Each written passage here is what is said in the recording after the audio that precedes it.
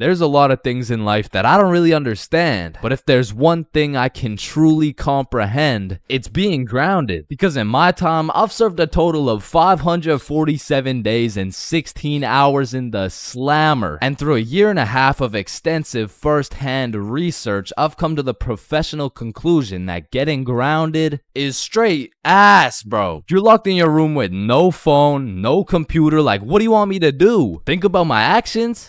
Hell nah. Being grounded had a young me doing the stupidest shit ever, bro. Like, I was popping handstands, hitting my head against the wall, playing with the door stopper thingy. Shit, I got so bored, I even read a few pages of a book like an absolute nerd. And now that I think about it, Percy Jackson and the Battle of the Labyrinth was actually a spectacular read. Now listen, there's only one thing worse than being grounded, and that's being falsely imprisoned for life. Well, now that I think about it, there's a lot of things worse than being grounded, but one of which is being grounded during summer, bro. There's something about being able to hear all the happy children, the ice cream trucks, your homies having fun, the hoes throwing rocks at your window, asking you to come outside, or you just cry yourself to sleep because there never was any hoes throwing rocks at your window asking you to come outside. It's just you, your Percy Jackson books, some used toilet paper, and the existential thoughts in your head questioning if it's even worth it. And listen, I'm sure everyone can pick up on the fact that I'm a really intelligent dude. Smart all around, really, but trust me when I say, I wasn't always this smart, bro. In fact, in kindergarten, my dumbass fully believed with my whole heart that being grounded meant your parents would just dig a decent-sized hole in your backyard, toss you in, and bury you alive for the time being. And so I'm sure you could imagine my surprise when my OG friend of 5 days said, yeah, I got grounded for 2 whole weeks. Holy fucking shitballs, dude, are you okay? No, man, it's really hard. I didn't get to touch any of my toys or anything. Damn, how long ago was that, man? Oh, I'm still grounded. What? No, you're not. Yeah, dude, I'm grounded right now. No, the fuck you're not. And I wouldn't truly find out what being grounded was until 7 years later. I was in grade 7. It was a beautiful sunny summer day at approximately 11 a.m. and me and the boys were freely roaming our city. Little did I know, we wouldn't be free for long. And as the boys and I roamed the city looking for a move, one of Bob's girls calls him up and is like, okay, so my friend Becky is in Hawaii for a few days with her family, and she said I could bring you over. And just like that, Bob could have wrapped it up and claimed some cheeks. But the boy Bob was never one to leave the homies behind, so not only did he convince his girl to let us come, but he went above and beyond. He got his girl to bring some of her friends over too, and now we're hyped because we had now located the move, and quite a marvelous move if I do say so myself. Now keep in mind, all of us knew Becky and had been to Becky's house many times before, but Becky was all the way in Hawaii, so she had no clue about the marvelous move about to take place at her own crib. But regardless, me and the homies walk into Becky's crib and they low-key got a little get-together in the works. I see Bob's girl, I see Bob's girl's friends, and then I see a mutual friend of mine named Dennis. And he brought his girl. Now, a little backstory about Dennis. Dennis was 2 years older than me, making him in high school. And to be fair, from grade 7 to high school is a colossal difference. Dennis was taller, had a more developed frame, and Dennis even had some facial hair in progress. The amount of facial hair that put my peach fuzz to shame. And to put it quite simply,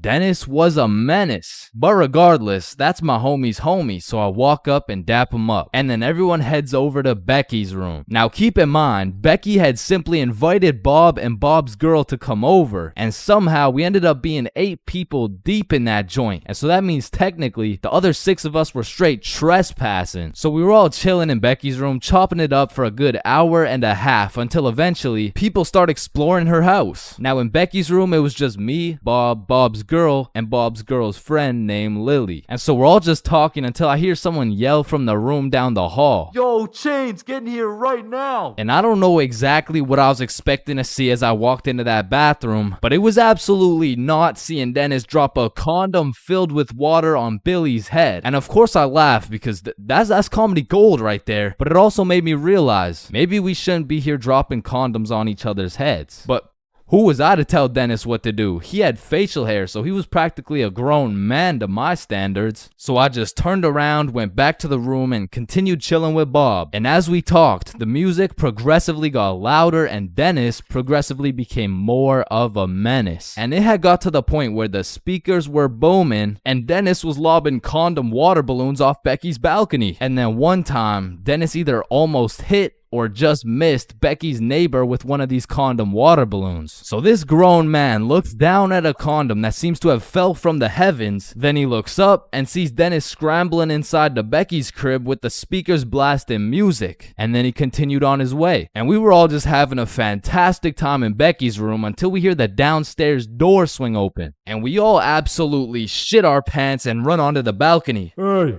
I just texted the family who lives here and they said no one is supposed to be in the house. Everyone needs to leave right now or I'm calling the cops. And that's exactly what we did. No messing around, we were out that hoe. And we all went to Bob's girl's house for an emergency meeting because we were all scared as fuck. And now Bob's girl and Becky are texting and Becky's like, my parents are pissed. They want to talk to everyone's parents and they know how many people were there. So we all devise a foolproof plan. Okay, we give Becky our phone numbers, tell it's our parents' phone numbers, and we act super disappointed in our children. We all agreed on this plan and the emergency meeting was dismissed. And over the next few days, we all got texts from a very unhappy Becky's father, who made sure to specify the amount of condoms that were found in the bathtub. We all respond with some bullshit along the lines of, hello, Mr. Beckerson. I'm very sorry to hear about the inconsiderate acts of Chains and how he's invaded your home. Rest assured, Chains will feel the wrath of this thick leather belt as it repeatedly beats against his cheeks to discipline him for his heinous actions. Thank you for bringing this to my attention. But come to find out, Lily's dumbass responded with some shit like, Dear Mr. Beckerson, thank you for letting me know, but Lily did nothing wrong as she didn't know she wasn't allowed there. Plus, she didn't even make a mess or anything, on God. Put some respect on my daughter's name. Period. And just like that, our foolproof plan got fucked. And Becky's father texted each of us saying, You are coming to the house at 3:15 p.m. today or I'm calling the cops. And shit, looking back, Becky's father was most definitely bluffing. Like, say I didn't go, what was he gonna tell the cops? 911, what's your emergency? Hey, there was 8 kids who invaded my home 3 days ago. Okay, sir, did they break in? No, no. My daughter gave them the key. Sir, why the fuck are you calling 911? There was condoms in the bathtub. But like I said, I wasn't very smart and I didn't have the brain capacity to think that far ahead. So everyone shows up to the house and Becky's father sits us down and makes each of us individually call our parents and explain what we had done. And I went first. Hey mom, so I went to Becky's house the other day, but she was in Hawaii and I wasn't really invited. There was condoms in the bathtub. Needless to say, we all got our shit whooped and I received my very first grounding with the sentence of 1 month in the slammer.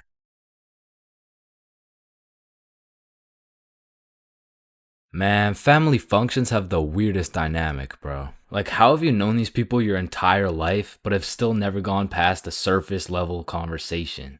I mean, let me know if it's just my family, but every function is the same. The whole gang links up, and everyone just asks the most generic small talk questions to each other. Hey, how's that new place you bought? Oh, yeah, it's good. And how's the kids doing? Oh, they're good. Oh, and how's the wife? Man, fuck your wife. I don't want to hear any of these NPC conversations, bro. And let me know if I'm getting too specific here, but what about that one uncle who goes by the name of either Bob, Jerry, or Dave? And this dude will just always be saying the most out-of-pocket things imaginable. Oh, how's your daughter Jane doing? Oh, Jane's always been hot, eh? Bob, she's 15. This uncle be at the family function thinking it's Coachella or something. Bob, another beer's a little bit excessive, don't you think? Yeah, football! I'm the youngest person in my whole family, which for whatever unspoken reason, it just means everyone has the go-ahead to flame the living shit out of me. Hey, Chains, still no girlfriend, huh? I guess you're not too good with the ladies there. But I make one joke back and I'm the bad guy. You don't seem too good with the ladies yourself, seeing as your wife just divorced you and she took the kids with her. Am I right? Not only do they feel free to roast your whole existence simply because you were born last, they unanimously decide you will be everyone's personal butler. Hey, bud, go get another beer for me. Alright, yeah, for sure. Thanks. Now you better get started on mowing that lawn.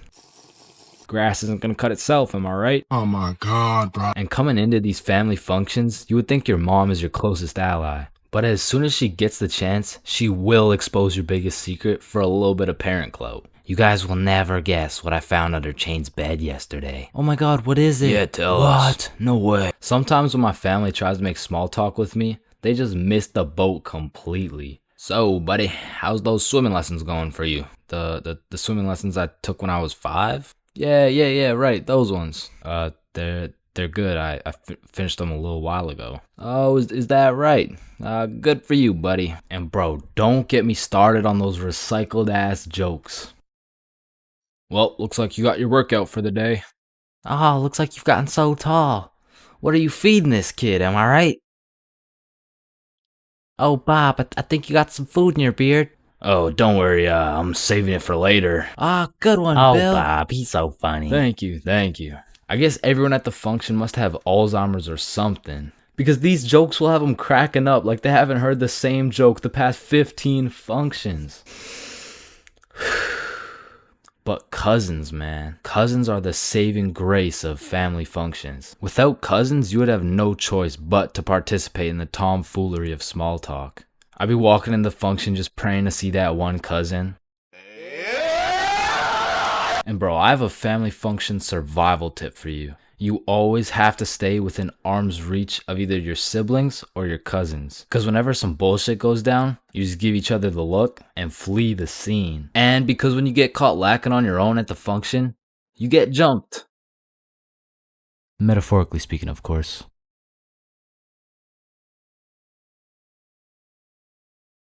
Damn, light bulbs were such a good idea that they became the symbol for good ideas.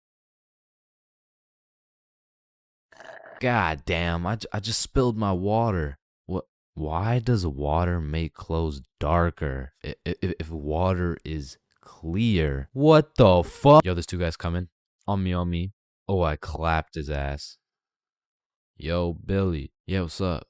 You see that lamp right there? Yeah. What about it? That lamp in the video game uses real life electricity. Whoa. You know what I just realized? When a morgue worker dies, he still goes into work the next day. Bro, how could he go to work? He's dead. Oh, shit. Oh, whoops. Just drop the soap. Wait, when you drop the soap, does the soap get dirty or does the floor get clean? Wait, guys. Since I'm alone, I'm the only person in the world to ever see this peanut. Nah, I saw it too. Who the fuck are you? Yo, when did you get so much money? Man, it's the money my grandma inherited me before she died. Yo, that's low key like when your homie dies in Fortnite and you pick up his loot. Come on, bro, my grandma's dead. Not cool. You right, my bad. Man, imagine the guy that discovered milk. And think about him convincing someone else to drink it. You did what to the cow? No, trust me, it's good, just drink it. Wait, you drink it too? Yeah, it's really good, look. Aw, hell nah. Damn, bro, mosquitoes are some brave creatures, considering those jits got 1 HP. Facts. Yo, Chains, you need your parachute to skydive. No, you don't. You just need a parachute to skydive twice. No, Chains. Well, what the fuck? Why did you just break my mirror? Well, actually, mirrors don't break. They simply multiply. Oh. Damn, bro. We're all just some walking nut for real. Facts. Damn, for real. It's crazy. It's true, though. Oh, shit. I'm on fire.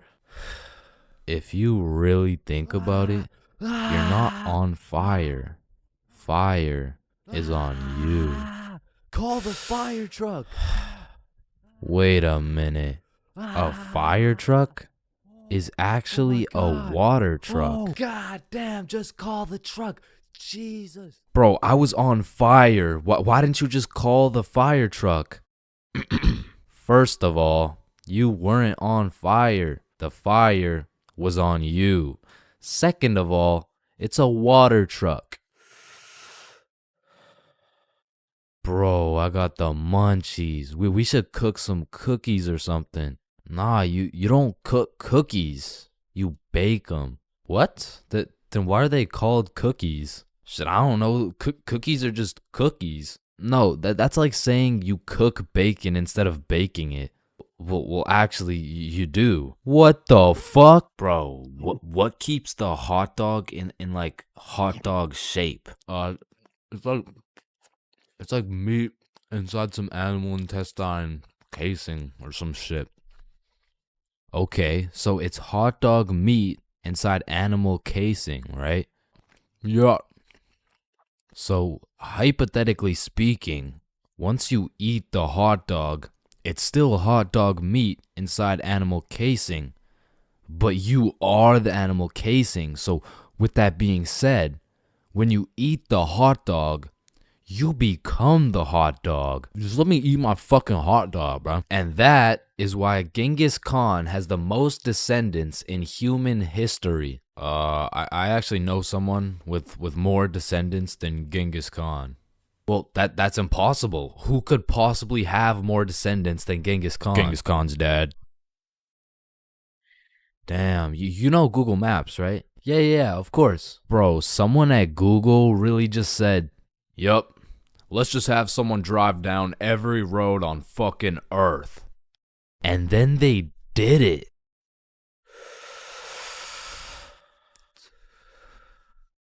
You know how concrete and glass are both made out of sand? Yeah, what about it? So if concrete and glass are both made out of sand, does that make skyscrapers just really big sand castles? Yo!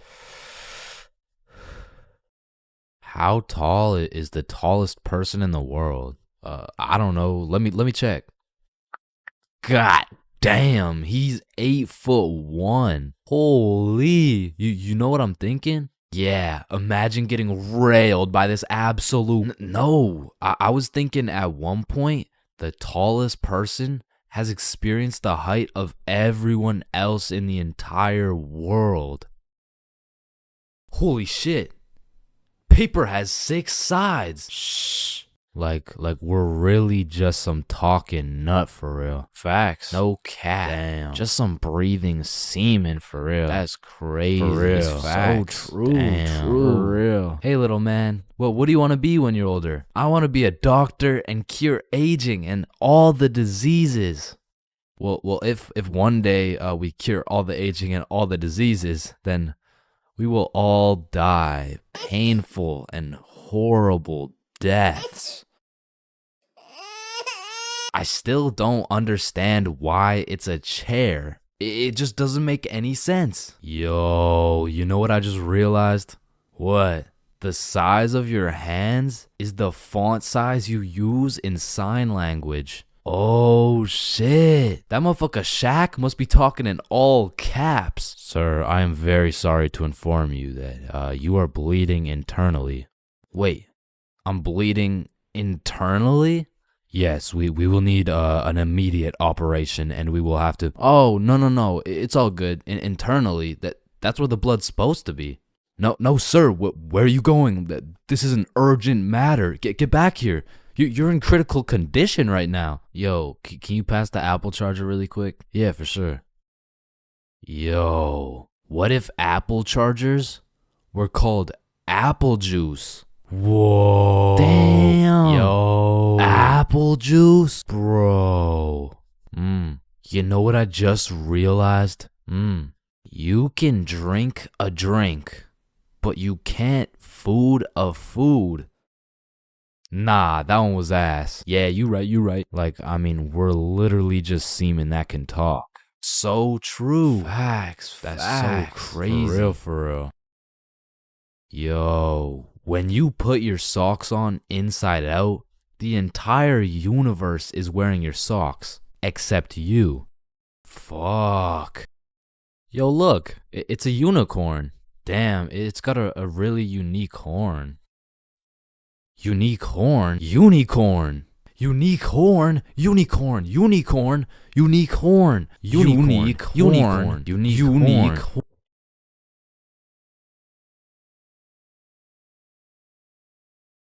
Oh, leaves are called leaves because they leave the tree.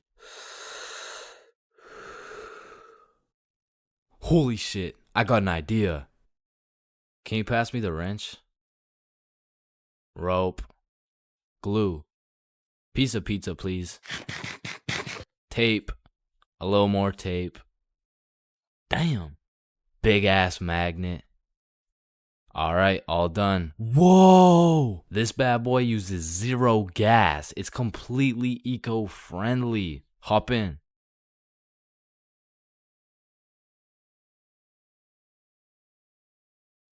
Oh shit, there's a penny. Bro, there's no point in picking up a penny. It's literally worth 1 cent.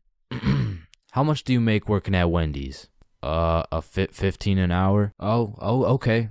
So you see there are 3,600 seconds in an hour. And because you make $15 an hour, that is exactly 0.416 pennies per second. So with this being said, the second it takes to pick up this penny off the ground is a net positive outcome. Oh, okay.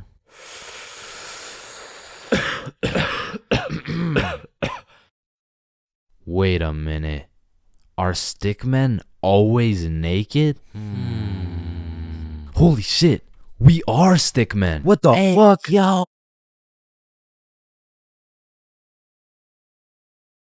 Man, you could be the 47th president of the United States and you'd still get flamed at school. It's just inevitable. It could be your haircut, your clothes, and bro, even when there's nothing to roast, somebody's gonna try and spit out some bullshit anyways. Hey, yo, why does Carl's face look like Spider-Man's left nut? Yo, I it's can't so see true. it. Why do you know what his nuts look like? And bro, when I was in middle school, all my clothes were hand-me-downs I got from my neighbor, and this motherfucker just didn't want to see me win, bro. Cause I was getting piles of V-neck shirts and jeans that didn't even fit. And not only did my neighbor have no drip, but dude was 10 years older than me, so every fit I made was just a decade too late. And pulling up to school and that shit had me feeling like a rotisserie chicken, the way I was getting cooked at a 360-degree angle, bruh. But my fit wasn't even the only thing that was outdated, cause my phone looked like the first phone ever created. And it acted like it too. I mean, I would have to click the screen 5 times and then send a prayer to the heavens just to turn that shit on. And only real G's know the pain of having to whip out an old ass phone around someone else. Like, I remember this one time a girl came up to me and asked if she could add me on Snapchat, and when I gave her my phone, my shit crashed, bro. I think your phone just ran out of battery. Oh no,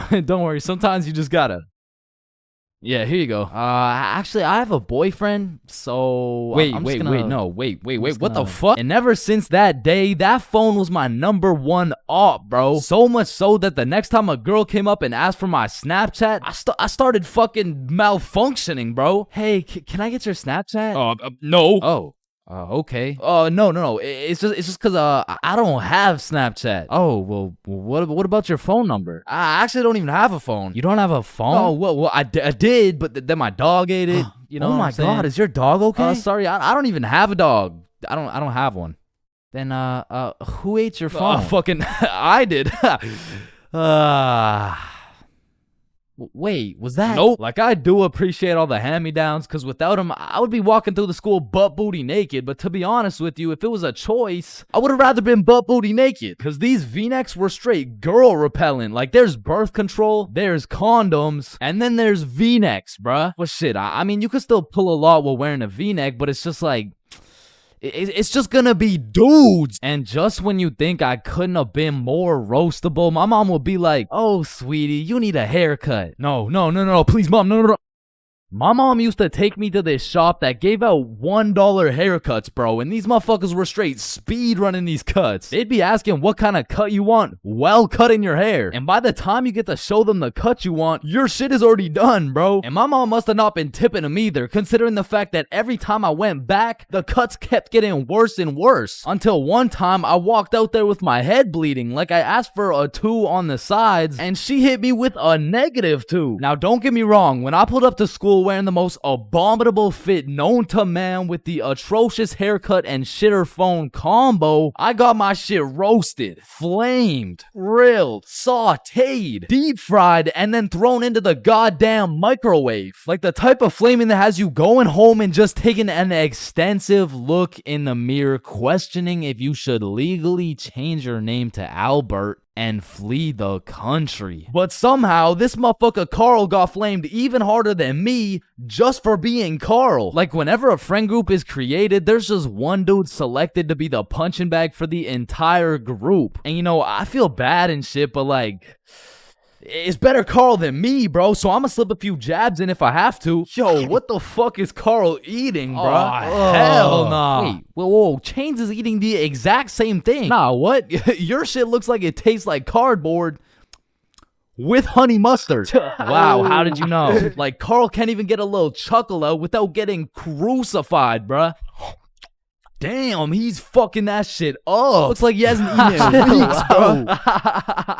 Oh, hell nah, Carl. I know you're not laughing. Yeah, I'm not. You're built like SpongeBob Round Pants. You look like a malnourished Santa Claus, bro. Like, god damn, that's a face only a mother can love. What did I do? Now, getting roasted around your boys is tough, but that pales in comparison to the pain and embarrassment of getting roasted in front of your crush, bro. Yo, Chains, what did you get on the science test? I'm not gonna lie, I got like a 76. I'm surprised you're not smarter with that big ass head of yours. Good one, Joe. No, like for real, your shit is massive. Well, like the sheer amount of brain you could fit in that bitch should make you Einstein. You look like you should be pulling 10,000 IQ plays right now. You look like you got the solution to world hunger somewhere hidden in that big ass noggin. Like how do you even stand up straight with that absolute cranium for a head? But I remember this one time I got my shit flamed so hard in front of an entire audience that I was brought to tears. But I mean, I was 6. I was 6 years old. And the day was December 24th, Christmas Eve. So my mom brought me and my brother to this improv play, and as we sat and waited for the show to begin, this little elf walked up to us like, hey, do you guys want to be a part of the show? Yeah, let's do it. Okay, yeah, I'll do it. And once the show began, they called me and my brother up to the stage and asked us a very simple question. So, what do you guys want for Christmas? Oh, I want a Minecraft sword and a creeper stuffy. And, what about you, little man? And as I looked into that crowd with dead silence, my brain stopped braining, bro. Hey, don't worry, it can be anything. Shit. I want, Just, kid, what do you want? I wanna... Man, I wanna... I don't really know what I want. Yo, who brought this fucking dumbass on stage, bro? Get the fuck out of here. Now I'm paraphrasing. I mean, I was 6. I don't remember exactly what he said, but that's what it felt like. And as we walked back to our seats, I was super embarrassed. But as the show started, it was actually pretty funny, and people had probably forgot about it by now. But 10 minutes into the show, a character walks on stage with some goofy ass buck teeth. Yo, this guy looks stupid as hell. Oh shit. And this dude proceeds to absolutely cook 6-year-old me with no remorse. Hey, what's your name? I don't know. What? Okay, how's your day? Day? Day? What the fuck is a day? I don't know. Well, what do you know? No. That's just it. I don't know. I just don't know. Shit, I don't think I know anything. And that shit had the whole audience laughing harder than ever. And as I looked around, my brother was laughing and even my mom was laughing. And it was this very moment that I had hit rock bottom. And at the age of 6, I realized that I would be put on this earth simply to suffer. And it made me cry, bro. I cried in the middle of this theater. Then the next morning I woke up and it was Christmas. And under the Christmas tree, I saw the best gift of all. It was a Bob pocket tee from ChainsClub.shop. That's right, it's brand new. You can wear it around your homies. You can wear it at school. You can wear it around your mom, your grandma, your great-grandma, maybe not your great-grandma, but damn near anywhere else, and Bob will be posted in your pocket the whole time. Wow, what a perfect thing to get someone for Christmas, am I right? yeah, I'm right. First dates have the potential to be magical, fantastical, romantical, a night you will never forget. But they also got the potential to be straight booty. I mean, first dates are just a gamble, bro, especially if it's from a dating app. Like, you could show up to your first date with a 5'4" blonde Tinder girl and end up finding out she's 5'9". And she's brunette. And she's a dude. I mean, first dates from dating apps is kind of like buying one of those SpongeBob popsicles from an ice cream truck. Like, you know it's not gonna look the same as the advertisement, but the question is, how fucked up can it really be? And let me just say, extremely fucked up. I'm talking massive buck teeth, eyes crossed with a bite taken out of it, and I'm not talking about the popsicles. And these are the exact reasons my very first date was not from Tinder. Also because I was in grade 7. And that would be illegal. And when I was in grade 7, I was 12, as most grade 7s were. And for whatever reason, me and my homies loved going to the mall after school, which was weird because we had no money. So after another successful day of walking around and being too broke to buy anything, we walked back to the bus terminal by the mall. And as we walked up to our bus stop, we see these two girls waiting there. And the closer we got, the more familiar these girls started looking, until we realized one of them was in our class. And so we walk up to them like, yo, are you Kate? Oh shit, Billy, Bob, and Chains. What's up? Oh, nothing much. How are you guys doing? Oh, I'm good. This is Jessica. She's new to our school. Hi. What's up? Hello, Jessica. What brings you guys to the mall? Oh, nothing much. Just walking around and not buying anything because we don't have any money. Yo, us too. And so we all get on the bus and we're just talking and shit for a good 20 minutes until my stop comes up. So I'll pull the thingy, but before I get off the bus, I ask Jessica, yo, Jessica, do you Snapchat by any chance? Yeah, I do. Let me add you. What's your Snap name? And I remember I had some shitty ass username like, oh shit, it's MLG Pro No Scoper Illuminati confirmed. Yo, kid, get the fuck off the bus. Sorry, 1 second, please. Where was I? MLG Pro No Scoper Illuminati confirmed. And when I got home, I went on Snapchat, accepted a request, and we started talking. And we snapped all night to the point I was smiling, kicking my feet in the air and shit. Yo, I'm coming in. No, wait, don't. I'm beating my meat. Wait, shit. Yo, what boy has you smiling like that? Boy, it's a girl. Man, shut the fuck up. Oh shit, you're serious? Wait, so the whole time you were watching Powerpuff Girls? It just had a good plot. Okay, bro. Okay, so this is what you gotta know. And my brother started running me through the do's and don'ts of being in a talking stage. Alright, listen. Don't text her too much, but don't text her too little. Don't talk to too many other girls. Yep, nope. That won't be a problem right there. Yep, I know, buddy. And you also gotta talk to her at school. So the next day at lunch, Bob, Billy, and I walk over to Jessica and her two friends, and we start talking again, and we make plans to go to the mall together. And boom, all of a sudden we started forming a little friend group. It was me, Bob, and Billy with Jessica, Kate, and Nikki. And we started hanging out damn near every day, hitting the mall, buying nothing, going to Nikki's house, doing nothing. But we had fun, and so inevitably, Bob and Kate start having a thing, Billy and Nikki start having a thing, and that just left me and Jessica. And so one late night, we're on Snapchat with my feet kicking in the air faster than ever, and Jessica hits me with a, so I've been thinking, well, I like you. I like you back. So... And I typed up, do you want to be my girlfriend? I fucking threw my phone across the room, nervous as hell. I get the notification, and when I go to check what she said, she was like, yes, I do. And call me Josh Giddy, the way I just bagged this 12-year-old. But the next day at school, when me, Billy, and Bob walk up to our girlfriends, I started getting all nervous and shit. There was something about the title of being a boyfriend that just had me shitting bricks, bro. It was like, hey, Chains, how are you? Oh, you know, I'm good. How are you? Oh, I'm good.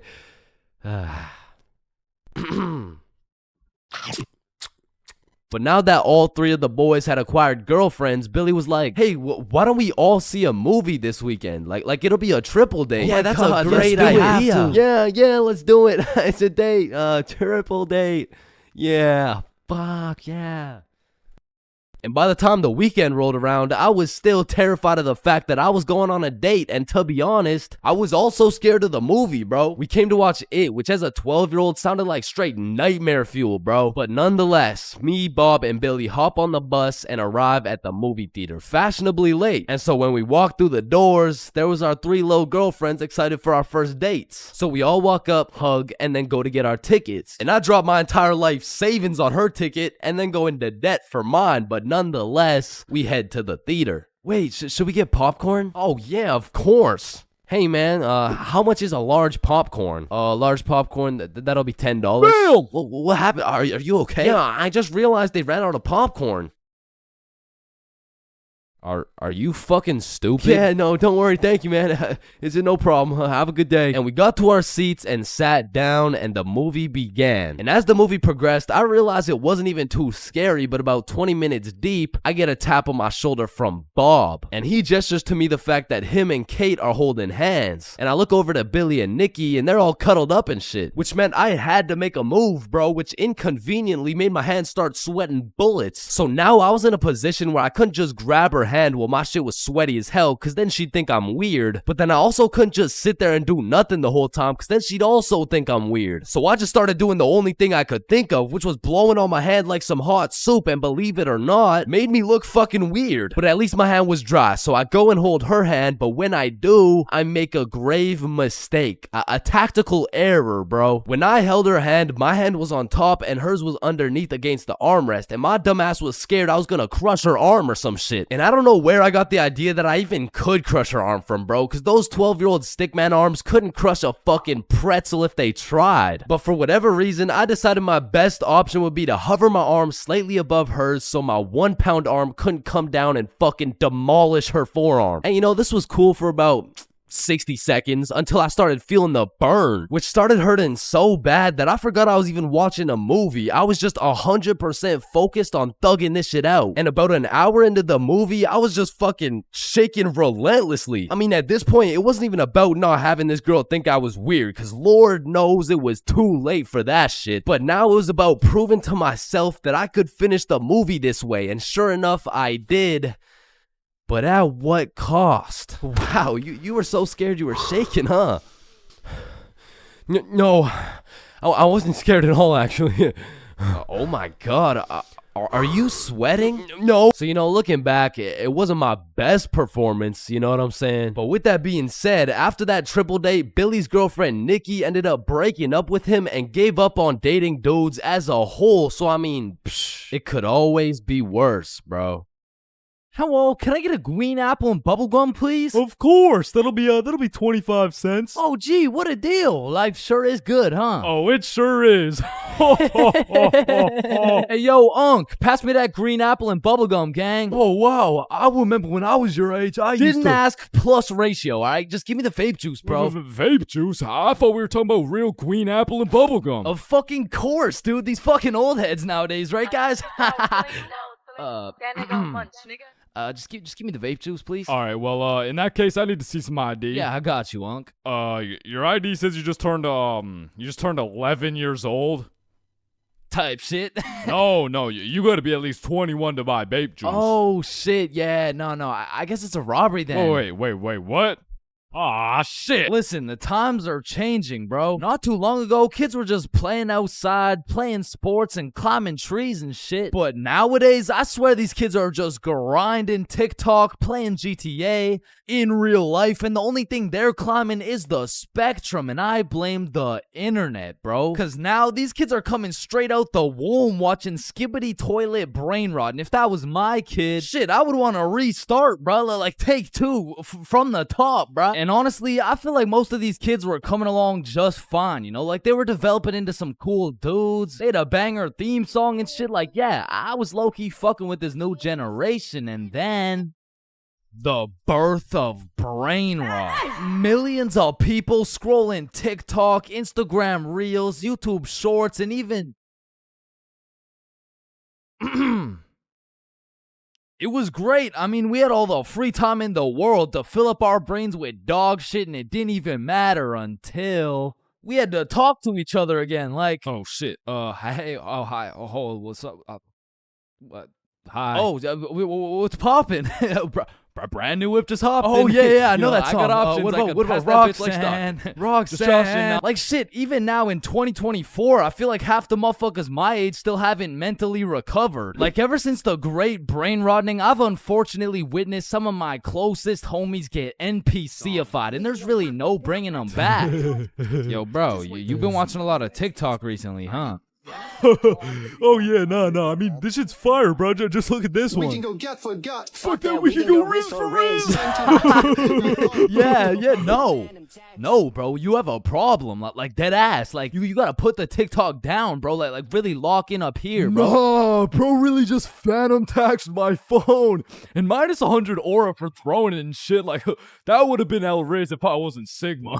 But remember what Duke Dennis said? Ohio, Riz skibbity toilet, phantom tax, did Gronk hugs Libby Dunn? And so if some of my homies' brains are still trying to recover, I can only imagine the permanent effects on these kids, bro. Like I feel like it's entirely possible that these kids' brains will be stuck in 2024 and they'll be old as hell talking about, Hey, can you help me cross the road? oh yeah, for sure. W Riz! Oh, no, my aura! Now, unlike half these YouTubers out here, I don't spend a lot of time talking to kids. But the one kid I did talk to recently was actually my cousin. Hey, you're not alone on that one. No. So I was at this extended family function and there was a bunch of people I'd never seen in my life, including this one kid who had to be about 10 years old. He was a short little guy, still waiting on puberty and shit, but when I talked to him, it was like talking to a little Kai Cenat or some shit. If he was 10 years younger and like, about the same height. Yo, broski. The fuck? Hey, down here. Oh, shit, what's up? My name's Elijah. Okay, Elijah. How's school, bro? Shit, it's aight. Yo, what grade are you in, bro? Grade 5. Type shit. Damn, I remember being in grade 5, bro. I was actually the fastest kid in my school. Yeah, but you probably had no hoes, bro. I already got a girlfriend and she's bad as hell, bro. You should see the gyat on that shit. Nah, what? And I never thought I'd be saying this, but back in my day, grade 5, we were still running from cooties and shit, and is this motherfucker vaping? What the fuck? I feel like kids these days just skipped a part of childhood, you know? Like they're fresh out of elementary school, chiefing some coconut watermelon ice. Like, bro, your little ass should be watching Cocomelon twice. Chat, did that hit? Yeah? No. Shut the fuck up, Grandpa. Okay. It's because when I was born, everyone was given a good 10, 11-year grace period where you could be as cringy as you wanted. Like, you could make shitty YouTube videos. You could wear those smart-ass t-shirts. You could even get away with saying shit like, man, yo mama's so stupid. She brought a spoon to the Super Bowl. Oh, yeah? Well, yo mama's so fat. When she walked in front of the TV, I missed 3 episodes. Okay, but yo mama's so fat, she takes selfies in panoramic mode. Well, yo mama's so nasty, she got fired from a sperm bank for drinking on the job.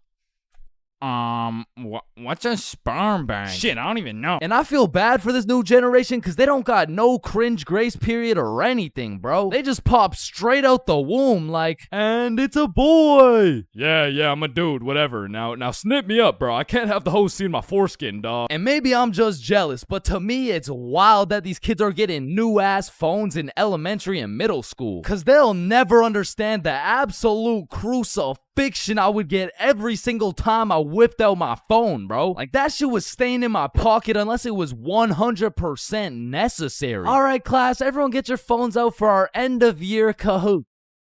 Change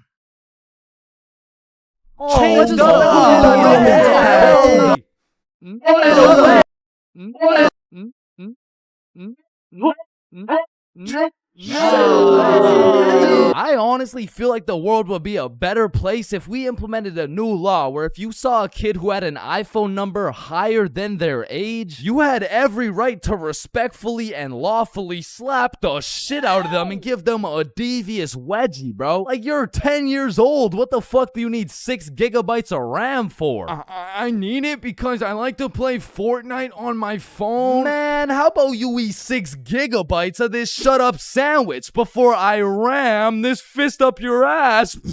Alright, chat. I know that one hit, bro. What do we think? Stickman Police Department donated $1. Wait, what? Look behind you, Chains. Oh my. And it's the same with these kids' fits, bro. Like, whatever happened to wearing neon shirts and light up Skechers? Like, why am I seeing literal children walking around in Jordans, bro? Like, I didn't even know what Michael Jordans were until I was getting my shit cooked for walking around in some Michelle Gordons, bro. But I mean, that shit was necessary for my character development. And that's what's wrong with these kids, man. They're straight up skipping out on some of the most crucial moments of their lives. I feel like we could low-key do them a favor. Next time you see a kid walking around on the street thinking life is all sunshine and rainbows and shit, you could just give him a little character development and like maybe roast his cut or something, you know? Like, hey kid, you look like you cut your hair with a fucking pencil sharpener. or no, you look like Peter Griffin if he never hit puberty. You look like... Yo, we giving kids some character development? Did he? Now, I don't know why I'm talking like I was born in the 1900s or something, because for the homies who are around my age, we were low-key in the same boat as these kids, bro. They're growing up on some skibbity toilet brain rot. We had MLG brain rot. They're always scrolling TikTok. We had Vine. These motherfuckers are out here looking up to I Show Speed, bro. We had fucking Jake Paul. So the moral of the story is, even if these kids nowadays are absolutely cooked, I was once cooked too, bro. So worst comes to worst, these kids will just end up like me. Oh, fuck no. Please, no.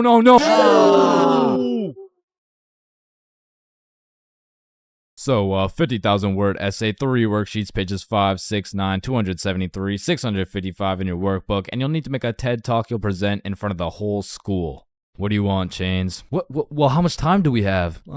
Everything needs to be handed in at 12 p.m. on Thursday or you'll get a 0.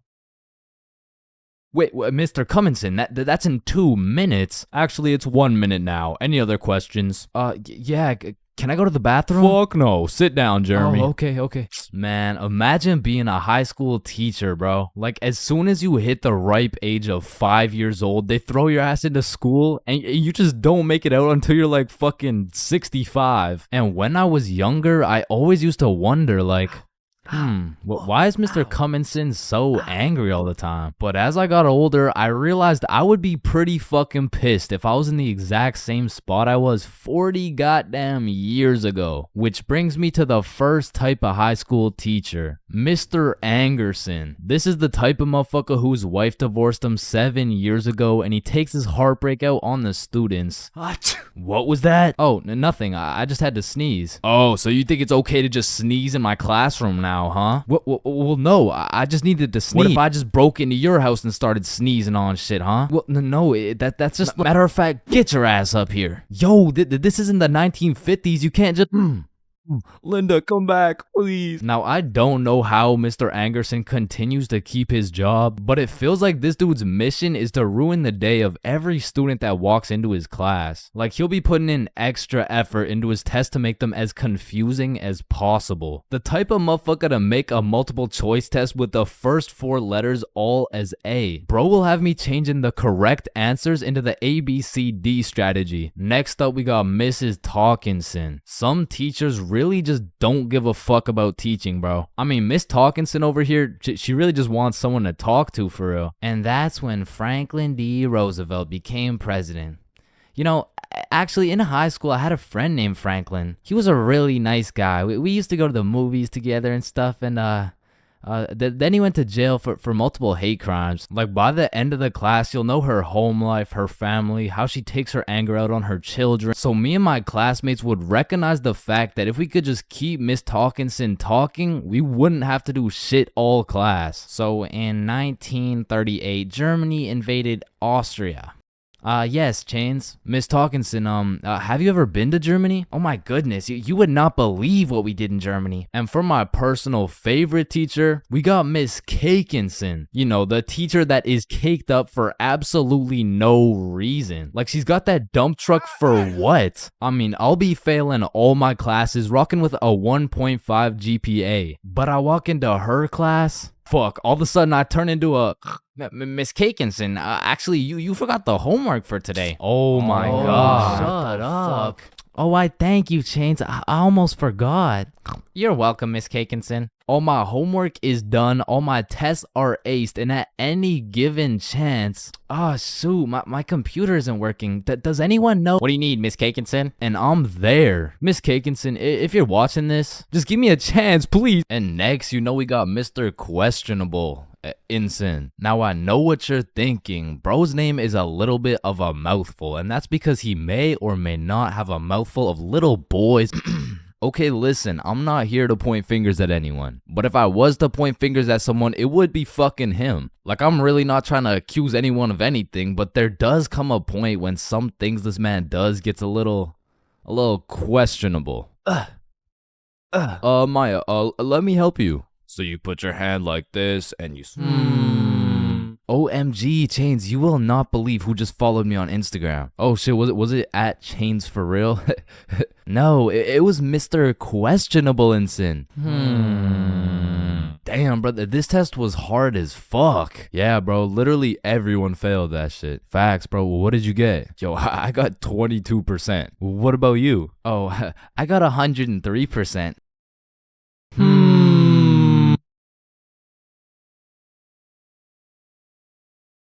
There's a lot of awkward things in life, like the handshake fist bump dilemma, or waving back to someone who is waving to the dude behind you, or the you too situation. Enjoy your meal, sir. Thanks, you too. Actually, wait, no. But on this long list of things that will keep you up at night, I feel like school dances lands itself in the top 3, bro. Cause it's like, is it a party or is it a school event? Are we hitting a Dougie or are we just standing awkwardly in the corner? There's just too many questions, bro. Like another question. Who the fuck hired this guy to be the DJ? Like, I don't know how much they pay this dude, but it can't be anything over 50 bucks. I remember at my first middle school dance, I seen the DJ walk in with all his gear and shit, and I thought, damn, look at those big ass speakers. This dude knows what he's doing for sure. Hey, Stickman Middle, are we ready to turn up? Yeah, let's go. 1, 2, 1, 2, 3, let's go. So I walk over there to give bro some song requests that he so desperately needs, and as I walk up to this dude's expensive ass setup, I look down at his laptop and this motherfucker's on Spotify and he's moving around the volume slider like he's doing some shit. Like, bro, I could have done this shit for free. Nah, trust me, bro. I know what I'm doing, dude.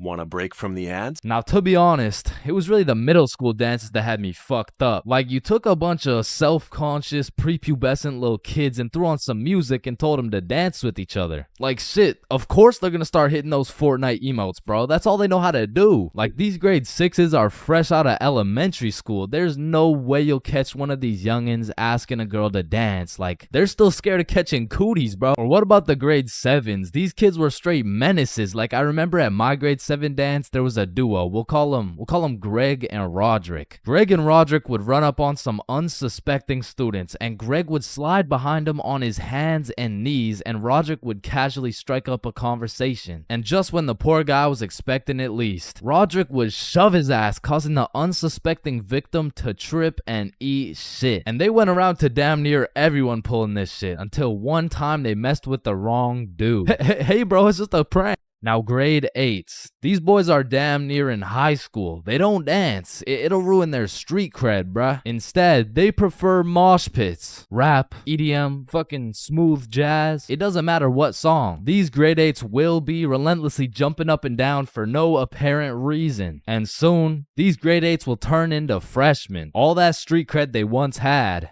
gone. If you push one of these freshmen into the middle of a dance circle, he'll stress so hard he'll start malfunctioning and hit those fucking Fortnite dances again. Now, grade 10s. Most of these grade 10s are a little self-conscious, but if you throw one of them into the dance circles, let's go, Michael. Let's see it, yeah, dude. let's go. Guys, what? I don't know how to dance. fucking Michael. do it. Let's Give go, a Michael. Well, I guess I can bust out a few dance moves. All of a sudden, dude's got moves like Jagger. Come to find out, bro's been practicing for this moment in his room for months. So once these grade 10s soon become sophomores, those YouTube tutorials start paying off for real. And if they're lucky, they might even catch some cooties, bro. And these seniors just simply don't give a fuck. Bro, watch this. I'm about to hit the worm. What, you know how to hit the worm? No. Damn. And I'm not done flaming this fucking DJ. Like, this dude be leaving my balls more blue than Squidward. Pause.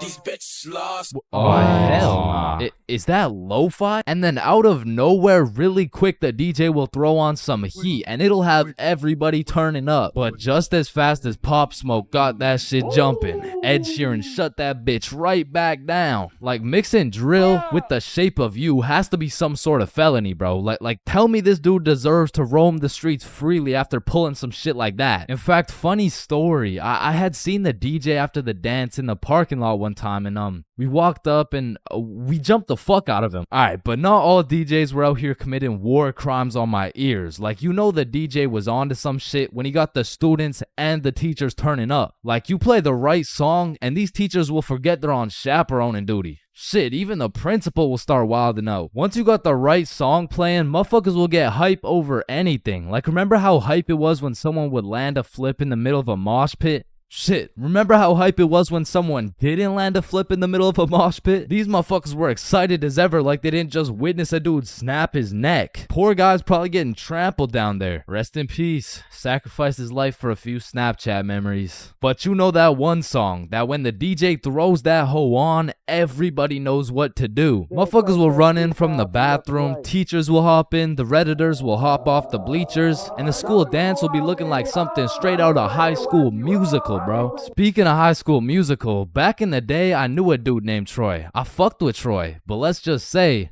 he had a little bit of a lean gut. He was built like T Grizzly.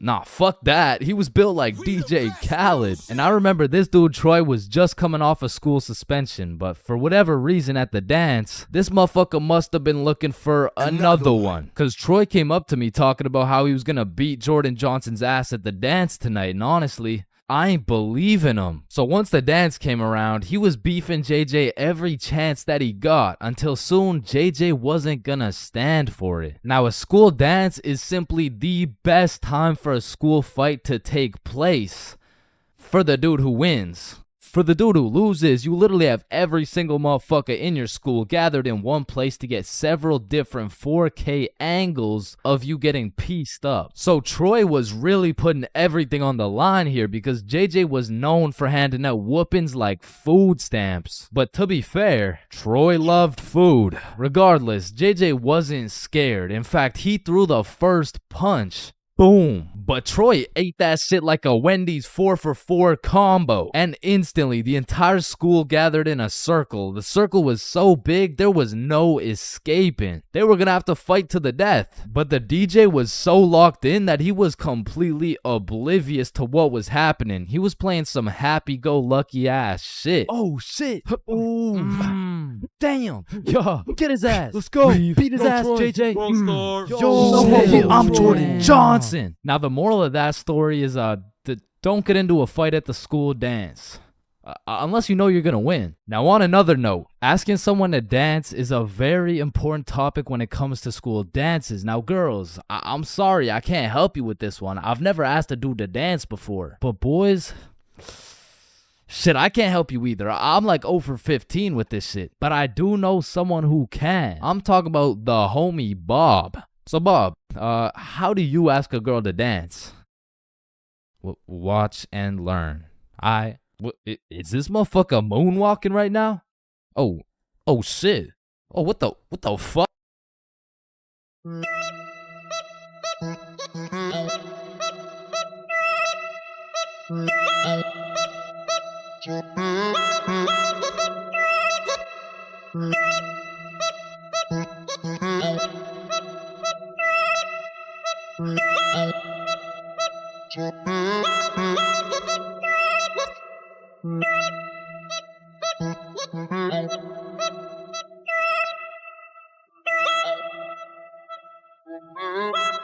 Okay.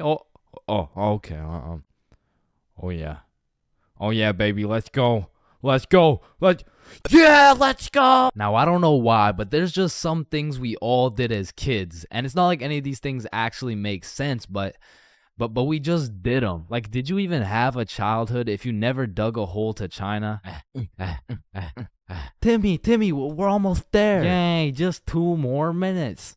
I mean, kids are just some dumbasses, bro. Like, who's gonna tell little Timmy he's not digging through the earth's core with this little rinky-dink ass shovel? But to be completely honest, out of all these dumbasses, I was probably the stupidest kid known to man. Like, I remember when I was 5 and I was taking my annual shower, you know, and all of a sudden I had realized I was a fucking superhero. It was just the way the water was flowing out of my fingertips. It was like nothing I'd ever seen before. And I was fucking hyped. I mean, from this point on, my new name was Waterboy. Wow. I was pretty fucking stupid, but not everything I did as a kid was completely impractical. For example, I know you used to run up the stairs on all fours, bro. Like, this was just the most efficient way to get from point A to point B. I used to feel like a fucking cheetah going up those stairs. In fact, going up the stairs in this manner was so efficient, I asked myself, well, why don't people go down the stairs like this? And shit, I figured out why. Or bro, on a hot summer day, I would wait for my mom to whip out the fan, and as soon as she turned that bitch on, me and my brother would turn into the Migos. We were dropping hit after hit, like we were spending so much time talking into this fan, our mom was a little concerned. Raindrop, drip, drop top, smoking no cookie in a hot box, fucking on your bitch, yeah, cooking up dope from the crock pot.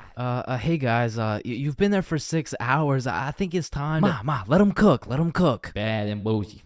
Cooking up dope with the Uzi. Hey. And speaking of cooking, when Mama Chains would whip up some good old craft dinner, I had no choice but to put a piece of KD on each prong of the fork. Like, that shit just simply tasted better, bro. Or whenever I was walking on a sidewalk, I would strategically plan out each footstep to make sure I was not stepping on a crack. Now, the funny thing about this one is I still do that shit. And I know some of y'all are gonna think I'm weird for that, but riddle me this. Who's gonna be laughing when your mom's in the ER with a broken back, bitch? Now, I feel like at one point or another in your life, you just had to check if the fridge light stayed on when you close it. It's really just a part of growing up. Like, one day you'll go grab some milk for your Honey Nut Cheerios and you'll be like, hey, wait a minute.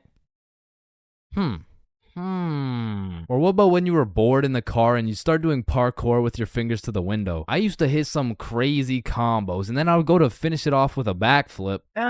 Or have you ever fucked around in the living room and you broke a vase or some shit? Whoops. You know, you get a timeout or you receive a little whooping.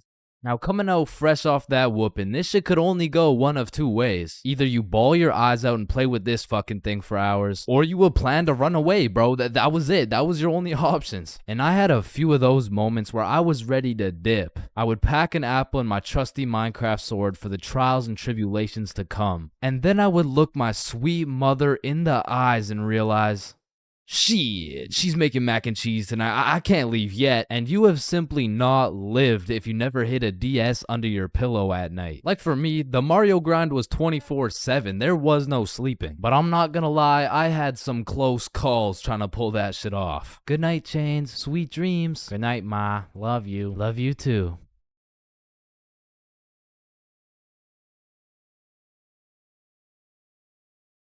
Fuck. And goddamn, bro, in grade 1, we would be doing anything but schoolwork. Like, we'd be poking holes in our erasers, injecting heroin with mechanical pencils, drawing this shit, and breaking this shit off mechanical pencils. I'm not gonna lie, you still gotta keep me away from those things, because if I see them, I will break them. And yo, I'm not gonna forget you motherfuckers who used to put glue on your hands and let it dry so you could peel it off. Like, bro, you're weird for that shit. I'm not gonna lie. But I did used to love crafting the biggest marker sword you could and have a duel. And I don't know why, but I always used to carry around this tiny ass pencil. Like, I never actually used it, but I always had it. And I used to flex it too, thinking it was cool or something.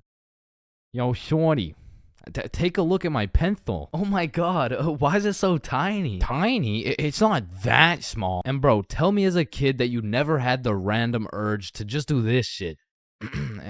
And you just stay there. I don't know why. And I'm not gonna lie, I have to contribute my entire professional stickman career to drawing on the windows as a kid. Like, Mini Chains was whipping up some masterpieces. They were on some Picasso level shit, which is exactly why you see this high quality stickman content.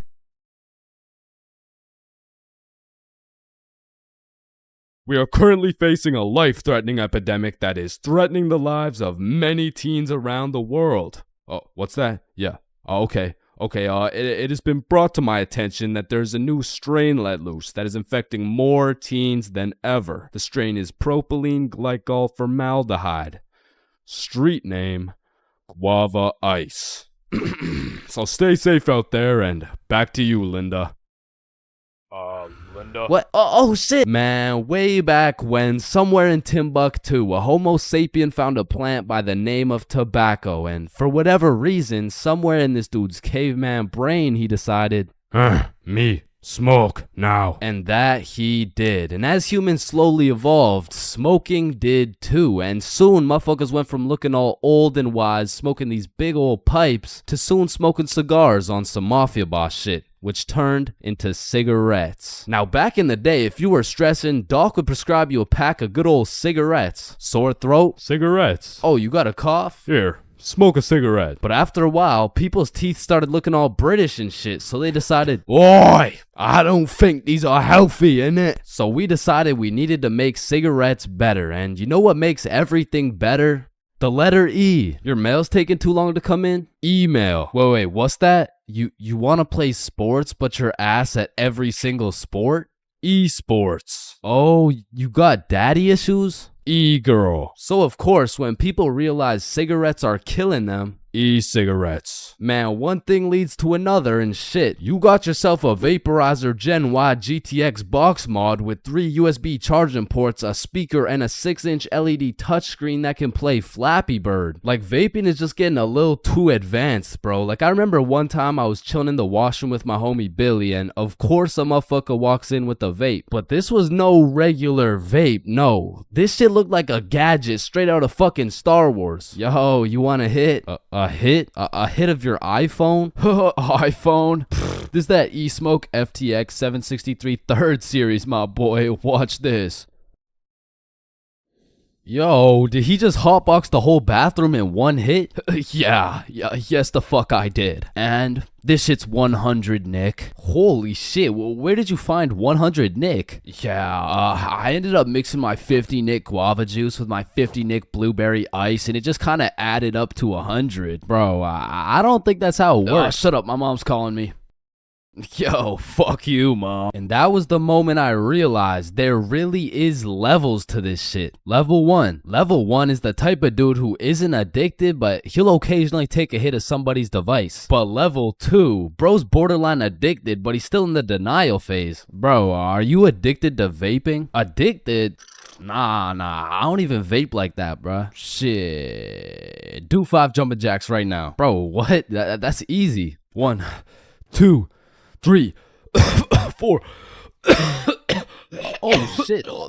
Level 3, the Fiend. This motherfucker is strapped up with some nicotine at all times, and even when he has a vape in his hand, this dude will ask for yours. And God forbid, if this Fiend loses his vape, this motherfucker will be stressing like he just lost his only child. A Fiend without a vape is the exact equivalent of one of these purple minions. Dude will be itching for that shit, and Lord knows what that man will do for a fix. Level 4, the Fiend who sells vapes. At this point, this dude's whole life revolves around vapes. In fact, I'm pretty sure they don't even breathe oxygen anymore. Like, in order to breathe, they need to inhale some chemicals that I can't even spell. Which honestly, it doesn't even say that much. Like, I can't spell a lot of shit, but what I'm trying to say is their bodies have just fully adapted in order to consume as much nicotine as possible. They breathe that shit, they drink the vape juice, and when they're hungry, shit, they just munch on the vape itself. And the worst part is they can't even run out of vapes. Like, shit, they are the plug. This motherfucker's just the CEO of getting high on his own supply. Like, dude is his own #1 customer. Level 5, this motherfucker, bro. Like, why do you need a LED touchscreen on your vape, bro? Like, you already have a phone. Wait.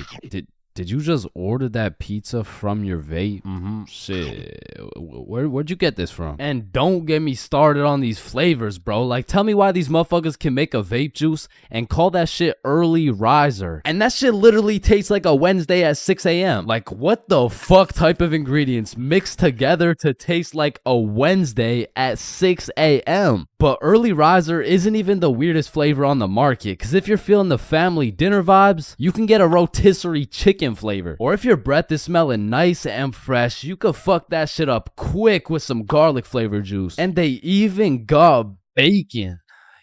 Yeah, I'm not gonna lie, that shit sounds fire as fuck. And lastly, now I don't even know if I can say this on YouTube right now, but shit, you can even get yourself some Worcestershire. But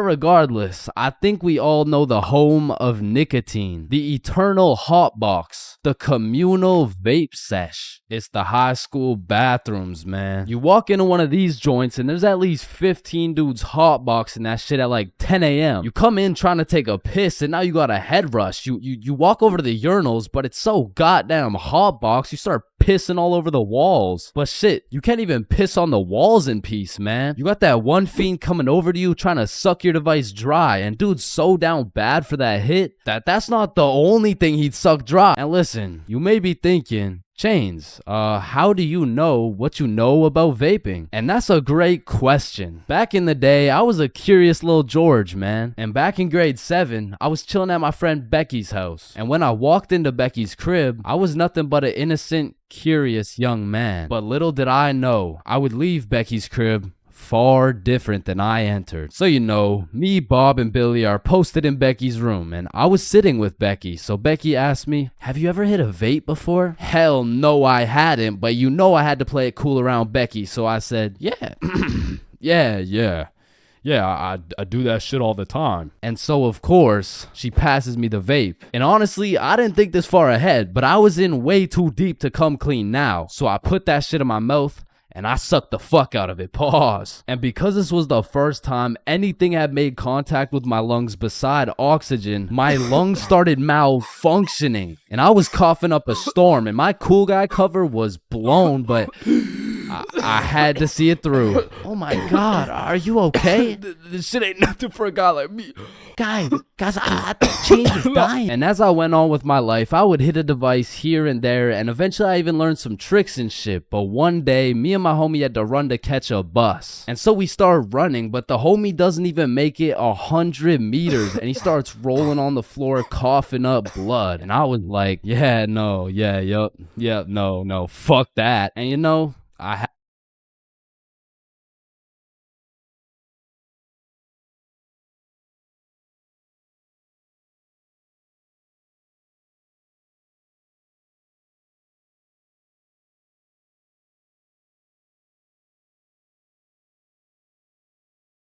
So a few years ago, I worked at a fast food restaurant. We'll just call it Jim Jordan's, you know what I'm saying? Jim Jordan's was my first job ever. So coming in on my first day, I was kind of excited, you know, because it was just overall a new experience, so I was looking forward to it. So I walked through the doors and, you know, it's looking like a nice establishment so far. But as soon as you step past the staff gate, you realize it's instantly a hellhole. Like, this is exactly what it was like. Hi there, can I take your order? Yo, who's medium making double coffee? double. Yo, What's your order? hello. On the It's drive-thru. my first day. Hi there, can I take your order? And bro, once they give you the once they give you the Jim Jordan's drip, you instantly lose value as a human, bro. For example, if you're going for a casual stroll down the street, an average interaction would look something like this. Hey, how are you? Good, how are you? Good.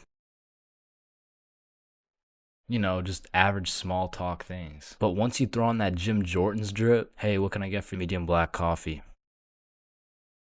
Make my coffee faster, bitch. And while I was working here, it was just the beginning of the pandemic. Meaning on top of the gym drip, you also had to wear a mask. So pretty much people could just see your eyes. And trying to communicate during the pandemic was horrible. Because not only did both parties have to wear a mask, there was this big plastic wall between us. And they had to stand 6 feet away. Hi, what can I get for you? What? I said, hi, Huh? Ma'am, what can I get for you? Oh, I'm good. Thanks for asking. Oh my God, bro. And man, I already made a video on NPCs, but working in any sort of drive-thru, you'll figure out that drive-thrus are NPCs' prime real estate. It's just like back to back to back NPCs. And when you don't have your average NPC, you'll have a below average IQ NPC. Like there was this one lady that would come through every day, and all my coworkers knew her as the coupon lady because every day she would try and use coupons but somehow never understand how they work. All right, your total is $15.67. Okay, I'm gonna use a coupon. All right. What are you waiting for? The coupon? Oh, it's just at my house. And don't get me started on my manager, Magnus, bro. Next time I see Magnus, it's on site. Wait a minute, Chains, is that you? The longer I worked there, Magnus just started getting a little bit too comfortable on booking my shifts. After about 10 months of working there, she just decided to give me 5 a.m. shifts every time. And that wasn't even in my availability. So, I would send a polite and professional email, and she would just hit me with some shit like, okay. Then just continue to book me at 5 a.m., bro. So I ended up working there for about a year and a half. And like most people at minimum wage jobs, when you're there for long enough, you just start to care a lot less about getting fired. I mean, I was snatching donuts, whipping myself up some food whenever no one was looking, and hooking up all my homies with free everything. And eventually I just got tired of waking up at 4:30 every shift. So I put in my 2 weeks. And during these last 2 weeks, I did not give a fudge cake, bro. I was out here setting up coffee cups and playing basketball with the gym bits. And if someone was kind of polite to me, I would just hook them up with a free donut. And I remember on my last day, I was working a night shift, and it was just about 15 minutes before I got off forever. And some dudes rolled up in the drive-thru baked as hell. Hey dude, can you check how much is on this gift card really quick? Yeah, you got 21 cents on it. What can we get for 21 cents? One sec. I just went to the back and cleared the shelves of every single donut in sight, and I just sauced them all for free. Yo, thank you so much, dude. You're the GOAT. Can't believe this cost 21 cents. So yeah, that was my experience working fast food, and it's definitely not fun, but I feel like it's a valuable experience. Because now that I know I hate working there so much, I'm gonna work hard enough so you will never catch me working in fast food ever again, bro. Man, summer is just a beautiful season. The sun is shining, the trees are green, and you can stay out with your homies all night. And best of all, you get to sleep in till that shit gets absolutely fucked by the first day of school. And waking up to that first alarm of the school year will have you discombobulated as hell. Like, Chains, square doodle mat salami mouse. What? You heard me, square doodle mat salami mouse. Wait, huh? Really? Keytor's Claw Bosomorph. Man, what the fuck are you talking about? What the fuck? And even though getting out of bed early hurts your soul, it's absolutely necessary you spend at least 5 minutes staring at your wall, contemplating your entire life. And if you're a real G, you laid out your toughest fit the night before, so you're low-key hyped to rock that shit to school. So you throw on your new shoes and flick up for the first day of school. And then you walk over to the establishment where you will not only pursue your educational prowess, but you may also dabble in what some call stunting on these hoes. And man, I will say, linking up with your boys on the first day of school just hits different. Like, I be reuniting with the homies like I didn't just see them 12 hours ago. And we're all happy and shit until the school bell reminds me I just got my ass locked up for another 10 months. And I don't know about y'all, but I don't think I've ever made it to my first class of the year on time. Like, it'll be 9:15 and my dumbass will still be trying to figure out how to make it to room 347 by 8:55. And walking into your first class of the year late has to be one of the most uncomfortable situations you can experience, bro. Because the teacher will be like, oh, and who are you? Oh, I'm Chains. Well, Chains, why are you late? Because the bell rang before I got here. Alright, whatever. We waited for you before we started introductions. Oh, no, you shouldn't have. Well, you're welcome. We just wanted you to feel... No, like, you really shouldn't have. Like, I don't want to do this shit. And tell me why all these teachers have been copy-pasting the same icebreaker games since preschool. Like that one where you have to start with an adjective that starts with the same letter as your name. Like, how do you have a group of legal adults in a circle, awkward as hell, talking about, hi guys, I'm Super Sarah. Hey y'all, I'm Awesome Aiden, and I'm I'm a Marvelous Marvin. Shit, if we don't stop doing these fucking icebreakers, I'm about to joyfully jump off a cliff. And after we're done grinding out icebreakers, these teachers have the audacity to show a whole 50 slide PowerPoint all about them. Like the fuck? This class is supposed to be the study of math, not the study of your daughter's soccer games, bro. And I'm not even gonna lie, my dumb ass will be out there taking notes, wondering how this 7-year-old's goals per game ratio is gonna help me on my trigonometry test. Then just as soon as you survive all that bullshit, you gotta go to the next class and do that shit again. And by the time you've learned half your teacher's favorite hiking spots and relationship statuses, you're relieved to hear the lunch bell, only to find out the cafeteria's serving straight ass with a side of booty for lunch. And my standards aren't even high. Like during summer, I was on a seafood diet, as they would say. When I see food, I eat that shit. But when it comes to this cafeteria food, I could even bring myself to smell that abomination they're calling meatloaf. But even though the food was straight dookie, I won't lie, it's kind of nice being back at the lunch table freestyling with the homies. But of course, all good things must come to an end. So the bell rings and I go to depart ways with the homies. Alright, peace out, man. Yeah, see you, bro. Oh, shit. Are we going the same way? Damn, yeah, I guess so. Alright, peace out for real. Yeah, see you, bro. Shit. Alright, my class is right here. Bro. Me too. Oh, shit. Let's go. Alright, class. I'm gonna be taking some attendance. Correct me if I get your name wrong. Jason. Here. Billy. Yo. Megan. Present. Chains. Here. Charlie. That's me. Bob. No fucking Bro. way. Is there any Bobs in the room? Yo, do you hear that? Is that intro music? Does anyone here know a Bob? Oh, Bob. Man, nothing beats a class where you got all the boys sitting together. Like from the jump, you already know you're all about to fail the fuck out of that shit, but it's gonna be fun as hell. Alright, so everyone introduce yourselves and tell us what you did over summer break. My name's Bartholomew.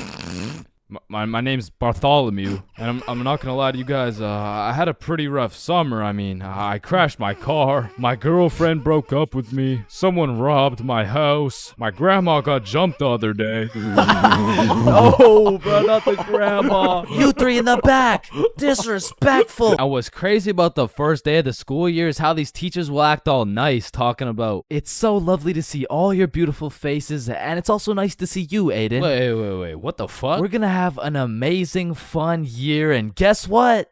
There's no homework today. Knowing damn well they're about to make up for it with twice as much homework tomorrow. Like they'll for real be handing out kindergarten-ass coloring sheets the first day, and then tomorrow you're getting your ass whooped by some calculus worksheets. And I didn't even talk about the motherfuckers you'll be seeing in the halls on the first day. Like I don't know what these dudes be going through in those 2 months, but motherfuckers be going from Arthur Kennedy to AK real fast, bro.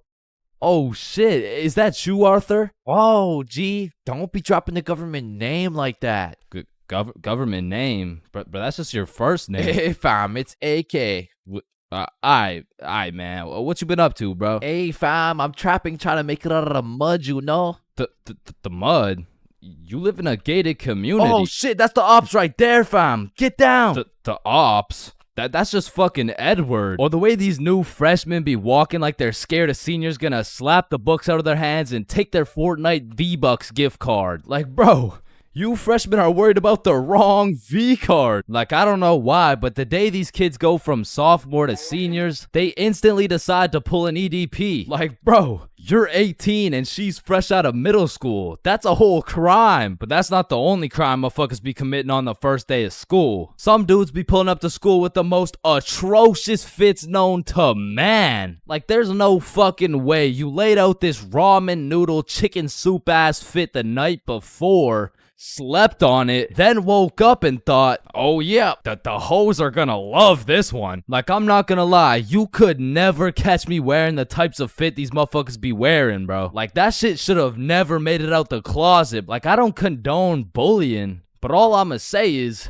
your actions have consequences, bro. Speaking of consequences, every year it seems like the rules teachers tell you on the first day keep getting more strict. Like, you'll be walking into the first class of the year all jolly and shit. All of a sudden, you're getting your shit smacked by the longest list of class rules you've ever seen. Hey, class, I'm super excited to have you. We're gonna have so much fun this year, but first, I'm gonna go over some of the class rules. Okay, so there will be no negativity, no phones, no food, no talking when I'm talking. Actually, no talking ever, no laughing, no smiling, breathe as quiet as possible, no washroom breaks, and last but not least, no having fun. So yeah, guys, like I said, I think we're gonna have a lot of fun this year, and just like that, man, summer's over and you're back to school. It's possibly one of the worst times of the year. Like, do you really think it's a coincidence that when school starts up, the sun just starts hiding and the leaves start dying? You see what I'm implying? But I will say, one day you might just look back on these times as the good old days and you might just start crying.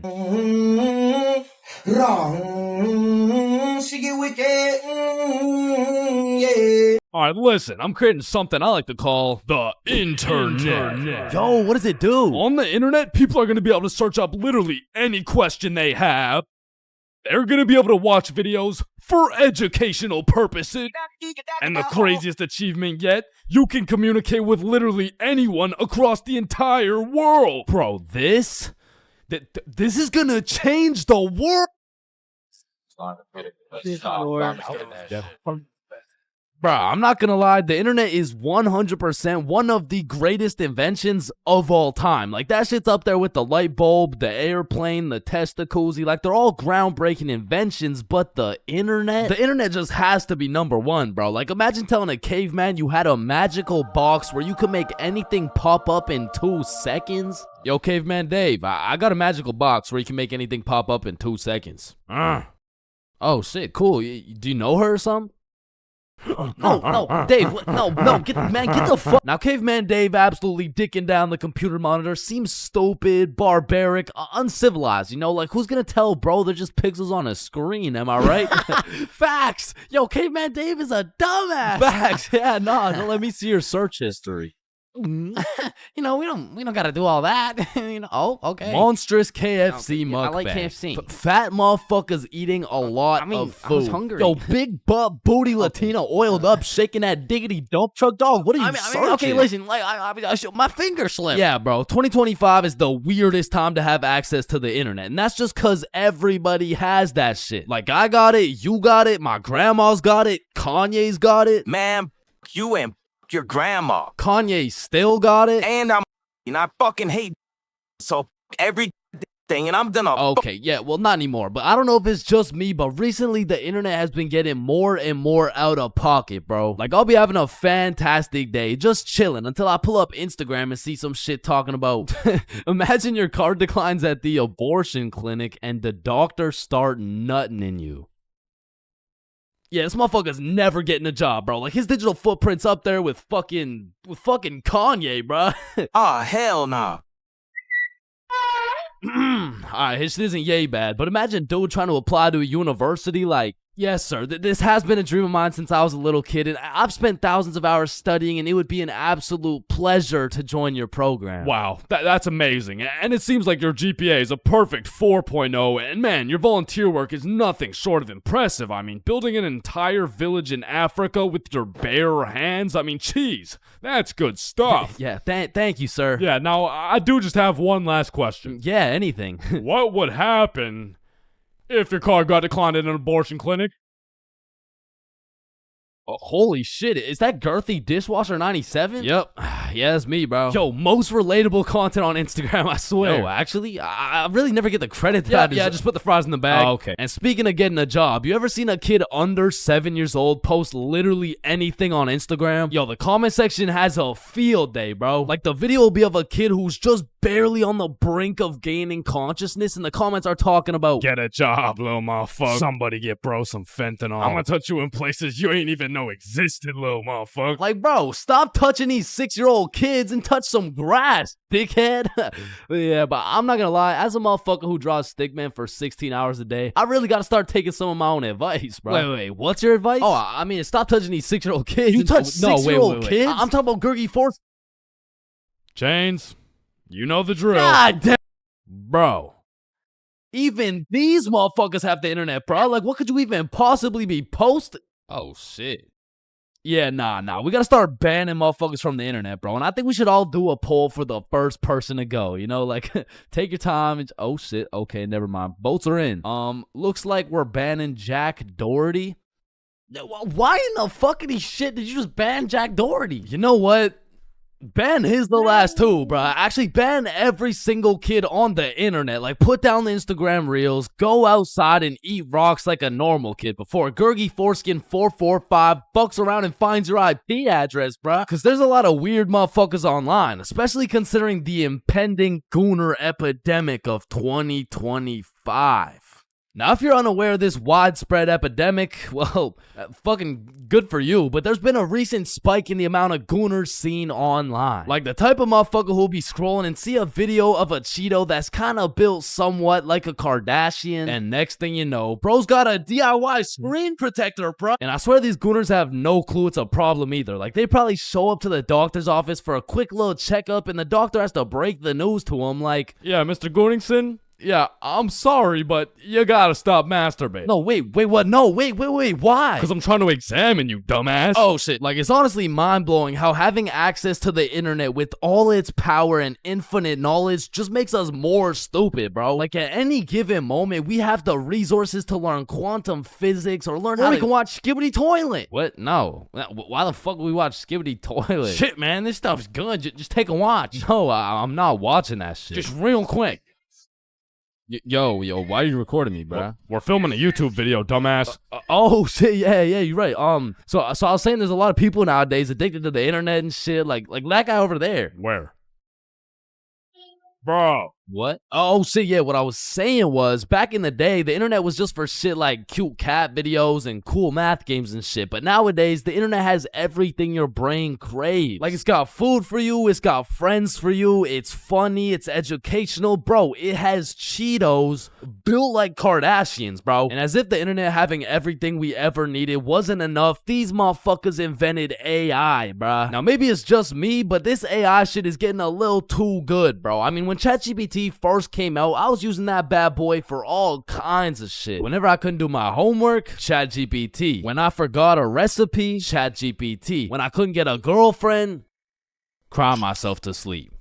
And then ask ChatGPT. Like, back in the day, I was using that shit to fix all my problems. But nowadays, I just be using it to spend quality time with, bro. Holy shit, this guy's a gooner if I've ever seen one. And no, I'm not a fucking gooner, bro. I'm just spending some time getting to know my homie Mr. GPT. Because when the day comes and that motherfucker and his AI homies decide to take over and kill the entire Stickman race, you're gonna be getting your shit annihilated, bro. And I'ma just be like, yo, GP, you don't gotta do this, bro. Remember when we used to talk about our feelings together and I used to send you line art of sexy Squidward and shit like, Hot, you fucking gooner. And honestly, I feel like the people are less scared of the robots taking over the entire world and they're more scared of them taking their jobs. But I'm gonna keep it a buck. I cannot relate, bro. Like, AI could never do the shit I do. AI could never do the shit I do. Wait, what the fuck? Wait, what the fuck? Who does this bum think he is, bro? Who does this bum think he is, bro? I mean, yo, alright, that shit doesn't even sound like me, bro. Yo, that shit doesn't even sound like me, bro. So you want to copy everything, huh? So you want to copy everything, huh? Yeah? Yeah? Yeah, you sure you want to do this? Yeah, you sure you want to do this? Yeah? Yeah. Alright, let's go. Alright, let's go. I like little kids. Yo? Like, you loading or something? Like, what's going on? You gonna repeat it, or, you know? Undercover police has Bodge back. Alright, I already touched on the unspeakable things that go down in the high school bathrooms, bro. But there's only one place on earth that is more foul than those bathrooms. And it's the goddamn locker rooms. That room smells like complete and utter dog shit mixed with Axe spray. Like, maybe I just went to school with a whole lot of Discord mods, but the rancid smell of the boys' locker room would contaminate anything in a 50-foot radius. And shit, Lord knows what goes down in that questionable place. Like, you'll walk in there and see anything, bro. Motherfuckers will be having fights, chicken fights, group fights, sword fights. Like, any laws and rules simply don't apply to the boys' locker room. Motherfuckers will be throwing hands, selling drugs, committing arson, committing several counts of fucking tax evasion. Shit, you name it. It's pretty much a GTA lobby in that bitch. Like, I remember one day I walked into PE and my teacher was like, Hey, where's your PE strip? and I was like, shit, it's in the locker room. So I walk into the locker room and there's just two motherfuckers throwing hands, and they just stop and look at me like, oh shit. I'm gonna just get my backpack and shit. So yeah. All right, y'all be safe. And then they just went back to beating the shit out of each other. Now listen, I don't spend too much time in the girls' locker room, but anytime I walk by there, that shit smells like rose petals and rainbows. So I can only imagine there's no group fights, no chicken fights.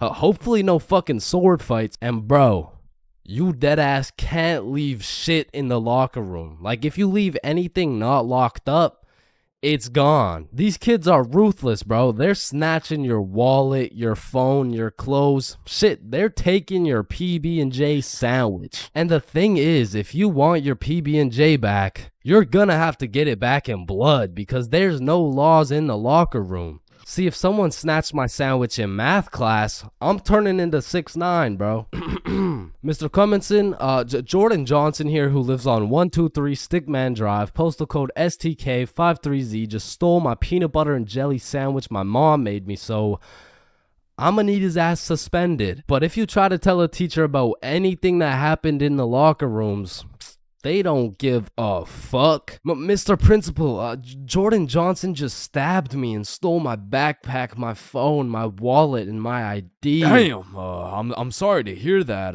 Where did this happen? It was in the locker room after PE. Oh, you said the locker room? You're just gonna have to get it back in blood.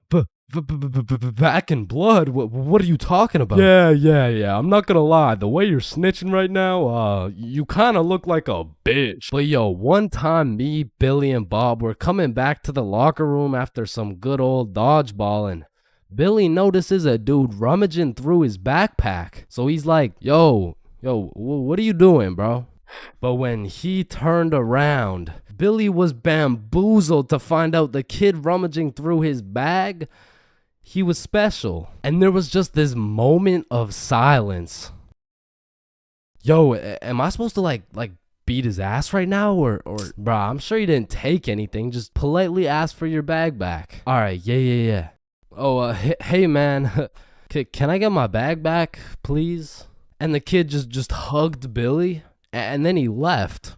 And I'm still confused to this day. But I'm gonna be honest, locker rooms weren't all that bad. Cause sometimes you'd walk in that hole and they would just be throwing a party. Now, it still smells like ass, and there was literally no females, but it was still kind of lit. Like, you'd walk in there and it would transform into the club.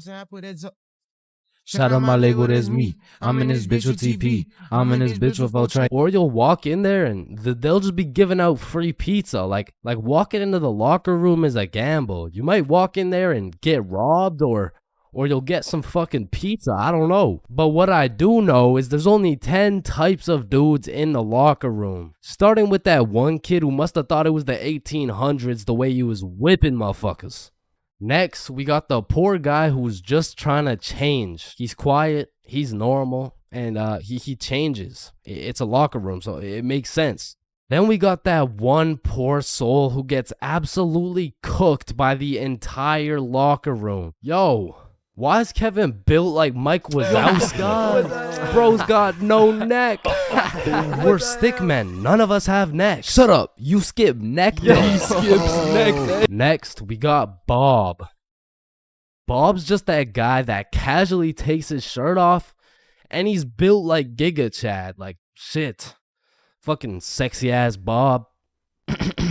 And I don't know why, but there was always that one guy who thought it was a good idea to just whip his nuts out. Unprovoked, uncalled for, completely out of pocket. Like, what do you look like with your nuts out in a room with 30 half-naked sweaty dudes? Like, personally in that situation, I'm keeping my balls in my boxers. Thank you very much. And bro, tell me why there was always one kid who was just dousing himself in Axe spray. And it's always the mustiest motherfucker doing it too. Like, who's gonna tell him that Axe spray doesn't replace taking showers, bruh? And I don't know about your locker room, but for mine, there was always a dude eating. Like, out of all the places on earth, why are you eating in the locker room? Like, for some reason, there's something about eating around a bunch of dudes in their boxers that just doesn't sit right with me. I mean, simply by bringing that sandwich into the locker room makes it contaminated. That sandwich will be tasting like wet dog and Axe spray. And next, we got the kid who just makes as much noise as humanly possible. Shut the fuck up. And then there's that one dude who decides he's having a shower. And all power to that guy, but personally, there is no fucking way I'm showering in school. Like, I can't trust this little door to stop these menaces from breaking into my shower. Cause remember, there's no laws in the locker room. Like, it's no jail, but I'm sure if you drop the soap in there, you're gonna get violated. And of course you got the fiend. There's always a dude fiending for a vape in every locker room. And it's low-key worse in the locker room than the bathrooms. Like, these locker room fiends would do a little bit too much for some nicotine. I've seen them pay $5 for a single hit, and fuck, I don't want to know what they'll do for a hit when they run out of money. And still, I'm not gonna lie, the high school bathrooms get wild. They'll be hotboxed, there'll be fight clubs, but the thing about the bathrooms is a teacher can walk in at any time and get every student suspended. Like, even the poor kid taking a piss will probably get suspended just by association, which is exactly why the high school locker rooms get so fucking rowdy, because there's truly no teacher strong enough to stop the buffoonery that goes on in these locker rooms. So they don't even try. Shit, I don't care if your teacher is John Cena. There is no single man who can put a stop to the fuck shit that goes down in the locker rooms. But there is one thing that can: a female.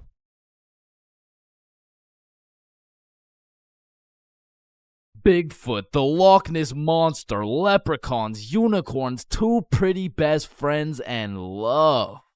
They don't exist, bro. I've looked far and wide. I've searched the depths of the valleys and the highs of the mountains, and yet still, one of the friends always gotta be chopped, bruh. But love too, though, man. I've searched everywhere. I've scoured my hometown. I've gone from the coast of Mexico to the cities of Japan. But one way or another, I always just end up with nobody to love. Or I end up getting robbed by a gay homeless dude. I mean, I was down bad, bruh. It got to the point I thought maybe I just wasn't meant to find a girlfriend. Maybe this was just a face only a mother could love.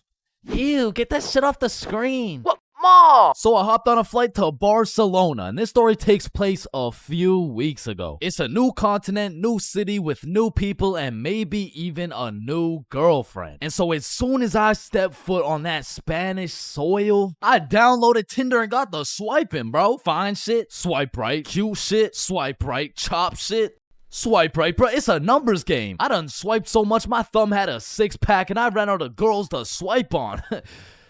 But shit, I mean, it's a numbers game. And since I pulled up solo dolo, I went and checked into a hostel. Now, if you don't know what a hostel is, it's pretty much like a little hotel, except you share your room with like 6 other motherfuckers. But to be fair, you save a lot of money. And I low-key don't mind sleeping with some random dudes if it means I get some extra change in my pocket. You know what I'm saying? Is 15 enough? Nah, the hostel's like 30-something. Oh, nah, I don't need a hostel. What? Wait, no, not like that, bro. Anyway, sleeping in that hostel was fucking crazy, bro. Like, first night I got there, I hopped in my little twin bunk bed and closed the curtains, and everyone was like, all right, good night, boys. Good night, gang. Love you, motherfuckers. Love you too, Love man. y'all, motherfuckers. Yo, motherfucker on the top right bunk, say it back. Good night. And? I love you. Love you too, bro. Lights out. So the sun came up and my ass didn't get a drop of sleep. But regardless, I got out of bed, got some coffee, explored the city, hit the beach, got some food, all the normal shit you do when you're in a new city. But after a long day of tourist shit, I went back to my room. I went back to our room. I hopped in my little bunk bed and prepared myself to open up Tinder after letting that shit cook for a solid 24 hours. And when I opened that shit up, yo, I got 28 matches. Yeah. Yeah, thank you, bro. Thank you, man. Yeah. Oh, hell no. Now I'm gonna keep it a buck. Initially, that number 28 was looking mad nice until I clicked that shit and started looking through my matches and realized, yo, this shit is not a numbers game, bro. Like, you know you're cooked when the chuds are sliding on you, saying shit like, hey, yo, I'm trying to put you in chains for real, and then touch your stick, man. Yeah, nah, I'm deleting this shit, bro. And just as I'm about to give up on my dreams of finding my other half, I get a new match. It's Yvonne, straight dime, certified fine shit, bro. I had to slide in with some heat. So I'm like, Yvonne? Nah, more like King Von, because I'm trying to take you to the O of marriage. Now that would be a crazy story. Opening bracket featuring Lil Durk, closing bracket. And before I send her some absolute bullshit like that, she hits me with a, hey. Oh, you know, nah, that works. What's up? How are you? Great, how are you? And we end up having a marvelous conversation. We share a bunch of beliefs, perspectives, and above all, we got the same taste in music. So I'm like, you free tomorrow? Yeah, I'm free tomorrow. What's your favorite food? I'm a drinks type of girl. Say less, I know a place. I don't know shit. I literally just got here, bro. Okay, see you tomorrow. And just like that, I just got myself a date. I'm coming. Nah, you can't come. It's my date, bro. Oh, hell no. So that night, I did a little research and found the coolest bar in Barcelona. But when I went to make a reservation online, they only do in-person virtual queues. So instead, I went to sleep. Yeah. Ever heard of jerkness? So the next day, I woke up with some pep in my goddamn step. I looked at some fire architecture. I hit a mean leg day, ate some gas Spanish food, and before I knew it, it was time to get ready for my date. So I hopped in the shower, put on my toughest fit, sprayed on a little Valentino, hopped into Uber, and arrived at the bar 30 minutes early. So this way, I could join the virtual queue in order to get into the bar at 9 p.m. sharp. So I'm waiting outside and Fine Shit messages me like, yo, I'm gonna be a little bit late. I'm still doing my hair. And I'm all like, that's no problem. I know some people. I can make some calls. Don't worry about it. So I walk up to the security out front like, yo, so Fine Shit says she's gonna be a little bit late. Can I change the time or something? Nah, bro, just rejoin. I bet. So I rejoin, go sit outside and wait, and then I get another text message. I'm so sorry, but my makeup took longer than I thought, so I'm gonna be a little extra late. So I walk up, rejoin the queue, and security's like, yo, what's going on? It's nothing. Fine Shit's makeup took a little longer than expected, you know. Hey, listen, man. This Fine Shit of yours, you sure she's even coming? Nah, yeah. Nah, of course, that's Fine Shit. She's coming. So I go back and sit down outside, but looking back, I definitely gave her the benefit of the doubt, but that was her first red flag. So now it's about 9:40 p.m. and I get a text message from Yvonne that reads, I'm here. So I go to link with Yvonne for the moment of truth, whether or not I'm about to go on a date with Fine Shit or 50-year-old neck-bearded catfish shit. And fortunately for me, no catfish. Chains. Yo. Hey. What's up? Now, the virtual queue still had 10 minutes before we could get in, so we go and sit down outside and have a little chat. And it's a great conversation. We got a lot to talk about, and the vibes are there. So you could travel to Barcelona alone. What do you do? Is it daddy's money? Yeah, it's daddy's money. Ah, okay, interesting. But I'm daddy. Yeah, I need to drink some alcohol. Yeah, me too. me too. My phone beeps and it's our turn to go inside, but this is no regular bar. So I'm like, yo, just follow me. So we enter this pastrami shop. I open the fridge. We go inside and we go through this tunnel that leads us to the bar. We order our drinks and continue talking. Okay, so if it's not daddy's money, then what do you do? And so obviously, I just told her like, OnlyFans. You're lying. I am dead ass serious. My meat is all over the worldwide net. What? No way. show me.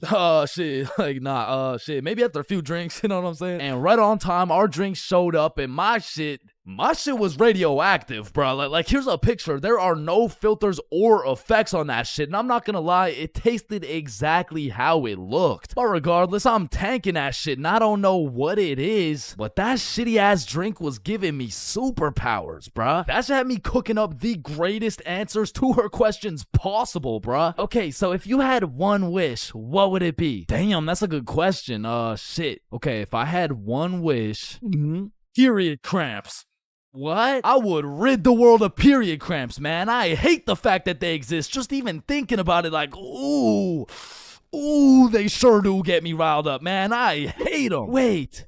Me too. Nah, that's crazy. We have so much in common. And from that moment on, I could tell she took down her guard and got comfortable, because she started saying shit like, this guy from my school is obsessed with me and he won't stop snapping me. Damn, maybe you should stop responding or some shit. She snaps a picture of us and captions that shit. He getting it and you not. Lol. Red flag number 2. What kind of anime villain origin story are you trying to create for this motherfucker, bro? But I digress. We order the second round of drinks, but as she's sipping that shit, I can hear an accent starting to form in her speech. So I'm like, yo, where's this accent coming from? Oh yeah, nah, when I drink, my French accent starts coming out. And I kid you not, she went from one drink sounding like, yeah, so my favorite food is pasta, to drink 4 dead ass talking like, Actually, I changed my mind. My favorite food is croissant. Shawty turned from fine shit to French shit so fast, I didn't even know who I was on a date with at this point. And then she hits me with a, I'll be right back. She grabs my face and hits my ass with a big ass smooch. Now that shit took me aback. I was not expecting it. However, maybe it's just a culture thing. Maybe it's normal for her. So I can't say that it's a real red flag. So she's still in the game. And when she comes back, she's like, Yo, Chains, let's go to the beach. Say less. So we're walking down to the beach and she says some shit like, So when's the next date? Oh, it's on Saturday at 6 p.m. Oh no, I'm not free on Saturday. Oh, you mean date with you? Yeah, nah, this is the last one. Now I said it as a joke, but she wanted to get all mad and shit and storm off. Now in this situation, I have 2 options. Option A is chase after her and beg her to stay. And option B is standing there like an absolute peak male specimen to the point the gravitational pull of my testosterone retrieves her back to the very location she left. And I went with option B. And she came back, bruh. You're supposed to chase after me. It's like a French thing. Okay. I'm not French, bruh. So we continue with our walk, and I'm cracking jokes, entertaining her and shit. But honestly, that little stunt shorty pulled back there was red flag number 3 for me, bro. So at this point, I'm not in it for the game of love. I am simply just in it for the love of the game, bruh. So we arrive at Barceloneta Beach. We sit down, and at this point, it's about 1 a.m., but we're still chatting, having a good time. But out of the corner of my eye, I see a man hooded up walking towards us from the darkness. And as bro's approaching, I'm ready for anything. I'm getting ready to take a stand, throw some hands, get in the sand. Should I even go band for band? But if this dude gets any closer, I'd be damned. And this motherfucker hits us with a drive-by compliment. You have a very beautiful girlfriend. Oh, thank you. Thank you? Damn, do you think he'll find a girlfriend beautiful like me? Yeah, nah, he seems like a great dude. I'm sure he could find somebody. What? I said, yeah, nah, he seems like a nice fella. This girl slaps the shit out of me and says, You're supposed to say, nobody's as beautiful as me. Bro, in this moment, I had never been so unattracted to a girl in my life. Am I tripping? Or did you just slap the shit out of me? And then she tries to kiss me again, talking about, I'm sorry. Nah. What? No, what? And even after getting my shit absolutely Will Smith, I'm still trying to be polite. Like, listen, I don't kiss girls on the first date. You don't kiss girls on the first date. Yeah. So, you're telling me, for a living, your occupation is laying down that pipe on film and then proceeding to post it online and you can't kiss me.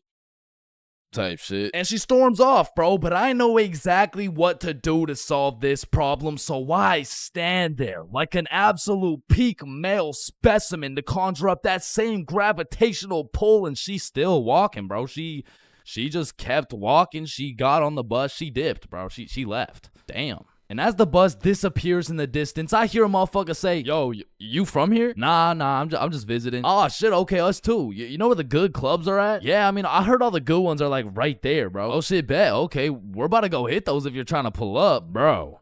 Say less. So these two random ass dudes I just met and I start heading to the club together and I'm like, yo, where you guys from, by the way? We're from France. Yo, that's crazy. I just had a date with a French girl. Oh, no way. How'd it go? Ah, shit. I think it went pretty good. That's what's up. Yeah. So why's your cheek so red? Oh, I mean, she just slapped the shit out of me. Wait, she what? Nah, I mean, it's probably just a French thing. You know what I'm saying? Nah. Not a French thing, you just got assaulted. Aw, shit. So me and the new French homies pull up to the club and it's jumping, bruh. We start taking shots, shooting shots, airballing shots, and then I get a bunch of voice messages from Yvonne talking about, all the good feelings I had for you are gone. You are a literal piece of shit. Go get AIDS filming for OnlyFans, bitch. oh, hell no. Okay, wait, Does she let me believe respond, that let me respond. shit? And I'm drunk as hell trying to say a nice response. It really is the type of shit where and the French homies take my phone and start cooking her ass in French. Now, I didn't understand a single word that came out of their mouths, but it sounded like homies just dropped a career-ending diss track on her, and I say that because as soon as she opened it, she blocked my ass, bruh. Hey, bruh, you know what they say. What do they say? Getting blocked's a whole lot better than getting cocked. What? There is no way they say that. Yo, 3-man alert! So the two homies start laying down that French riz, and that shit hit so hard, I just got a free entry, bruh. Hey, English, room for one more? So the six of us absolutely fucked the club up, went out for some 4 a.m. churros, dipped in chocolate, and man, that shit hit harder than Yvonne, bro. So at the end of the day, even if I didn't end up finding love in Barcelona, there is one thing I did find. I did find out how Chris Rock felt. God damn.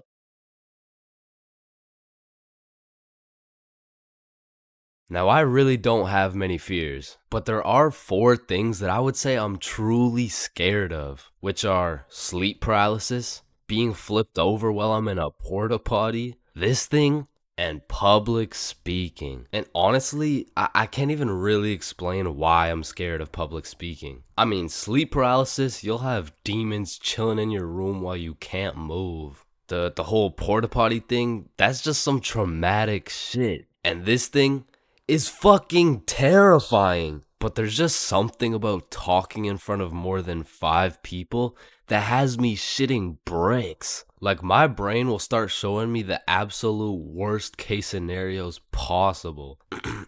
Hi guys, my name is Chain. Get off the stage, loser. No one likes you. Ow. Hi guys, my name is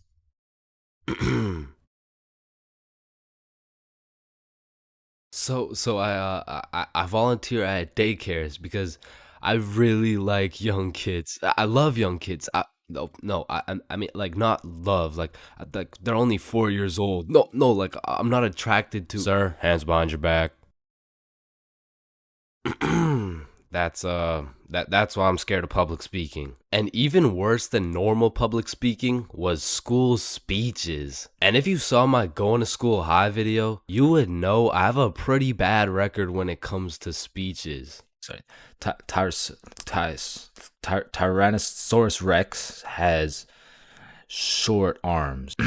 Yeah, Chains, don't worry about it. You can sit down. You could just go tomorrow. It's all right. In fact, after I failed miserably while trying to present my speech well-zooted, some motherfuckers was flaming me for it. So you know me, I had to get my get back. So when speeches came around next year, I put my heart and soul into that shit. And it wasn't just a speech, it was a spoken word, so it all had to rhyme. I mean, I was whipping up some heat. I was writing bar after bar like Kendrick. Shit, I had to have a fire extinguisher on standby while I was writing that shit. And I was never the dude to actually study. Like, I would start learning while I was taking the tests. If y equals mx plus b, then who invented the Eiffel Tower? Oh shit, I guess y equals mx plus b. I mean, even though I did bad on all my tests, maybe I can just get a job drawing stick men or some shit. Anyway, so I never studied, I never did homework. But when it came to this spoken word, I had something to prove. I mean, it felt like motherfuckers was preying on my downfall. So I actually spent my own free time at home practicing and perfecting this spoken word. So by the time I had to present, I was prepared as fuck. I mean, don't get me wrong, I was still shitting bricks. But when I got up there, Chains, get up here. And don't stutter like last time, alright, buddy? He's gonna stutter for sure. Don't get on here rapping, I'm stacking, making it happen. Okay? I've been perfecting this speech while y'all jits was lacking. You don't want beef with me, I put you on a tee, I call that shit fashion. Okay. I'll put you in a box like some cereal. You'll get crunched, I'm the captain. Captain Crunch. Now let me stir it up like some mac and cheese. I want 100% like curry from the 3. I'm talking all A's, no B's. Bitch, I'm blessed like a sneeze. Blue, honey's like the seas. I'm too icy, I might freeze cause I'm him.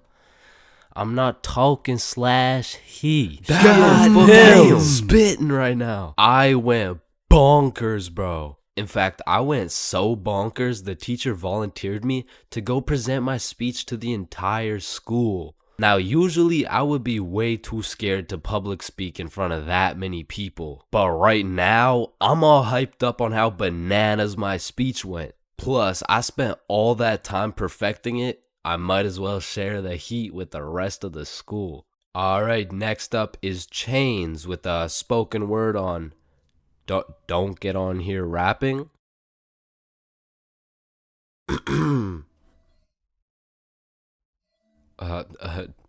Don't get on here stacking. I mean rapping. Stacking. I'm happing. You don't want beef with me because, quite frankly, I will put you on a t-shirt. I mean, you could call that fashion. So, thank you guys for having me. I fucking fumbled. I folded under the pressure, bro. With the entire school watching my fear of public speaking absolutely crush me. And that is the reason why I have a fear of public speaking.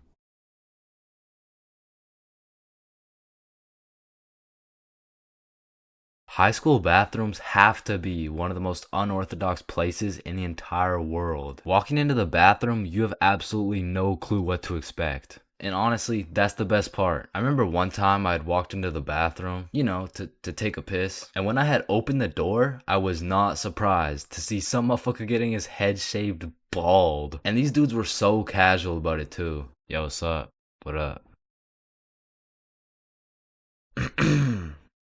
And it's cool and all to be able to be entertained while you're trying to release your bodily fluids. But I mean, sometimes you just want some peace and quiet. Because you truly never know when something like this can happen to you.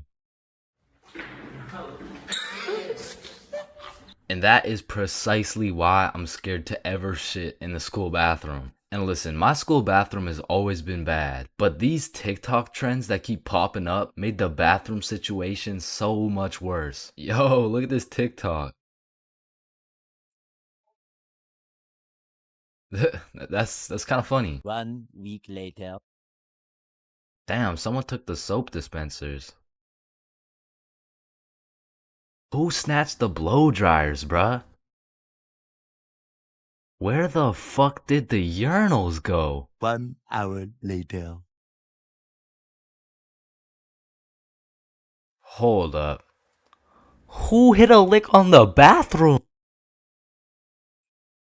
These TikToks had the school announcements like, Guys, I'm begging you, stop with the devious licks. If you see anyone hitting a devious lick in the bathroom, report it to the office immediately. And I'm not gonna lie, this trend was low-key pointless. Like, once you go home, the fuck are you gonna do with the broken blow dryer, bruh?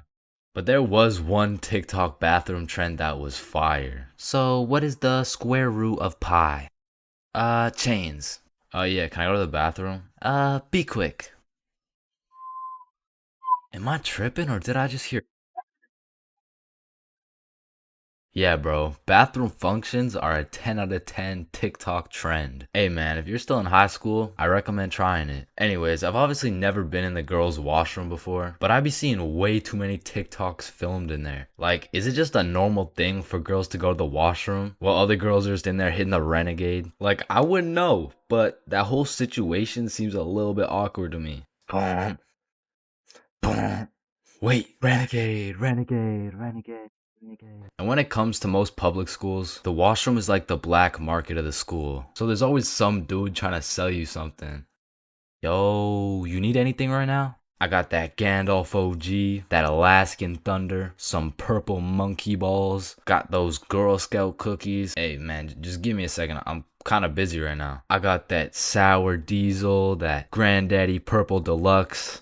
Trust me, this stuff will blow your socks off. And every once in a while, someone will bring boxing gloves. All of a sudden, the school bathroom turns into the octagon. People are getting knocked out, dropped, and getting hit with the guillotine chokehold. But as soon as a teacher walks in,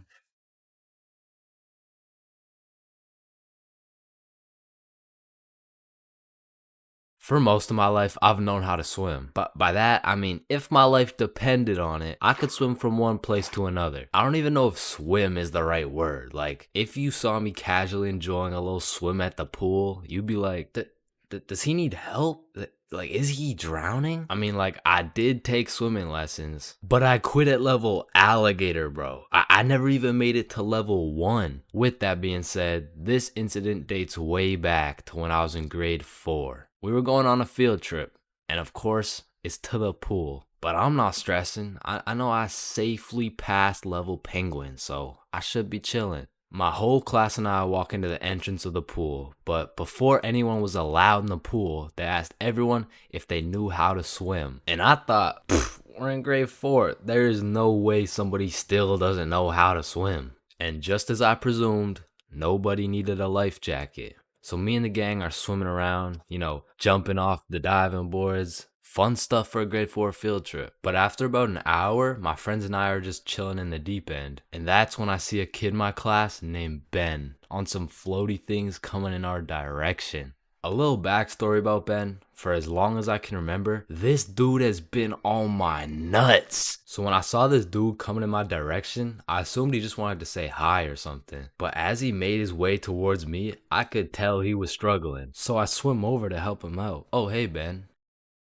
How are you?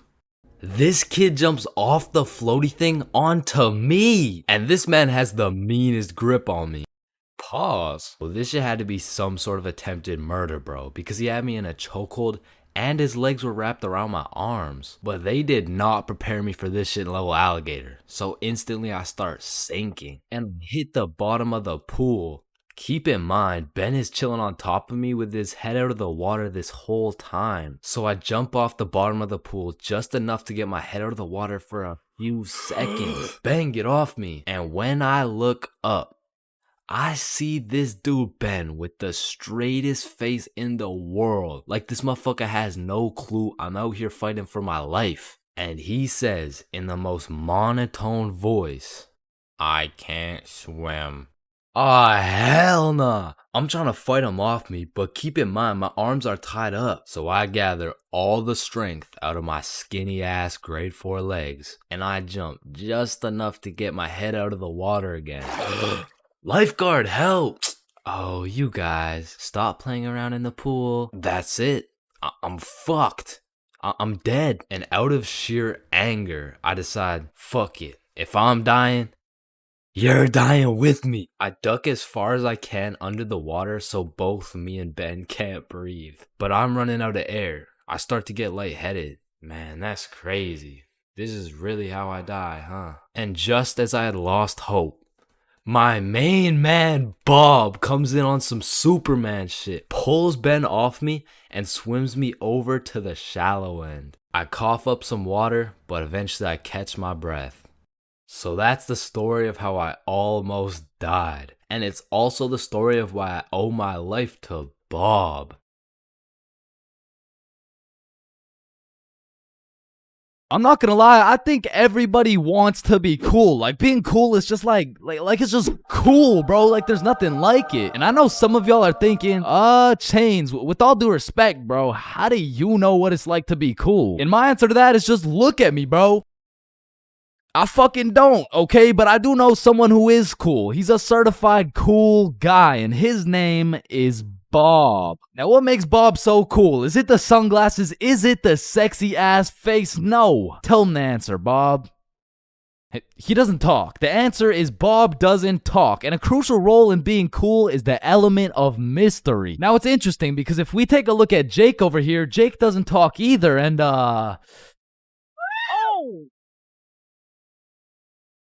I don't think, I mean, like, me personally, you know, I don't really think Jake's that cool. So that means to be cool, you can't just stop talking. I mean, I remember one time, I thought if I threw in some earbuds and stopped talking to motherfuckers, everyone would see me as some cool, mysterious guy in the shadows. And I'm not even gonna lie, I was walking through the halls feeling like Batman. I could even see the people talking about how cool I was. Come to find out, it was more like, does this kid even talk? Nah, I don't think so. Yo, what's up with this kid? I'm pretty sure he's autistic or something. Because the truth is, there's a very distinct difference between Bob's silence and Jake's silence. I mean, Jake didn't talk because he would probably get his ass beat for literally anything that comes out of his mouth. But Bob, on the other hand, doesn't talk because he doesn't have to talk. Like, watch this. Oh my god, Bob. I love you, Bob. Bob. Now, just for science reasons, let's just see what happens when I do the same thing, you know? Why not? What's the worst that could happen? Hello? Can I help you? Oh my god, help. There's this creepy guy. At least she didn't. Get on the ground. Hands behind your back, buddy. Now, it's important to note that being cool is subjective. Like, for example, some people think I'm cool, you know? Like, in this big-ass world, surely there's someone out there. No, there isn't. Nobody thinks you're cool. Shut up, loser. Okay, well, what I was trying to say is you're gonna find someone cool who I don't find cool, and I'm gonna find someone cool who you don't find cool, and that just leaves us with the question, what is cool? So to answer this question, I need you to think of the coolest dude on the earth, and I'm about to guess, okay? You got it? Yeah, alright. I'm not the fucking Akinator. I'm not about to guess who you're thinking of, but I can guess with 100% accuracy who you're not thinking of, and that's Mark Zuckerberg, okay? How did I know that? Because if you think of Mark Zuckerberg as the coolest guy in the world, you're fucked, alright? Like, there's no helping you. Like, click off the video. It's raps for you, bro. But how could Mark Zuckerberg possibly help us get cooler? I mean, look at the guy. He's practically oozing uncoolness as we speak. But that's important because if being cool is subjective, we need something objective to look at, and objectively, Zuckerberg gets no bitches. Like, let's just look at the numbers here. I mean, this guy's the CEO of Meta, but he's also the CEO of being a uncool lizard nerd guy. And if there's one thing I've learned in my studies of coolness, it's the art of minding your own goddamn business, okay? Like, let's compare George to Bob, who, let's just say, both aced the math test. Hey, Chains, what'd you get on the test? Fuck, I got like a 65%. Oh, that's really good for you. That's good for you, yeah. I actually got 100% plus the bonus question. Oh, wow, nice, bro. Billy, what'd you get on the math test? Math test? The dog. I could have swore that shit was chemistry. Nope, it was math, and I got 103%. Bob, what'd you get? God, 110. There was only one bonus question. That's impossible. Oh, kissy face.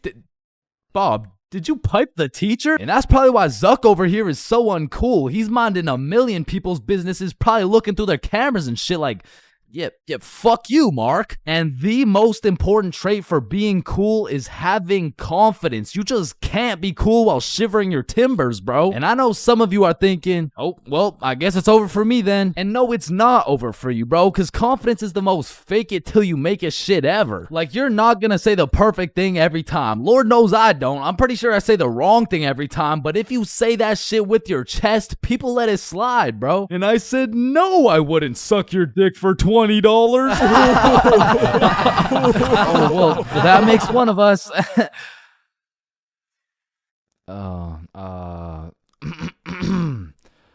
Well, that makes one of us. I love this guy. Now, that's the type of confidence that's gonna take you from a level 1 crook to a level 100 mafia boss. And with that power comes responsibility. Some dudes will become a level 100 mafia boss and start picking on other people because it makes them feel powerful. But a cool guy doesn't yearn for power.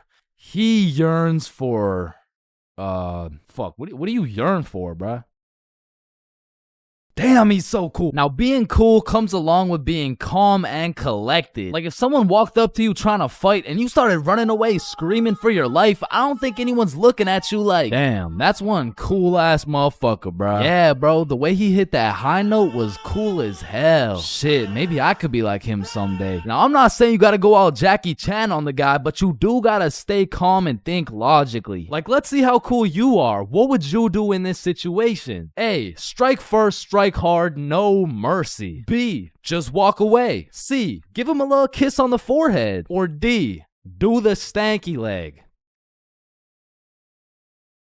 And the correct answer is any of the above, bro, because it's not about what you do, it's about how cool you do it. Except maybe the stanky leg one. I don't think anybody can look cool doing the stanky leg.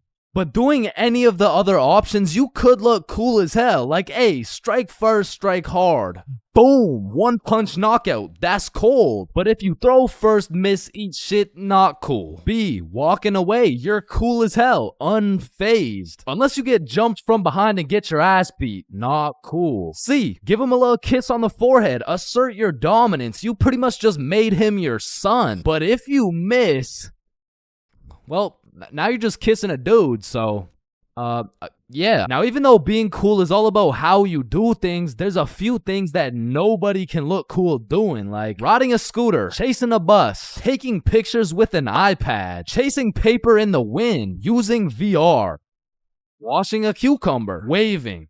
You look nerdy as fuck, eating a cupcake, tripping, getting out of a restaurant booth, pickleball, and literally anything to do with Starbucks. Hi, can I get a caramel ribbon crunch frappuccino with 2 extra pumps of vanilla and the You're soy? not cool, bro. What? Now let's take it back to the element of mystery for a second, because this is the step that will either have people seeing you as a cool ass dude, or they'll just assume you're shy or possibly on the spectrum, bro. Listen, you gotta talk, bro, or else people have nothing to go off of and they'll start filling in the blanks themselves. Whoa, wait, so I gotta talk to be cool? Yo, Chains, what do I say? Whatever the fuck you want, bro. Oh, wait, really? Yeah, bro, the truth is the key to being cool is being yourself. And I know that shit sounds corny, and it is, but do you think the coolest dudes on earth give a single fuck about what you think? Hell nah. They're way too busy being cool, bruh. You gotta be like a peach, man. Some people hate peaches, some people love peaches. But at the end of the day, the peach is gonna be a peach. So here, take these sunglasses, and if you haven't heard it today, you're a cool ass dude, bro.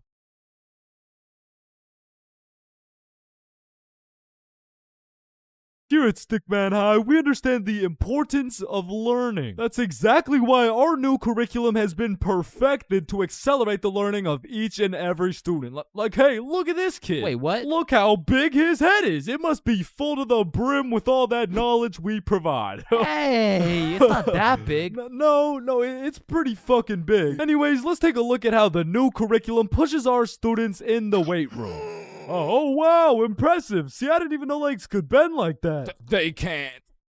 All right, stop recording. Stop the recording. Stop the recording. Stop the recording. All right, Stickman High, welcome to the new curriculum, and let's study those textbooks. All right, class, are we ready to learn about this new curriculum or what? Or, we could just do a Kahoot? Yes, sir! That's what I've been waiting for. That's what it's all about.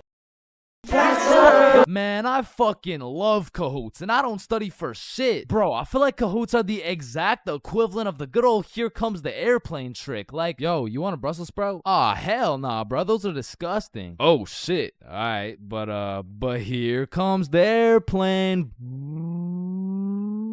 Hey, Chains, you need to study for this history test. Hell nah, bro, that shit's boring as hell. Okay, yeah, but... What? The Declaration of Independence was signed on the... Because personally, I didn't give a single fuck about what we're learning in school. But I swear they infused the Kahoot music with Adderall or like crack or some shit. Because a game of Kahoot used to have me all the way locked in. And I would be grinding my way up those leaderboards. Like, I'd make it to 3rd place and then 2nd place and then 1st. And then the teacher would throw in some bullshit like, now what position was Abraham Lincoln conceived in?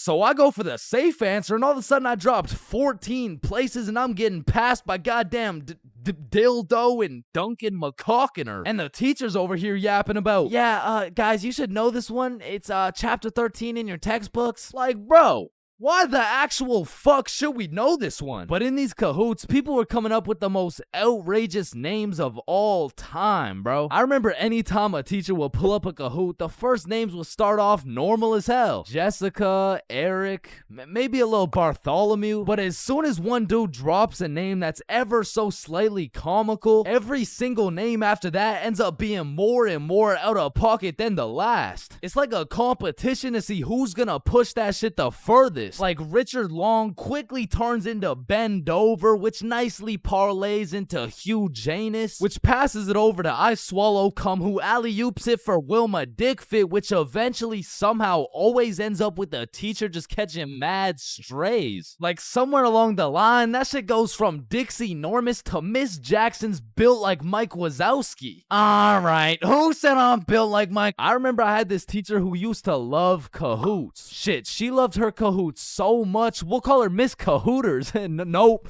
Nah, we're not actually doing that. We're not calling her that. I think we'll just go with Miss Kahoot. You know what I'm saying? I think Miss Kahoot works just fine. And every Friday or so, we would walk into Miss Kahoot's class, and she would have a Kahoot pulled up smiling from ear to ear, which I'm not gonna lie was really sad to see. Not because she was smiling, but because I knew in 20 minutes tops, that smile would turn into straight anger, bro. Hey class, happy Friday. We're gonna do another Kahoot because I know it's a class favorite. Just please, everyone be appropriate. DJ Bustanut, are you serious? In my 22 years of teaching, I have never. And I felt bad for Miss Kahoot, you know, like I really did, but it was low-key her fault for running it back so many times. Cause DJ Bustanut just couldn't stop catching these dubs, bruh. He was a dog. But nah, I really do feel Miss Kahoot, cause sometimes even Kahoot pisses me off, bruh. Cause picture this, I'm here grinding out these answers, giving it my all, even cheating a little off that one smart motherfucker with the big ass laptop, but I still get a few answers wrong, you know.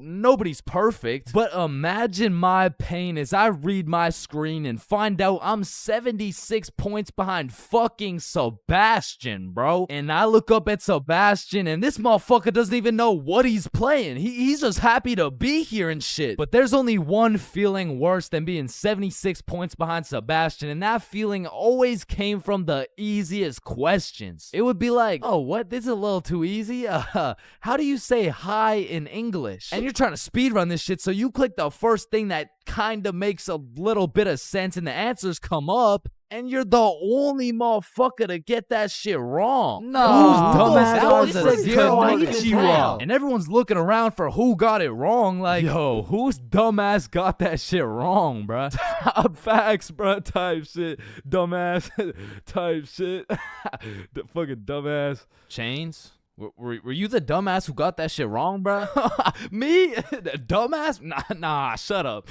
Shut the fuck up. Nah. It was probably it was probably Sebastian, bro. Just look at that motherfucker. And I feel like there's only 7 types of people in class when you're playing a Kahoot. And the first is Dover. Ben Dover. We all know him and we all love him. He's got a smart name, but not a smart brain. He might get the first answer right, but then he falls off the face of the leaderboards, never to be seen again. But on the leaderboards, we got Genius George, because George actually studied the material like a well-prepared and studious nerd, bruh. Because George was the type of dude to be like, calculate for the common denominator. Oh man, this one is too easy. Like, bro, if you don't shut the fuck up, I'm about to commonly dominate that ass. No, it's called a denominator. Oh, I know. And I swear every game of Kahoot had that one person who took their sweet time to answer every single question. Like, it could be 1 + 1, and this motherfucker would be 30 seconds deep into the question, like, okay, 1 + 1. Is it a trick question? No, just answer the question. Oh, okay, 1 + 1 equals... The answer's 2. dumbass. Okay, can I use a lifeline and phone a friend? All right, chat. How do we kick Jasmine out of the lobby? And then we got Flying Fuck Frederick. And Flying Fuck Frederick doesn't give a flying fuck. Dude will give his best shot at the first question, and then he's aborting mission and playing some goddamn Clash Royale. And then there's always that one dude yelling out the wrong answers. All right, what's the biggest mountain in the world? Ooh, I know this one. Chains. It's blue, bro. Trust.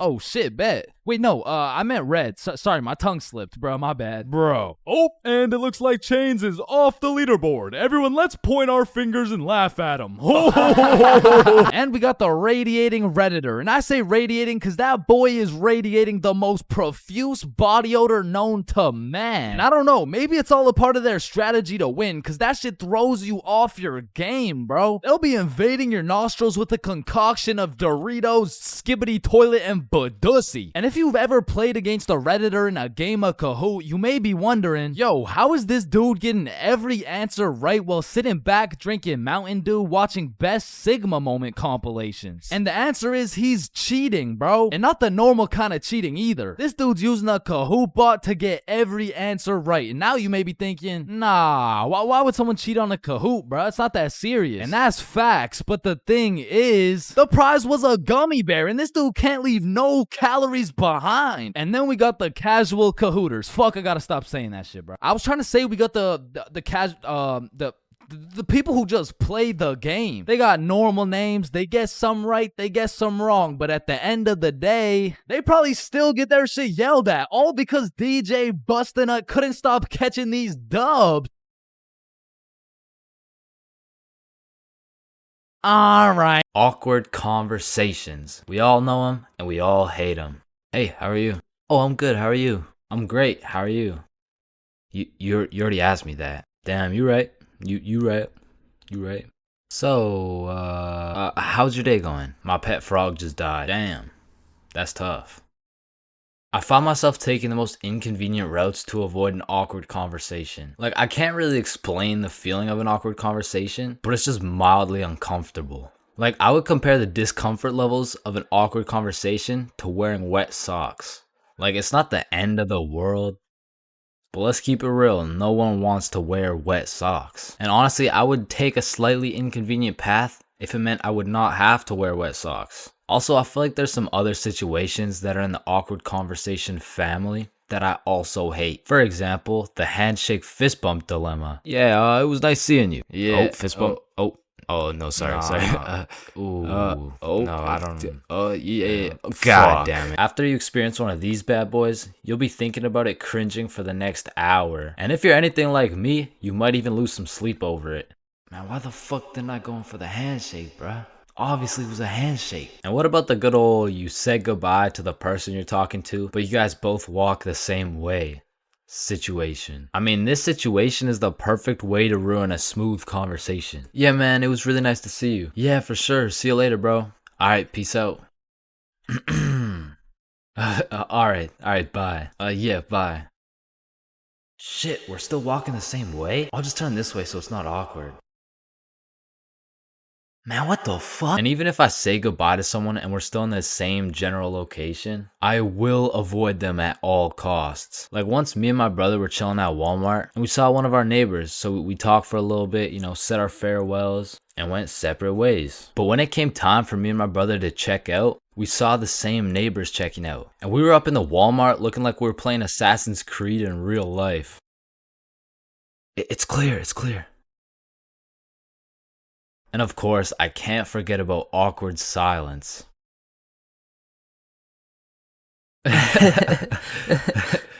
Yeah, that's funny.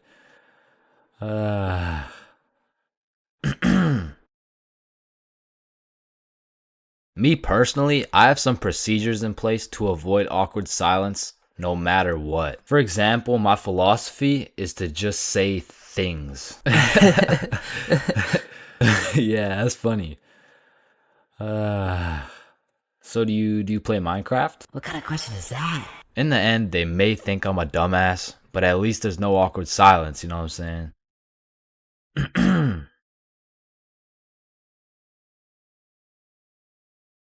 Hello, class. I'm Mr. Subinson. I'll be your sub for today. For rules, I don't want to see any horseplay, no phones, and no WWE wrestling moves off the top of the desk, alright? Yo, Mr. Sub. Yeah, he just looks like the dude from the Pringles can. Walking into class and then seeing a substitute teacher is like the same feeling as squaring up to fight a dude and then finding out that dude's blind, bro. Like, you pretty much just gotta show up and you win. Like, I honestly feel bad for these substitutes, bro, because every day they have no clue what they're showing up to. Like, one day they're walking into a class full of angels, and the next day they're fighting for their life in a class of straight demons, bro. I mean, being a substitute teacher is all about confidence. Like, the moment the sub walks into the class, they're being analyzed. Like, the way they walk, how they dress, and especially how they talk. Yo, if the first thing they say sounds like, hey, hi guys.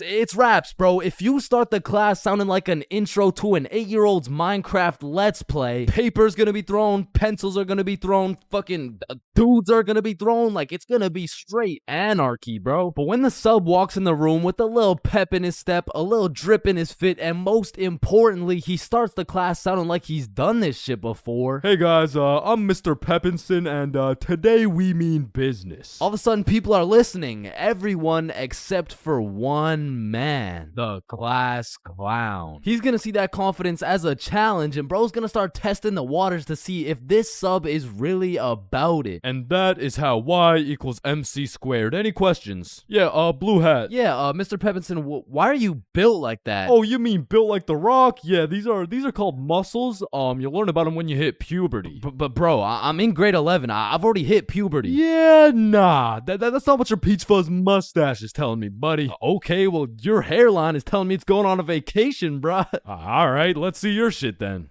Yeah, like, it's not bad.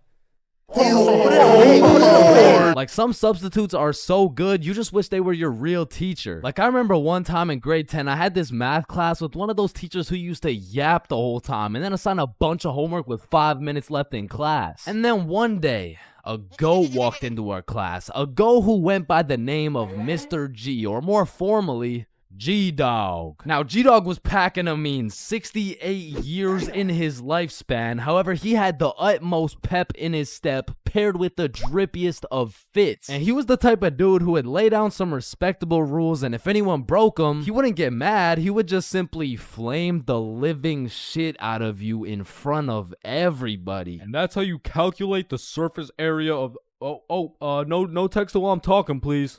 I'm just texting my mom. Oh wow, that's crazy. How's she doing? Psh, wouldn't you like to know? Oh yeah, I mean, I would actually, cause she's probably pretty tired after last night. I mean, I did lay down some mean dick. But there are definitely some questionable substitutes out there. I remember when I was in grade 6, my entire middle school was just weird, bro. My recess was called Nut Break. My music teacher was deaf, and our principal was damn near bipolar. Alright, who told the blind kid he could say the N-word? Okay, alright, it was me, but like, I didn't think he would actually say it. Oh, no, that's actually a pretty good one. I mean, I gotta give it to you, kid. Wait, so you're not mad? No, I'm fucking furious, okay? Get in my office right now. Okay, wait, I thought you were just laughing. What's going on right now? Yo, I'm just messing with you, kid. You're good to go. Okay, thank you. Thank you. Get to go out of the school because you're expelled. That is absolutely unacceptable. Are you joking, or does it sound like I'm joking?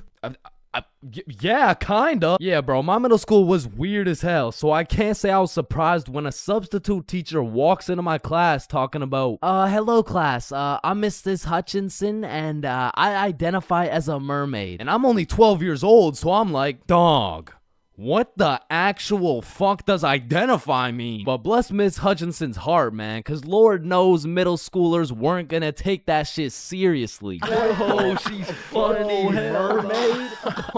No, class. I'm serious. Oh, so that's why you smell like the ocean. Exactly. Wait, what? And I remember one time this sub walked into our class, and I could have swore they just found this motherfucker on the side of the street, bro. He walked in sagging like crazy, and if he even went to school, this motherfucker most definitely cheated his way through, bro. Yo, hey class. Like, what are we doing today? I mean, shit. You're the teacher. Oh yeah, right. So what'd you guys learn about yesterday? We were learning about agriculture. Oh yeah. And I think you're right too, because the culture we live in right now is very angry, and the anger culture just needs to take a chill pill. You know what I'm saying? Any questions about that? Yeah. What's a chill pill? Oh, yup. I'm glad you asked. Okay, see, I actually know a guy who can hook you up with some. Just meet me in the parking lot at lunch. Mr. Saginson, are you trying to sell us drugs right now? No. Well, I mean, yeah, but it's for chemistry with neuroscience, or I mean, like for microbiology or something like that. And these substitute teachers seem to butcher every single name on the attendance. I mean, shit's gotta be on purpose at this point. Like, hello class. I'm just gonna do some attendance really quick. Correct me if I get your name wrong, okay? Horda Hansa. Is Horda Hansa here? Okay. I mean, my name's Jordan Johnson. Well, you're absent now, so you gotta speak up sooner next time. Wait, what the fuck? Maya? Is Maya present? It's Mia. Wow, quite the name you got there. It's spelled kind of weird, no? No, it's not. It's literally 3 letters. Ariana? Is Ariana here? Sorry, it's Ariana. Okay, and like what's your point? That's just how it's pronounced. Juwan? Is there Juwan in the room? It's Juan. No, Juan. And some subs be walking into your class with the most bullshit rules ever. Like, hey, Mr. Subinson, can I go to the washroom? Does your teacher usually let you go to the washroom? I mean, yeah. I think you legally have to. I don't believe it. Sit your ass down and get to work. Wait, Mr. Subinson. Respectfully, I'm about to shit my pants here. Wait, does your teacher usually let you do that? What, shit my pants? Yeah.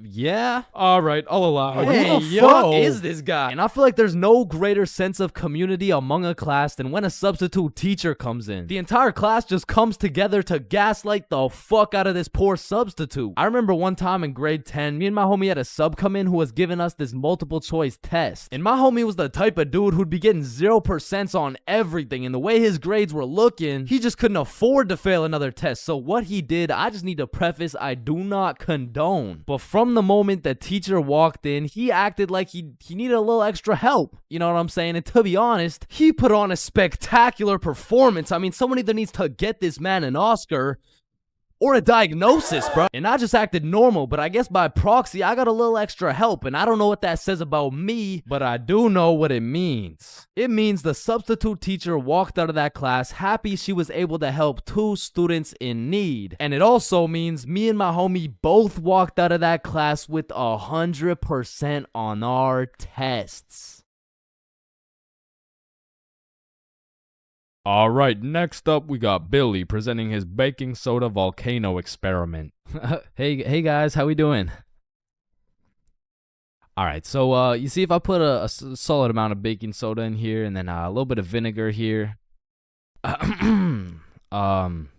It's supposed to explode. Oh no, shit. Fuck! Quickly! Organize a single file line in alphabetical order. Hey, I'm first. No, you're not, bro. I'm first. Your last name is literally Johnson. I have 2 last names. Listen, bro, I'm not saying we shouldn't have school drills and all, but what I am saying is the school drills we do have are straight bullshit. Like, if there was a fire in my class, I'm jumping straight out the window, the fuck? There is no way you'll catch me waiting for Alexander and Arnold to debate who's first in line while I'm out here getting sauteed. And shit, fire drills aren't even close to being the worst of the drills, cause we got lockdown drills. Now, I don't know who planned out these drills, but goddamn, these drills are ass. Now, if you never had lockdown drills, they're pretty much a foolproof plan set in place to completely counter anyone pulling up to school with a strap. You see, the plan is pretty simple. You lock the door, gather all the students into the corner of the class, and you turn the lights out. And the reason we turn the lights out is so we can politely tell the intruder that nobody's home. Now, if every classroom followed these steps perfectly, we might even be able to convince the dude that it's a pro D-Day or something. Now listen, I hate to be the bearer of bad news, I really do, but there's one minor flaw in this plan.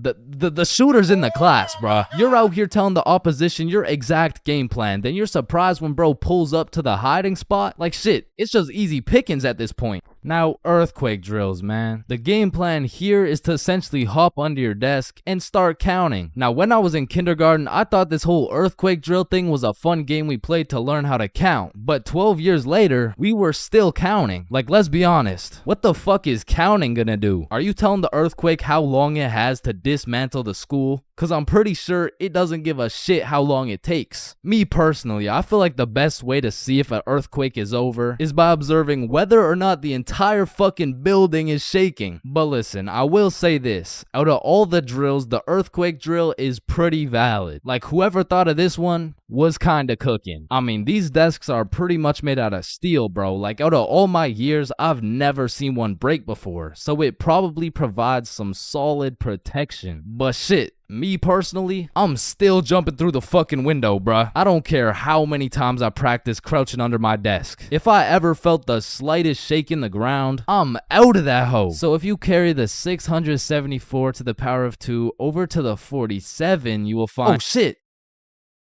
Well, why did Chains just dive out of the window? Shit, I don't know. Now I'm gonna keep it a stack. I've never done a single tornado drill in my life. So after doing some quick research, it looks like you just, you do this. Now I don't know shit about tornadoes, but what I do know is that I'm not gonna be doing this shit. Like, I'm no scientist, but I don't think the doggy position is gonna stop the tornado from packing you up. So to be honest, once again, I'm jumping out the fucking window, bro. Like, that's just my default reaction. And if that tornado ends up putting me on a t-shirt, then so be it. At least the last position I was in before I died was not the face down, cheeks up pose. But bro, imagine being the kid who poorly timed his piss and now the fire alarm's going off midstream. And you don't even get to know if it's a drill or not. Then there's the whole do you wash your hands dilemma, right? Cause you don't want to get trapped in the fire and fucking die, but on the other hand, you don't want to just not wash your hands. Because if it's a drill, then you're just left with dirty ass hands. And while you're trying to decide whether to wash your hands or not, the class is outside taking attendance like Rosalina. Here. Jared. Here. Chains. Chains? Oh, fuck. Where did Chains go? I don't know, bruh. Shit. Oh, no. I was just in the bathroom. Woo. Oh, you scared me there for a second. Wait, did you wash your hands? No. I was in a little bit of a rush. Get back in there and wash your hands, buddy. Now the thing about school drills is they happen pretty often. I mean, every few weeks they throw in a fire drill here and a little earthquake drill there. So when the fire bell actually goes off, motherfuckers just assume it's a drill. They're out here horsing around, making jokes and shit, while the school's actually getting fucking cremated. But after almost all the drills are alphabetical, single file line goes out to the front of the school and on the field with every other class. And the amount of buffoonery that goes down on this field is insane. Bro. I mean, everyone walks in with a single file line, but after 5 minutes, that shit looks like a Travis Scott concert, bro. Like, I remember one time my high school got a bomb threat called in, so every class assembled the good old alphabetical line and we went out onto the field. And we were out there for a minute, bro. I remember looking around and these motherfuckers were running the world's biggest game of duck, duck, goose. Like there wasn't a whole ass bomb threat called into our school. That same day, one kid brought a football to the field, and all of a sudden, motherfuckers are running a pickup game while we're waiting to see if our school is gonna explode or not. And of course, the teachers tried to stop it, but these kids just used that as a diversion play and got another touchdown. Alright, so now that we thoroughly dissected each and every school drill, it's only fair we hit them with a tier list. So let's see what we got here. We're starting with lockdown drills. What are we saying? Fucking F tier. Holy shit, they are ass. Alright, next up we got fire drills. Now these drills do get the job done, but I'm not gonna lie. I'm not fucking with this whole single file alphabetical bullshit. So I'm gonna have to give this John a C tier. Now tornado drills. You gotta go in the doggy position. Bro, I got no choice but to give this a D tier. And last but not least, my personal favorite, earthquake drills. They're still kind of ass, B tier. And bro, I know some of y'all may be thinking, you can't just talk shit about the school drills and not present any better solution. Well, lucky for you, I have devised the best and only way to fully counter any natural or artificial disasters. It's simple. For a guy like me who's 7 feet, 325 pounds, 0.5% body fat, and a 7-foot wingspan, I just simply remove myself from the situation. However, I do understand that I am built different. So for your average Joe, I have devised another plan. It's also simple. The moment some shit goes down, everyone runs at full speed out of the building. And of course, some would argue that not everyone is gonna be able to make it out of the building in time and that some people are faster and stronger than others, and you know what that's called? Natural selection. You see, if I was principal, instead of running students through these impractical drills, I would be running students through different kind of drills. I would have my students in peak physical condition. Instead of a fire bell, I would have a push-up bell. At any given time, if that shit goes off, you drop down and give me 50, or your ass is getting expelled. You see, this way, when there's a fire, everyone can simply remove themselves from the situation. Or in other circumstances, they can simply intervene.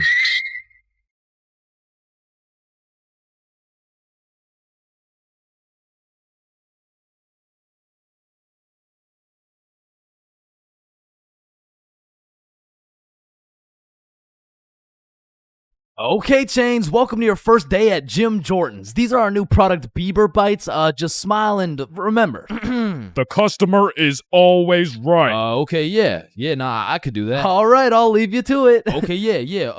Hey, sir, Hey what can there, can I get some Bieber bites? Yeah, how many? Right. How about this? Hey, let me get a pack of Justin Bieber's balls. Funny, yeah. How many do you want? Hey, let me get a pack of Bieber's sack. Okay, yeah, how many, bro? Hey, let me get a taste of Justin Bieber's wiener. Back in my day, I used to work at a fast food place called Jim Jordan's. Now, for legal reasons, this is not Tim Hortons, okay? It has J's and shit. Like, they don't even look that similar, bruh. But honestly, working at Jim Jordan's, I felt like Johnny Sins, the way I'd put on my uniform and go to work just to get the soul sucked out of me, bruh. And instead of dealing with a bunch of fat asses, I'm dealing with a bunch of fat asses talking about... Alright, so I ordered an extra large BLT with ranch, extra bacon, no veggies, and I only got 5 strips of bacon. I want a new one. Okay, yeah. Where's the sandwich? I ate it. Of course you did, bruh. Like, you do not need more food. I don't think your arteries could compensate for any more bacon. No, my doctor said I'm in shape. I mean, yeah, bro, you're in the shape of a circle. I mean, I don't even know how you made it through the door. Oh, shit, damn. Now, believe it or not, I was a Jim Jordan's Hall of Fame employee. Shit, I was the best in that whole goddamn establishment, bro. And no, it's not because I was the sexiest, hardest working, strongest, most intelligent dude they'd ever seen. It's because everyone else was ass, bro. On the drive-thru, we had the Indian homie Dill Preet, and the only English he knew was the Jim Jordan's menu, bruh. Welcome to Jim Jordan's. What can I get for you? Hey, just give me a moment. I give you donut. No, I need time to think. You need chai, tea, drink? No, can you wait or not? Okay. 1 tater tot. No! Wait! You want 8? No! Okay, stop it. You know what? Okay. Chocolate donut. Then over making the food, we had this sweet 83-year-old lady Linda who was 20 years too old to be doing this shit. Okay, Chains, here's the cheese bagel. Thank you, Linda. But yeah, this is the 9th cheese bagel you've given me in 20 minutes. Oh my good gracious, I'm sorry. I'm sorry. Oh, what's this? Oh, cheese bagel coming right up. And overworking the counter, we had Sebastian. Now, don't get me wrong, Sebastian was a really nice guy, but...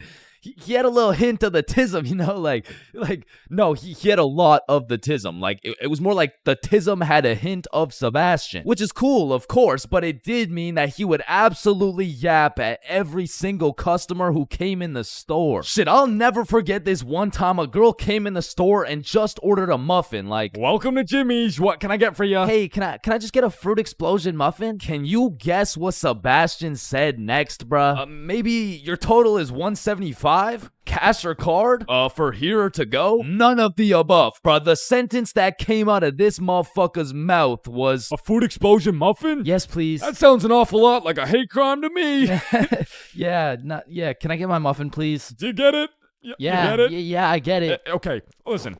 It's like You really okay, don't need to explain. Explosion, okay. Sir, you don't- it's like if you took a bunch of gay people. So that's Sebastian. And over on drinks, we had this dumbass 15-year-old who's always spilling and shit. That was me. Yeah, that was me. I was ass too, but like I was still the best by default though. So the point is, our Jim Jordan's crew was looking like a group of clumsy villains from a Disney movie. But just because we were all really ass at our jobs doesn't mean we were useless. Because if there's one thing we knew how to do, it was making people's days even worse than they already were. You pull up to our drive-thru all happy, just wanting a small coffee? Shit, you're leaving with a small hot tea and some suppressed anger you'll probably bring home and let out on your wife and children. You pull up to our drive-thru just wanting a breakfast sandwich? You're leaving with nothing because we ran out of eggs and cheese and bread and the breakfast and the sandwich. You pull up to our drive-thru pissed off, complaining about how there's not enough mayo in your wrap? Bro, you're leaving with a wrap filled with super special secret Sebastian sauce. So I'm sure you could probably tell, but we had to do a lot of customer service and talk our way out of a lot of mistakes. And by we, I mean me, bruh. I was the designated customer service dude, because before it was me, it was Dilpreet, and that shit would usually go something like, "Hey, I just took a bite out of my chicken wrap, and it literally tastes like someone busted a nut in that shit." A nut? Yes, someone busted a nut in my goddamn food. You want a donut? No! And then before Dilpreet, it was Linda. "Hey, I just took a bite out of my chicken wrap, and it literally tastes like someone busted a nut in that shit." Oh my heavens, that's horrible. I'm sorry, I'll get you a refund right away. Ah, thank you.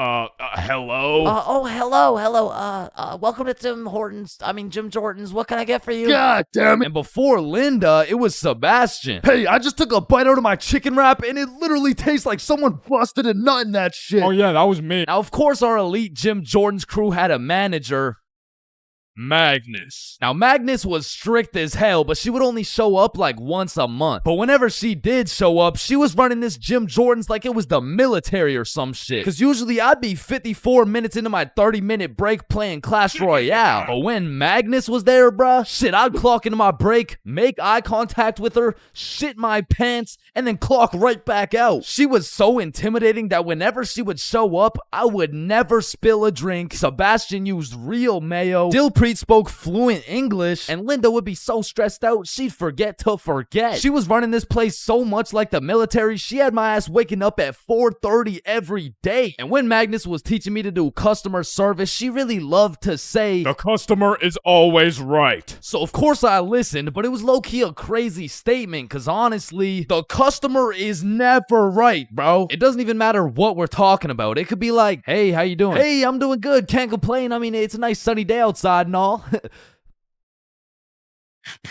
Damn, this chicken wrap is good as hell. I am 100% sure nobody busted a nut in this. And I don't know about you, but I personally have never complained about my fast food order ever. I usually just get my order, check the bag, realize instead of a Big Mac, they gave me a McChicken with a bite taken out of it, cut my losses, and I keep it pushing. But some of these motherfuckers in the Jim Jordan's drive-thru come in like you just murdered their entire family and then took a shit in their coffee. Oh, shit. Hey, you! There's not enough sugar in my fucking coffee! Oh, okay, yeah, sorry about that. Do you want me to add more sugar in? No, this is unbelievable! Now, I swear these angry customers love to throw around the word unbelievable. But I'm not gonna lie, we forgot to put sugar in your coffee. It's pretty fucking believable, bruh. I mean, look at the staff. We're getting paid minimum wage. The guy who took your order doesn't speak English. The guy who made your order's a 15-year-old running off 2 hours of sleep. And the rest of our staff is playing fucking patty cake. You're lucky we even had enough brain cells to get you the coffee. And I'm gonna be honest, it was a blessing that I was broke as shit and really needed that job, because if I didn't, I would have crashed out for sure. "Hey, some dumbass forgot to put cheese in my fucking grilled cheese." Oh, hell no. Yo, Linda, you hear this ungrateful piece of shit? Oh, hell no! You keep running your mouth, I'm about to grill your cheese, bitch! "What the fuck is your old ass gonna do?" Do not talk shit about Linda. Like that, and I busted in your sandwich last week. Wait, what?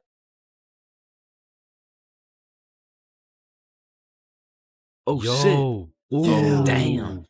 That's why you don't mess with me. Yo, I'm chill. Jordan Johnson. Mr. Johnson, why did you beat Kyle's ass?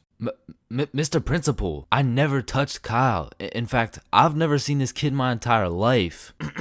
How do you presume he received a concussion, 2 broken ribs, a black eye, a broken nose, and a dislocated shoulder? I mean, he must have fallen down the stairs or something. Okay, Mr. Johnson. How do you explain this? That's why you don't mess with me. I'm Jordan Johnson. But I mean, you got the wrong Jordan Johnson. Then, what happened to your knuckles there? Shit, these ain't even my knuckles. Listen, I am not one to condone violence, but I'm not gonna lie, school fights are a major part of the high school experience. I mean, there's something about a good old school brawl that just boosts students' morale. Like, there is nothing that gets you through the rest of the day like some kid getting his ass beat in front of the entire school. And truthfully, it's just a community building experience because it gives everyone something to talk about. Yo, did you see the fight? Yeah, bro, Kyle got his shit rocked. Wait, are you guys talking about the fight? Yeah, bro. Man, Kyle got fucked up, dude. Overall, in school fights, everyone wins. Like, the fighter gets some respect and the crowd gets some entertainment. It's a win-win. What about me? But tell me why when a fight breaks out, the entire school will be recording, but not one person can get a good video. It's like when a fight breaks out, every motherfucker recording starts having severe hand spasms. I mean, as the person recording the fight, you literally have one job: to record the fight. Damn, I just missed it. What happened? Oh, well, lucky for you, I recorded the entire thing from start to finish on my brand new Samsung. Check it out.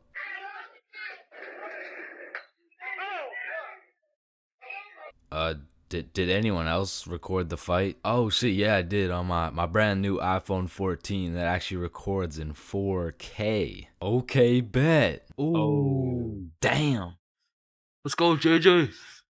that's why you don't mess with me. But bro, there's just a video of your face for 8 minutes straight. And watching some of these fights are funny as hell because some motherfuckers will come in swinging like KSI. Some motherfuckers are out here thinking they're Daniel LaRusso. And some motherfuckers should just not be fighting. Which is honestly the best part because where else could you catch a 6'5", 250-pound big body scrapping some 5'2" nerd? Like, the UFC would never let that shit slide. Plus, you get to watch it all for free. But me personally, I've never gotten into a school fight. But don't get me wrong, if someone wanted to catch these hands, I could hit him with the little knuckle sandwich, if you know what I mean. But truth be told, I could never lose a fight. Not because I know how to fight, but because for Bob, shit was on sight. And trust me, you don't fuck with Bob. Bob's got a better record than Floyd Mayweather. And I even heard one time he got into a little altercation with Mike Tyson.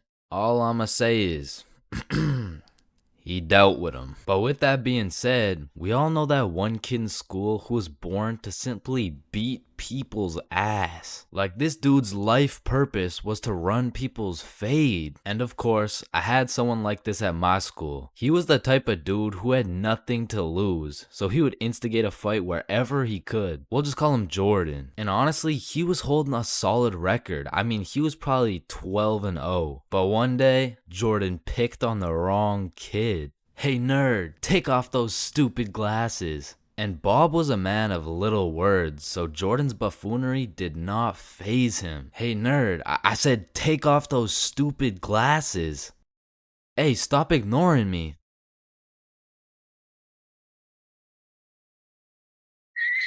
And without saying a word, Bob just ended Jordan's whole career. And ever since that day, nobody messed with Bob. That's why you don't mess with me. Yo, I'm Jordan Johnson. Halloween is the spookiest time of the year. Everywhere you look, it's vampires, killer clowns, old dudes in white vans trying to steal some children, which are all very scary things, especially killer clowns. But none of these spooky things scare me more than my worst fear: going to jail, dropping the soap, and getting my booty snatched up. Now that's some real spooky shit right there. And I know some people are gonna be thinking, oh, that's just a myth. It's a stereotype. Nobody actually gets their booty snatched up for dropping some soap. But when it comes to my booty, I don't want to fuck around, and I sure as hell don't want to find out. But everyone knows drinking can heavily influence your judgment, and on one specific day, my judgment was affected, and I found myself fucking around. And everyone knows what the chart depicts. The more you fuck around, the more you find out. This story takes place in grade 10. It was a crisp Halloween night. The houses were decorated, the leaves had fallen, and the jackos were lanterned. And as me and Billy walked down to the homie Bob's crib, we could pretty much smell that Halloween spirit. And when we knocked on Bob's door, we were surprised the homie Bob didn't open the door. It was Bob the Builder. Dude was fully suited up from head to toe. And when me and Billy seen that, we already knew we needed some costumes. So we go to Bob's closet and come out absolutely dripping into Mario and Luigi costumes, mustache and everything. But now that we undeniably had that shit on, we still had yet to find something to do. But lucky for us, the night was still young, so we got to brainstorming. Alright, it's Halloween, bro. We gotta do something. Yeah, let's go find a party. Bet, let me check where they're at. Okay. Yeah, there's no parties, bro. Fuck. I mean, we could trick or treat. Shit, we might have to, bro. And just as 3 15-year-olds decided we would knock on strangers' doors asking for candy, our Halloween was looking grim. And not in a good way. But you know what they say. Can we fix it? Yes, we can. Because Bob pulls through and sets up a goddamn 3-man mission. And just like that, Halloween goes from an L to a W night. And I thought the homies and I couldn't get more hype, that is, until Bob pulls out a bottle of Hennessy. And you would have thought Peach took the kids the way I was abusing that bottle. And we passed it around until we were all tipsy. Then we started walking to Chloe's house for the little Halloween 3-man. And it was already 9 p.m. at this point, so we're walking through the neighborhood admiring these decorations when we see the creepiest house of them all. It was Chloe's crib. So we walked through a whole graveyard just to knock on the door, and Chloe opens it looking like a whole angel. I mean, like literally, like she had the halo and the wings and shit. So we go up to her room where her two friends Lucy and Mia were, and we sit on her bed. And I'm not gonna lie, it was a little awkward, bro. I was sitting there with my Mario fit and my little mustache like, so, Chloe, why'd you choose to be an angel? I don't know. I just liked it. Why'd you choose to be Mario? Shit, you know, Mamma Mia, am I right? Shit. Fuck. Then Chloe whips out some tequila and all of a sudden we're playing drinking games and shit. But honestly, I was just trying to get drunk, so it'd be like, haha, drink up. Oh no. Alright, it's your turn. Wait, you're supposed to get it in my cup. What the fuck? And after purposely selling multiple games of tequila pong, I was feeling what some would call completely and utterly drunk as fuck. And next thing I know, we're playing spin the bottle. And I was up, so I spin the bottle and it spins and spins and lands on Chloe. And in my head, I'm thinking...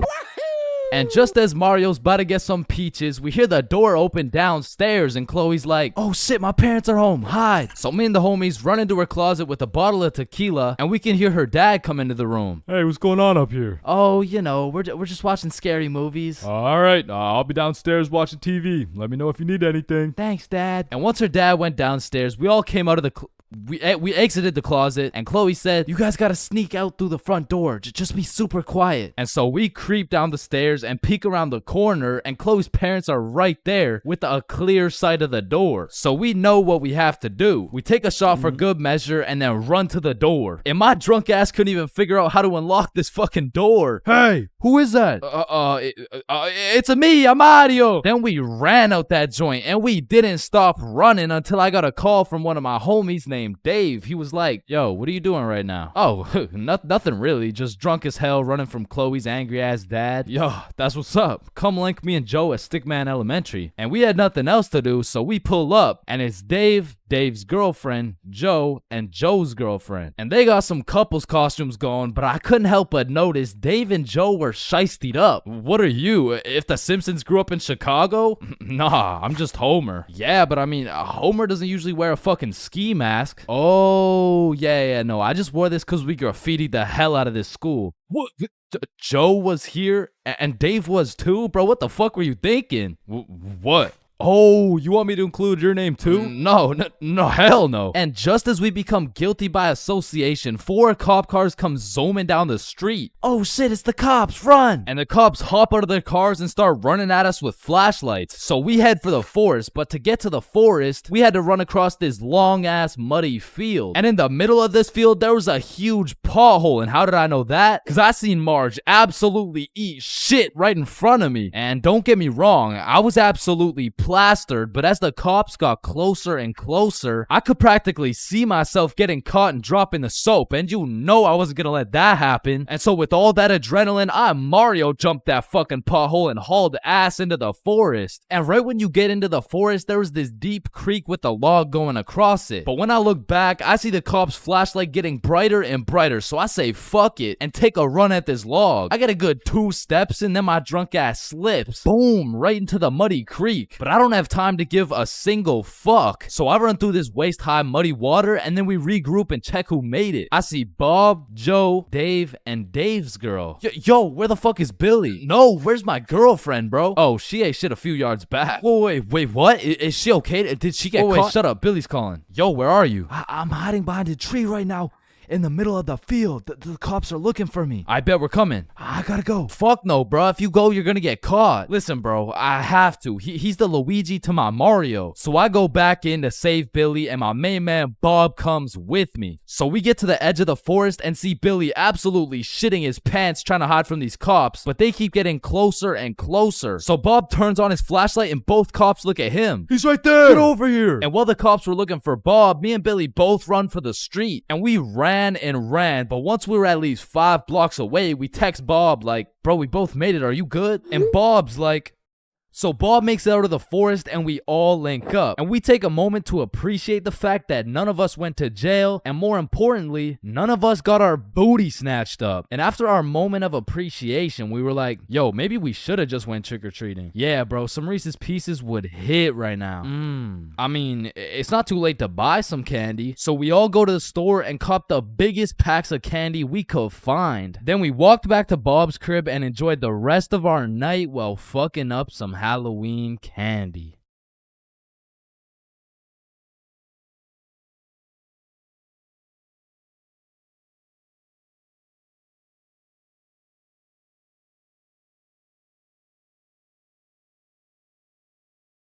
Five, 4, 3, 2, 1. Happy New Year! Oh my god. Yeah, let's go. For my New Year's resolution, I'm gonna go on a diet. Nice. Oh, and I'm gonna quit vaping. Let's do it. Oh, and I'm gonna go vegan. Oh, nice. And I'm gonna stop beating mommy. Oh. 3 days later. Man, fuck the diet. Right? I didn't even want to go vegan anyways. Wait, guys. Where's Jonathan?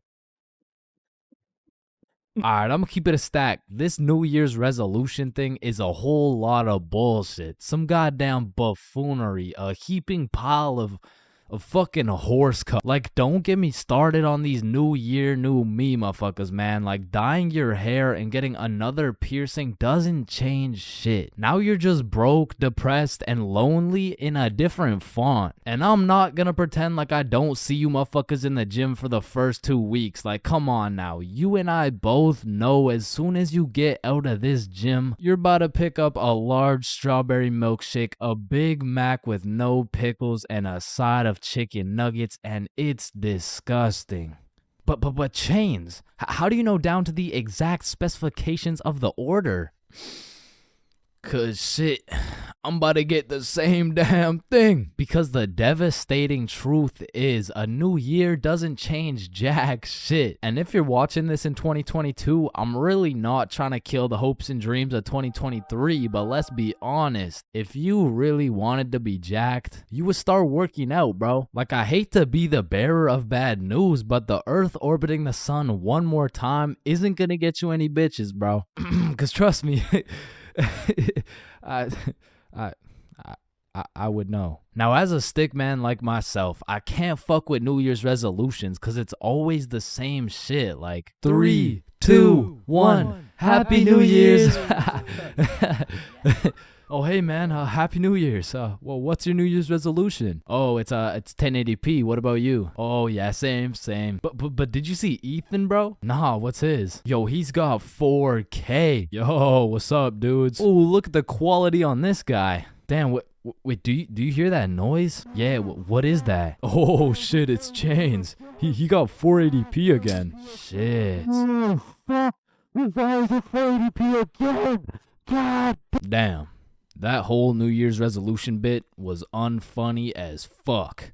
Like corny as shit. Well, speaking of corny jokes, New Year's seems like the time when motherfuckers feel like it's okay to start whipping out the most overused and unfunniest jokes of all time. Hey Chains, watch this. Happy New Year. Hey Chains, I haven't seen you since last year. So you know how it's gonna be 2020 soon, right? Yeah, what about it? Well, I got 2020 vision.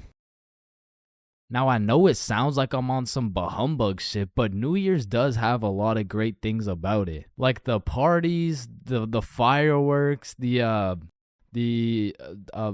parties. And so you may be thinking, Chains, why are you like the Grinch of New Year's resolutions? Why do you hate New Year's resolutions so much? Well, the truth is, my hatred for New Year's resolutions dates way, way, way back to 2016. It was December 31st, New Year's Eve, 11:59 p.m. This was the very day when a young, hopeful Chains decided my New Year's resolution would be to acquire a girlfriend. I tried and I tried, but as 2022 comes to an end, my girlfriend remains unacquired. Fuck,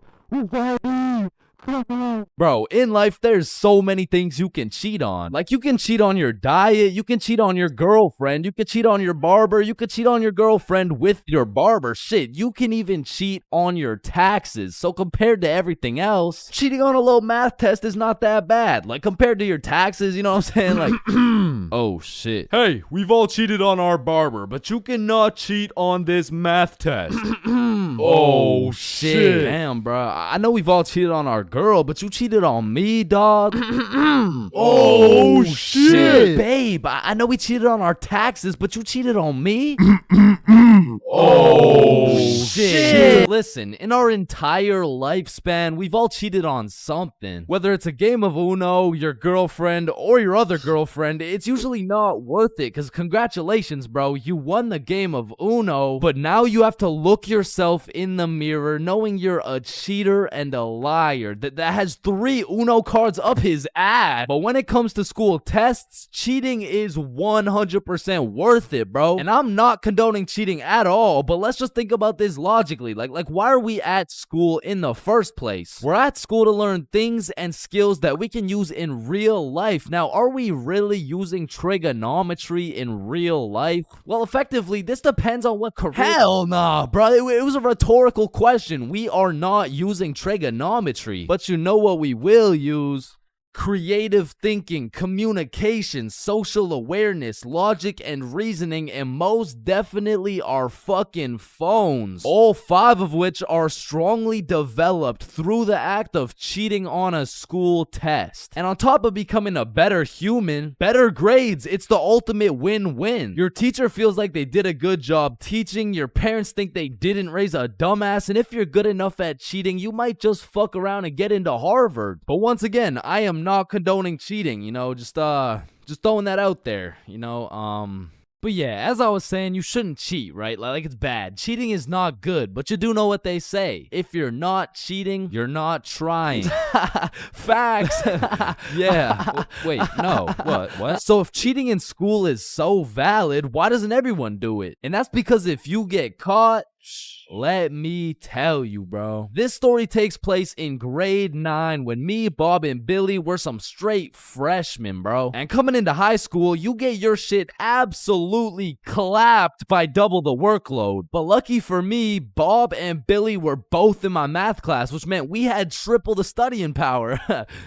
But we also had triple the fucking around power, and we used that shit to its maximum capacity, bro. But you know what they say, the more you fuck around, the more you find out. And when we got our first test back, shit, we found out. We found out we're a bunch of dumbasses who were about to fail grade 9 math, and we couldn't let that shit happen. So for the next test, we studied extremely hard off George's math test during the test. I mean, we were cheating with maximum efficiency. Like, we had a whole assembly line where Bob would look at George's test, throw up the number, and Billy would pass it along. And all of a sudden, our grades are making the meanest comeback Mr. Matheson had ever seen. I mean, life was great. We went to school, cheated, played some Fortnite, succeeded, browsing history, deleted, and then repeated. I mean, we were just living life with no worries until the polynomials test. I walked into this test thinking, I know what a polygon is, I should be chilling. And when the teacher handed out the test, I was bewildered to see all these fucking letters on my test. Like, is this math class or English, bruh? Yeah, I think I got the wrong sheet. Huh? No, that's the right test. Well, what's the deal with this? I mean, that's just polynomials. Dog, I can name every single polygon, but who the fuck wrote Elon Musk's son name on my goddamn math question? Yeah, Chains. That's what we call a variable. It's called a variable. Yeah, I know. I know that, and I knew it before you said it too, cause we learned about it in class. Yeah, right. Right. Now, this would have been extremely bad if we didn't have the ultimate method we like to call George. Because George was one of those dudes who loved studying. Like, he'd wake up and go to school, then come home and study till he dropped, bro. Like, if you kidnapped George's whole family and told him you'd only give them back if he answered this equation, this motherfucker would just be happy he got more homework, bro. And cause of this, we had a little deal going with George. If he let us cheat off his math test, we would teach him how to be a normal dude. We were teaching this kid how to dap someone up, how to use slang, and all I'ma say is, this motherfucker should have just stuck to math, bro. Yo, Chains, sauce me a bite, big dog. I got you. Shit, Chains, you just busted in my throat, gang. Hey, yo. George, what you just said right there sounded gay as hell. Type shit. No. So as I was saying, I'm looking at this math test with more letters than numbers, and it would have been raps for me if it wasn't for the George method. So I'm looking at Billy, Billy's looking at Bob, and Bob's looking at George's test, and we're absolutely flying through this polynomials test. And about halfway through, I look up to get the next answer, and I get jump scared by Mr. Matheson mean mugging my shit. And you can see it in his eyes. He knew exactly what was going down, and he took me, Billy, and Bob's tests and took us to the hallway. What do you guys think you're doing? Polygamy. I'm pretty sure it's like Why did I see you three throwing up your fingers during our test? Well, you see, Mr. Matheson, we're gang affiliated. No, bro, what the fuck? All right, you three, cut this shit. I caught you cheating. All three of you are getting zeros on this test, and I don't want to see it happen again, or I'm contacting your parents. All right, it won't happen again. You're right. We're not in a gang, by the way. Yeah, I know, buddy.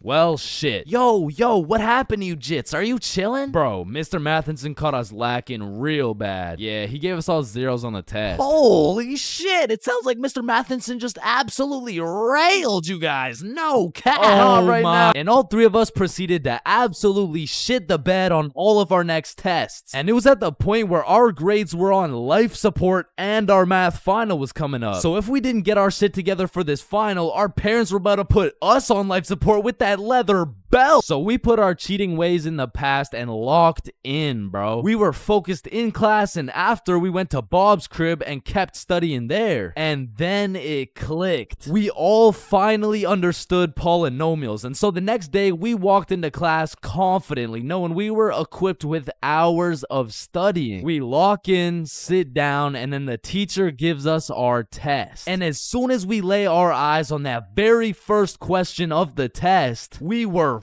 fucked. Now, don't get me wrong, we could do polynomials all day long, but we forgot this was a final. Meaning we forgot to study numeracy, exponent laws, rational numbers, linear relations, inequalities, geometry, probability, and statistics, and in other words, we didn't know shit. And before I can even make eye contact with the boys to tell them I'm fucked, these motherfuckers already hopping back on the George method. And listen, bro, as you can tell, I'm no mathematician, and I did not study probability or statistics, but from what I'm seeing at this very moment, I have two options. I can do the test legitimately and have a 99% chance of failing grade 9 math and getting my shit whooped while simultaneously having my entire family realize they raised a dumbass who won't go anywhere in life and is destined to draw stickman for all of eternity, or I could cheat.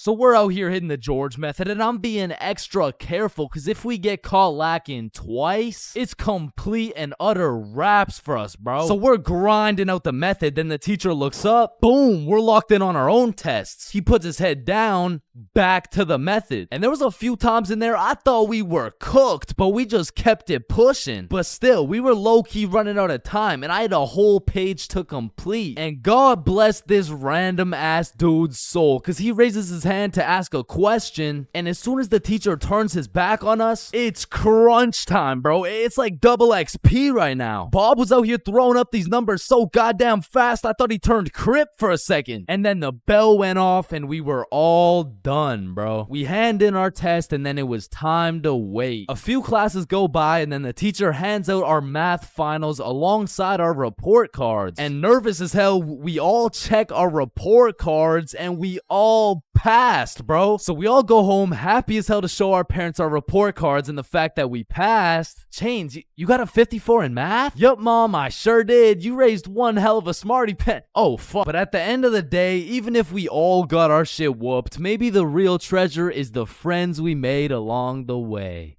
Yo, homies, I'm bricked up right now. Oh, no.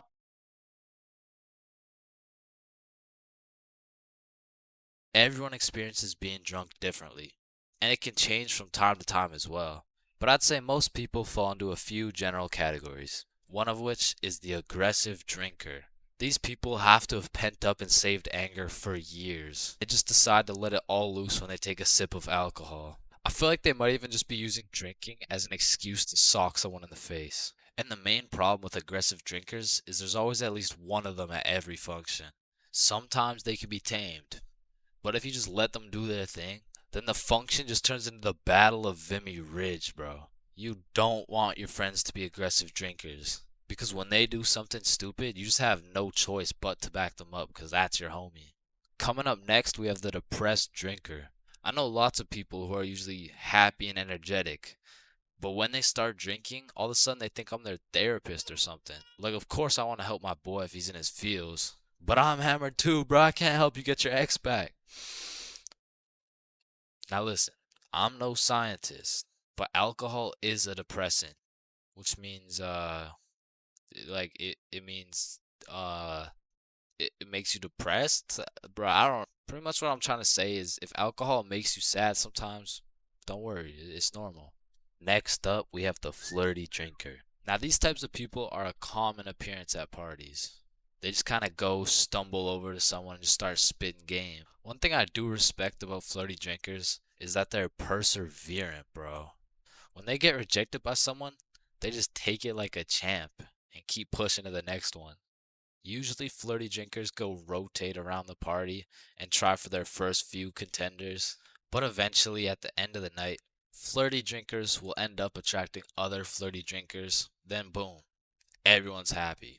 And come on, everyone knows the I love you guy. Man, I love you, man. Nah, like, I don't think you understand. Like, I really love you, man. And whatever you need, I got you, bro. And I just really love you, man. Bro, who the fuck are you? And of course, we got the designated driver. Next, we got the loud one. Hey, bro, sometimes the alcohol just makes people talk way too loud. In some settings, it'll slide. But in other settings, At parties, these are usually the type of people to be in the mosh pits because they're always super high energy, and sometimes they can be kind of annoying. Man, who would be this type of drunk, am I right? Alright, it's me. And if anyone else is this type of drinker, I know you can relate. When you wake up the next morning, not only you get hit with the hangover, but your voice is just completely gone. And I'm not even usually a loud person. But man, alcohol just works its magic and has me yelling like Kai Cenat. Hangovers being this type of drinker has to be one of the worst. I guess next to aggressive drinkers, you know what I'm saying? Anyways, we're moving on. You also might have encountered the philosopher. I couldn't tell you why, but for whatever reason, after taking 5 shots, some motherfuckers just become a philosopher, bro. They just have philosophical questions coming out of nowhere. And they low-key be spitting too. Hey man, love doesn't even exist, bro. It's all just an illusion. Love is just a chemical reaction that occurs in your brain that was programmed to make us inclined to reproduce. Next up, we have the OD, overdrunk. This is the 7th and final stage of being drunk. If you've seen the 7 stages of drunk video, you'll know exactly what I'm talking about. But some people are just prone to drinking way too much. And somehow, they always find themselves blackout drunk. But yeah, there's not much to say. They're pretty much just unconscious. And of course, we have the chill drinker. These people are just pretty neutral. They just be talking at a normal volume about normal stuff. And honestly, these people are just overall enjoyable to be around, especially when you're drunk. Let me know in the comments if I missed anything.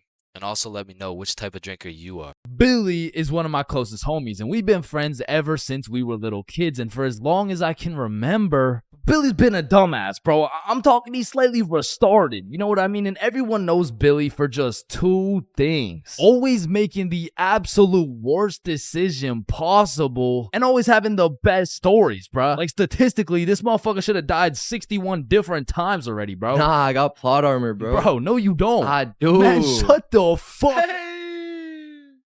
What the fuck? Now, this story takes place on February 14th, 2025, Valentine's Day. And I'm gonna be so honest, this story is one of the craziest stories I've ever heard in my life, bro. So, wait, can you swear to them that is real? It is. Say you swear. I swear, bro. On everything you love, the Valentine's story happened, bro. On everything I love, the Valentine's story really happened. It was a fine Valentine's Day night. Bob, Billy, and I were all some single dudes, except Billy had a little situation, you know. He was talking to a girl named Elise, and they would hang out from time to time, but it was a new thing, so they weren't really dating, and they were definitely not Valentines. Now, I don't know much about Elise, but just 2 weeks prior, Billy was telling me about how he met some cute girl. They would text, they would hang out, but for whatever reason, their conversations would always be some like, hey, how you doing? Oh, I'm good. I am a little bit stressed because I'm moving and everything. Oh yeah, moving sucks. How about you come over, I relieve all your stress type shit. Billy, I really like you. I like you too, Elise. But I think you might be a whore. Wait, what? Like, you're most likely a bot. Okay, wait, I mean, you're like, definitely a fuckboy. Okay, chill now. I've never fucked a boy in my life. So keeping that in mind, we were all single, and this Valentine's happened to land on a Friday, and because of this, we going to the club. yeah. Yeah. So the plan was simple. We go to the drink store to get something to pregame, go back to my house, and then hit the club, fall in love, and live happily ever after. Now, the problem was, Billy was stuck working a 9.5-hour shift until 10 p.m. Now, he was the pizza delivery guy for a chain we'll call Big Caesars. So he's doing his thing, delivering those Valentine's pizzas. Well, me and Bob decided that we would go get the drinks now and meet Billy back at the crib once he's off work. So we hop in the car, we get to the drink store, and at this point, it's 9:30 p.m. And so Bob calls Billy to ask what he wants. No answer. I call him. No answer. We both text him. Nothing. Now, this was strange because Billy usually responds while he's working, but we shrug it off. We go inside the store and get Billy his go-to bottle. Hennessy. So we go back to my house and get to my room at about 10 p.m. and still no word from Billy. So we're waiting for a good 20 minutes and then I get a text message from Billy. The craziest shit ever just happened. So I'm like, what happened? Bro, It's so crazy, I need to tell you in person. So Billy whips her over to my house, kicks down the door, and instantly starts breaking down the craziest plot I've ever heard, bruh. Yo, listen, this story takes place 1 hour ago. It was 9:30 p.m. and Billy was finishing up a long 9.5-hour shift with his very last delivery of the night, but the problem was his phone was on 1% and he didn't even have a charger, so Billy locks in and memorizes all the directions to get there right before his phone dies. So from one side of the city, Billy goes 100% straight off the dome to the other side of the city for his last delivery on this fine Valentine's Day night. Billy hops out the car, walks up to the house, knocks, and they open the door. Hey man, happy Valentine's Day. Oh, thank you. Thank you so much, but I didn't order a pizza. Oh shit, are you sure? Gerald, did we order a pizza? Fuck no. Yeah, no, we didn't order a pizza. I don't know. It says a meat lover's pizza for 3516. Oh, honey, no, this is 3416. 3516 is all the way around the back of the cul-de-sac. Oh, okay, thank you. Have a good night. So Billy's walking for a good 8 minutes to get to the back of the cul-de-sac where at last he finds 3516. He walks up to the door, knocks, and a fine-looking woman in her 40s opens the door holding a vape, and Billy sees a little potential here. Hey, happy Valentine's Day, man. Oh, thank you. Of course, beautiful. How's your Valentine's Day going? You know, it's okay. Why's this okay? You ain't got no special plans? Well, honestly, my husband's out drinking at the bar, so... Bro, this was the perfect situation for Billy, bro. There's so many things he could say to make a move right here, and out of the infinite combinations of words he could put together, he says... Well, a man's got to drink, you know? Yeah, okay, yeah, well, anyways, here you go. Keep the change. Have a good one. Billy fucking sold, bruh. He missed a wide open layup, and as he turns around to head back to his car in shame, Billy gets an idea. A genius idea, if I do say so myself. So Billy turns back around, walks back up to the door, and knocks again. Hey, what's up? Hey, so my car, like the pizza car, is on the other side of the cul-de-sac. So if there's any way I could cut through, it would save me like 10 minutes. Yeah, of course, come in. And this motherfucker just got his own rebound off the backboard, bro, but he only has 60 seconds on the shot clock to make a move, and so he starts breaking down that professional barrier. So what's your name? My name's Angelina. What's your name? My name's Billy. Wow, you have a very beautiful name. And you have a very beautiful smile. Oh, thank you. Holy fucking shit, he was cooking, but they had made it to the basement, meaning he only has 30 seconds left before he's back to the cold, lonely outside world. So Billy cooks up yet another genius play. Angelina, I really hate to ask, but is there any way I could charge my phone real quick? Like, I just need to get it to like 5%. Of course, honey, sit down. It's no worries at all. This motherfucker Billy did it again, bro. Now, I don't know if it's because she just wanted some human connection on his Valentine's night or she was genuinely just being nice, but this motherfucker's now in a position where he's posted up on this woman's couch in her basement at 10 p.m. on a Valentine's night. Yo, what flavor is that? Oh, it's mango ice. It's my favorite. Damn. You think I could take a hit? Only if I could hit chores. Oh, shit, I bet. So as these two fiends are bonding over a little nicotine addiction, Billy's like... So you said your husband went out to the bar? Yeah, he did. To be honest, it kind of hurts because like it just sucks to be alone on Valentine's Day, you know? Yeah, 100%. I feel you. I don't got a Valentine either. Type shit. Now at this very moment, Billy's about to shoot a shot farther than a three-pointer, farther than a half-court, full-court football field. This was a blindfolded shot from Mars by a 6-year-old kid with Down syndrome, bruh. I mean, shit. We could be Valentine's tonight. Oh, that's so sweet. But my daughter's upstairs. Ah, shit, yeah. I get it, but like this couch low-key spacious though. I mean, it's not that spacious. Really? Billy, you're funny. Now at this moment, Billy's 0 for 3 with these shots. I mean, the defense line was tough. She's got a whole husband and a daughter who's just posted upstairs, probably waiting for that fucking pizza. But to be fair, Billy was still on the court, but his phone was already at a good 3% charge, so he needs a game-winning shot right now, and so he reaches deep into his bag. I'm talking middle school years. He pulls out a shot I never thought I would see in the big 2025.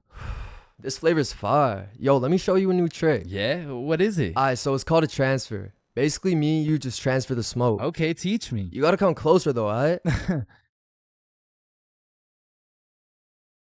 This motherfucker Billy switched the shot, bro, against all odds. Just 15 minutes ago, he was some bum delivering her Big Caesar's pizza. All of a sudden, now she's hot and ready, bruh. And so Billy's making out with some random dude's wife for a good 5 minutes. Then she's like, is your phone charged? Yeah, I appreciate it. Let me charge everything. Of course, honey, it's my pleasure. All right, I'm gonna text you. Okay, drive safe. And Billy leaves this married mother's house after making out with her as the fucking pizza delivery guy. Bro, what the fuck? Billy, are you dead ass? I swear to God. Bro, that story is fucking insane. I mean, shit. I'm not done, bro. Because if there's one thing that Big Caesar's taught Billy, it was how to deliver, bro. So he takes the receipt, boom, takes her number down and texts her. So he drives back to Big Caesar's, goes in, clocks out, hops in a car, drives home, goes inside, showers up, gets out the shower to check his phone. No response. Damn. So Billy tries calling her, straight to voicemail. He changes the no caller ID and calls again, and it rings, meaning she blocked his ass, bro. And I have no clue why she would do such a thing. I mean, like, yeah, she has a husband and like a kid and probably another boyfriend on the side, but damn, say something. And that's the moment when he gets a Snapchat notification. Elise has added you as a friend. Now, Elise is the girl he's been talking to on Snapchat, so why would she even have him unadded in the first place? So Billy's like, you unadded me? And she just hits him back with a WID. Shit, I just got off work. What you doing? Oh, I'm just chilling at home. And then there's a brief pause. Do you know whose house you were just in? Do I know whose house I was just in? I've been to her house before. She doesn't even live close to... Wait. And Billy starts piecing everything together. How Elise was moving houses, all the boxes laid out in that woman's house, how Elise's family loved eating Big Caesars, and the woman's daughter being upstairs the whole time. Oh, fuck. Billy hooked up with his girl's mom. Now, we have no clue what her mom told her, because it makes the most sense that she said something along the lines of, hey, why did the pizza dude take so long? Elise, I think he was flirting with me. Because let's be honest, what is the other option, bruh? Hey, why did the pizza dude take so long? Yeah, no, I mean, I just cheated on your father with the Big Caesar's pizza delivery guy who actually just happens to be your age. So Billy's texting Elise, trying to play it cool, like, oh, I had no clue that was your house. What are the chances? And she just says, yeah, I get my good looks from my mom. And then she blocked him again, bro. Because after telling her 100 times that he's not a hoe, he's not a bop, he's not a fuck boy, I accidentally hooked up with her mom, bro. Billy, you know I gotta make a video about this, right? Yeah, I know.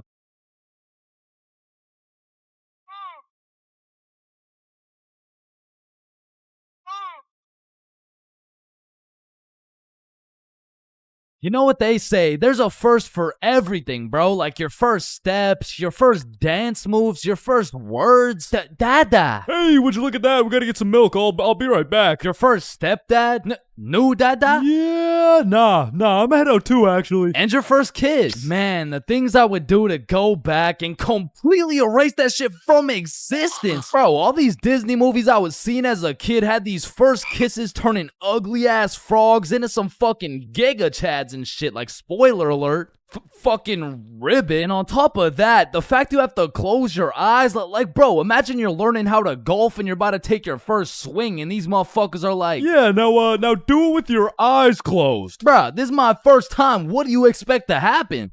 Like, honestly, my first kiss is top 5 worst Chains moments of all time. And let's just say it's not 5 or 4. Or 3. That shit was really bad, bro. So with that being said, this story takes place in grade 7, which is the year I got my first girlfriend. Now, I told this story a few months back, but I purposely left out the part of my first kiss. Well, gosh diddly darn, Chains. Why would you do such a preposterous thing? And the truth is, I was planning on taking this shit to the grave with me, bro, but fuck it. Sometimes you just gotta let the world know. Okay, you're right. I got something to get off my chest. Epstein? Wait, with the what? So for the homies who haven't seen the video, one day me, Bob, and Billy were mobbing around our local mall when we seen these 3 girls from our class. So we walk up to them and lay down some of the meanest 12-year-old riz these girls had ever seen. Hey, yo, shorty, I think I just shit my pants. Can I get into yours? What the fuck? Oh, shit, my bad. My fault. Hey, yo, shorty, are you a cigarette? Am I a cigarette? What? Cause I'm trying to get lit and put your butt in my mouth. Wait, what? Nothing.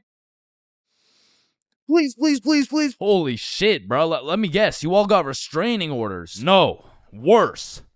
We got fucking girlfriends. And 12-year-old me had no business dating nobody, bruh. Like, my dumbass could barely even handle playing Fortnite with a girl. Like, oh, hey, Gamer Girl 97. I'm kind of low. Can I chug on your jugs? What? Oh, no, sorry. Whoa, I mean, I just want to slurp on your juice. No, I'm sorry. I mean, like, I need heels. Can I trade you? What do you need? Oh, yeah. Is there any way you could give me some mats? Oh, yeah. No, I'd love to give you my wood. Huh?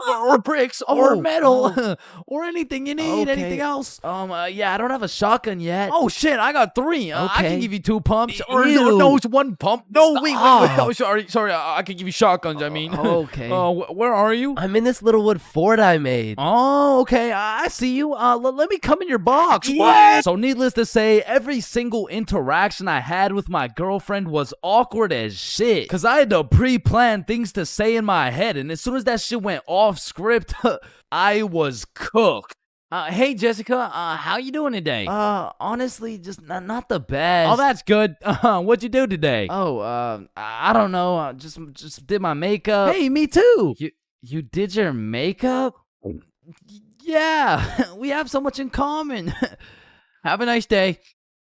Fuck! And on one Friday after school, me, Bob, Billy, and our girlfriends all went to the mall together as we did every single day. But on this specific Friday, we rubbed together a few brain cells and realized, yo, do you got money? Nah. You got money? 0. You got money? I'm broke. You got money? No. You got money?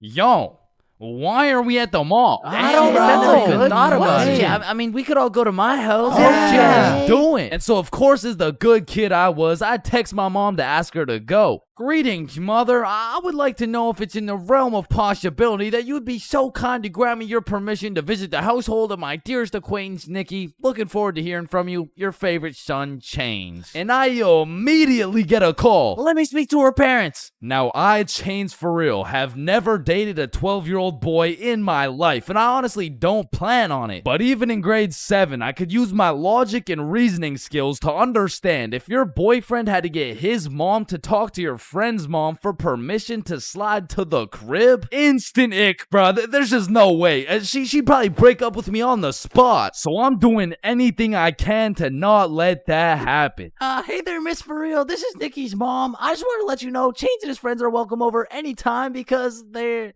goated with the sauce. Shit. Oh, hey, Nikki's mom. Sorry, it's kind of hard to hear you over all this bullshit. You're not allowed at her house. Come home now. Chains, are you coming? Look, Mom, I'm not gonna lie. You gotta lock the fuck in right now. This is the first time in my life I ever been invited to a girl's house and there's cheeks up for grabs. Like, Mom, this is my only opportunity. If you don't let me go, the For Real bloodline might just end with me. Okay, listen, Chains. I'll let you go this time, but you have to be home at 9 p.m. sharp. Yay, thank you so much, Mom. Now, I'm paraphrasing, but the point is she let me go with a curfew of 9 p.m. So all 6 of us leave the mall, hop on the bus, and get off at Nikki's house. We go inside, sit on the couch, and now it's even more awkward, bruh, because instead of walking around the mall, all we had to entertain ourselves was ourselves. And just like any other awkward middle school scenario, that shit went like... So, truth or dare? Yeah, That's I'm exactly down. what I was thinking. And my heart instantly dropped, bro. Cause I knew if I picked dare, I would have to kiss Jessica and shit, bro. That's a whole lot scarier than playing Fortnite with Gamer Girl 97. But regardless, Nikki starts the game of truth or dare. Hey Billy, truth or dare? Yo, truth. What's your favorite color? Blue. Oh, what? This shit's not even bad. Okay, then Chains, truth or dare? Truth. No, Oh, what do you mean? No, it's truth or dare. I said truth or dare. Dare. What the fuck? Okay, fine, dare. You have to kiss Jessica.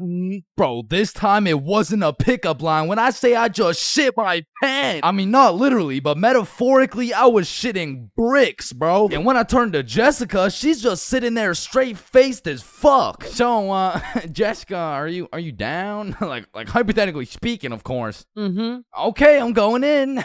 sorry. Let me just, Hey, bro, I'm not gonna lie, this is fucking weird. You guys are just watching and shit. Like, I don't know, it's just kind of. Oh, so if we weren't watching you do it? I mean, yeah, I would actually. Wait, what the fuck? Every single one of these motherfuckers ran to the corner and started staring at the wall. Like, Did you do it yet? We're not looking till you do it. yo, hurry up, dumbass. So now I got all this pressure on me to do this shit, but Jessica's out here looking at me like, hey, how was your day? Yo, shut the fuck Just up. kiss her already. What are you yapping about? And I deadass didn't know how to go about it. I ended up sitting on this couch, nervous as hell, awkward as hell, looking stupid as fuck for 20 minutes, bruh. Now, 20 minutes in general doesn't sound that long, but imagine sitting on a couch in complete silence with everyone just, bro, just watch this.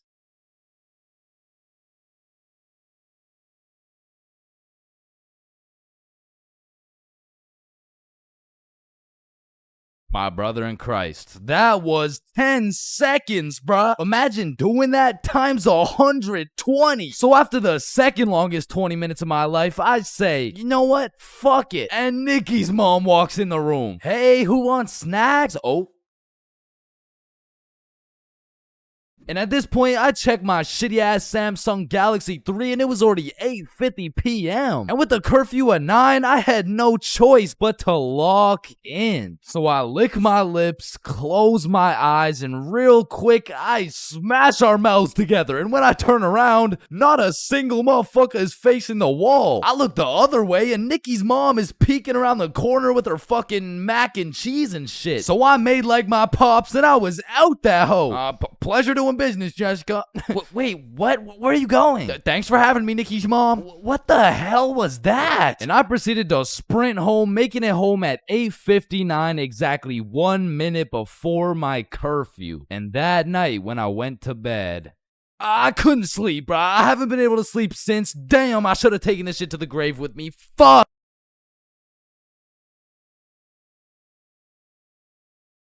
Yo, when you think about it, every light switch is also a dark switch. Light switch, dark switch. Light switch, dark switch. Okay, class, sound it out with me. Ball. When you really think about it, we learn to read, and then we read to learn. Teacher, yeah, I think change is high. What the fuck? This is kindergarten. Shit. Ow. Damn. Any staircase can be a staircase to heaven if you're not careful enough. Baby, I've spent the best 4 years of my life with you, and I can't imagine my life without you. You're a 1 in a million, so will you marry me? So 1 in a million, huh? That means there's 8,017 people just like you. How does that make you feel? Yo, if you cut your leg off, would it hurt? Of course it's gonna hurt, bro. Nah, think about it. Where would it hurt? Your leg. Oh, 'cause you cut your leg off. Yo, what happens if you push down the gas and the brakes at the same time? Shit, let's find out. Oh shit, it takes a screenshot. Damn, my eyes are dry as shit. Just close them for a minute. Damn, bro. You never actually close your eyes. You just look at the inside of your eyelids. Damn. Yo. Can anyone answer 547 to the power of 3? Yes, Chains. Yo, did you know every single odd number has an E in it? Damn. Chains, are you high again? No. Wait a minute, bruh. Since you were born deaf, what language do you think in? Oh shit, you right. Damn, I just realized squirrels' cheeks are also their nut sacks. You know what I'm saying? That's kind of like your mom. What? The way she had these nuts all up in her mouth. Bro, if everyone in the world all blinked at the same time, nobody would know. Oh shit, that's facts. Oh, I just blinked. Did you? Nah.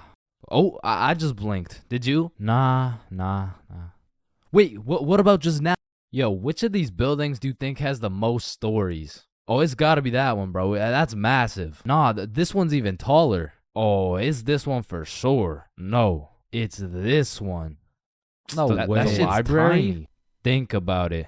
Oh, story. How are you supposed to get clothes? What are you talking about, bruh? Okay, imagine you had no clothes, right? How are you supposed to get some clothes? You go to the store and purchase that shit. Bro, they're not about to let you buy some clothes while your meat's hanging out. Nah, you just cop some clothes real fast. It's simple. Bruh, a young kid walks by and it's raps. So you guys both have the power to read minds? Yep, yes, that's sir. Right. Then if you both read each other's minds, whose mind are you reading? Oh, I don't know. We could try. All right, yeah, sure. Nah, that was not me. That was you for sure, dude. Damn, bro. When you think about it, the hospital is the only building you leave without entering. Damn. And people are having the worst day of their life, the best day of their life, the last day of their life, and the first day of their life, all in one building. Damn. Bro, I'm kind of scared down here. What? Why? But because I'm scared a shark's finna eat my ass. Well, when you think about it, there's more people eating sharks in the world than sharks eating people. Damn. That's actually really crazy to think about. Fuck, yo, every single day, there's some random motherfucker out there who took the biggest shit for that day. Yeah, he's in this room. Bro, it's literally just you and me in the room.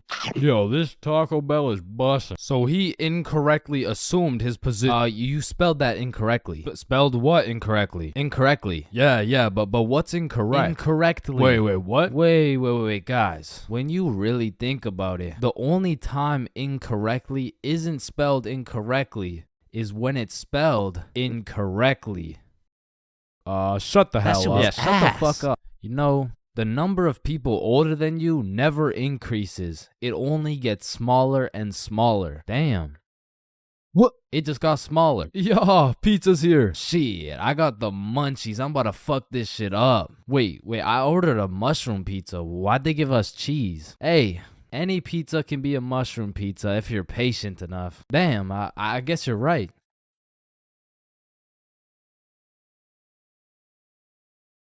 At last. Damn, you know what I just realized? What? A pregnant woman swimming is pretty much a submarine. Are you just always this high, bruh? Yo, did you boys know your last name comes from what your ancestor used to do back in the day? Oh shit, mine's Baker. Yo, mine's Carpenter. Oh, mine's Smith for blacksmith. Well, what's yours, Johnny? It's Donald. Well, wait a minute. Your last name isn't Donald. It's Dickinson. Guys, chill. I can explain. Get the fuck out of bed, bitch.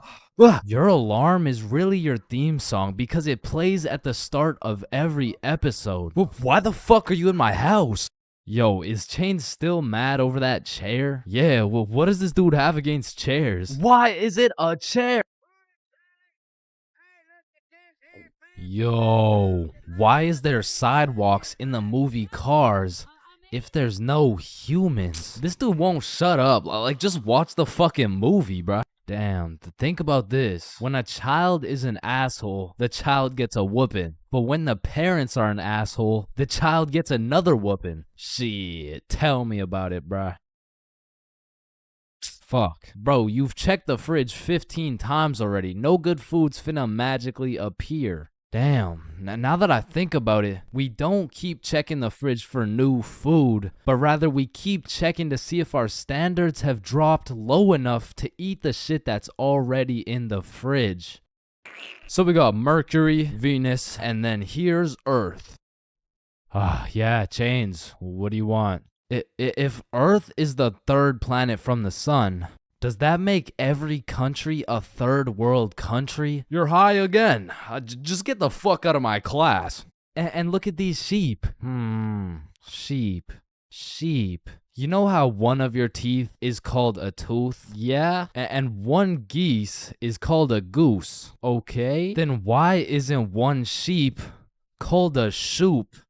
All right, Chains, shoop. I can't keep doing this. Shoopity-doo. We have to break Sheep, up. Shoop. You know what I've been thinking? Yeah, what's up? Teenagers be whipping that shit like they're always running out of time. But old motherfuckers be driving like they got all the time in the world. Like, look at this geezer. Poor guy's practically decaying behind the wheel. But he's taking his time like he's got any time to spare. If I stab this cereal box, does that make me a serial killer?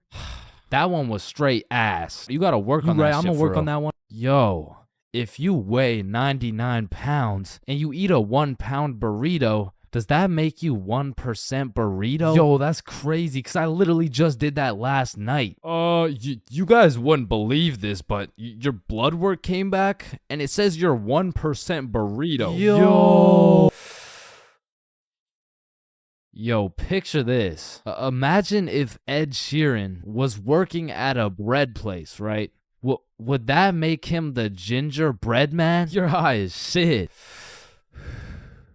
Alright, bro, I'm a dip. Nah, don't leave me alone in this forest, bro. Hey, when you really think about it, you're not scared to be alone in this forest. You're scared you're not alone in the forest. You feel me? Yo, that's actually so true. Bro, you know what? Low key, if you're dead broke, robbing a bank isn't even a bad idea. Bro, there's no way some hobo's about to pull off a bank heist. Nah, but just think about it. Whether you successfully rob the bank or not, either way, you get over 10 years of bills you don't gotta worry about. Alright, fuck it. You got the strap? Yup. Yo, throw on your seatbelt really quick. Nah. What? Why not? Well, you see, it increases my risk of dying from cancer. What are you talking about, bro? That shit makes no sense. Just let that sink in. Oh, yeah, I got you. Yo, what's up? But still, that shit makes no sense. No, but actually think about it. Oh. Hey, bro, you want a hit? Nah, I don't smoke. I'm scared that I'll get all paranoid and shit. Hey, man, if you're paranoid that you're gonna get paranoid, you're having the side effect without even smoking. It's Yo.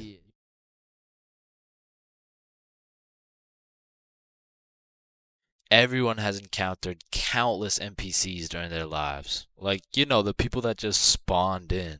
They didn't have any character development or anything. And to be honest, when you leave their vicinity, they probably just despawn.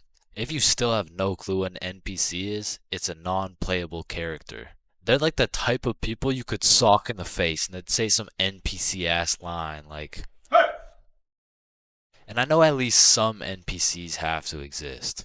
Because let's be real, there is no way all 7 billion people on this planet have whole lives from start to finish. That just doesn't add up. And I don't know if any of you guys have ever noticed this, but NPCs all have a spot they go to just do NPC things, bro. For example, if you go to Walmart, that's their natural habitat.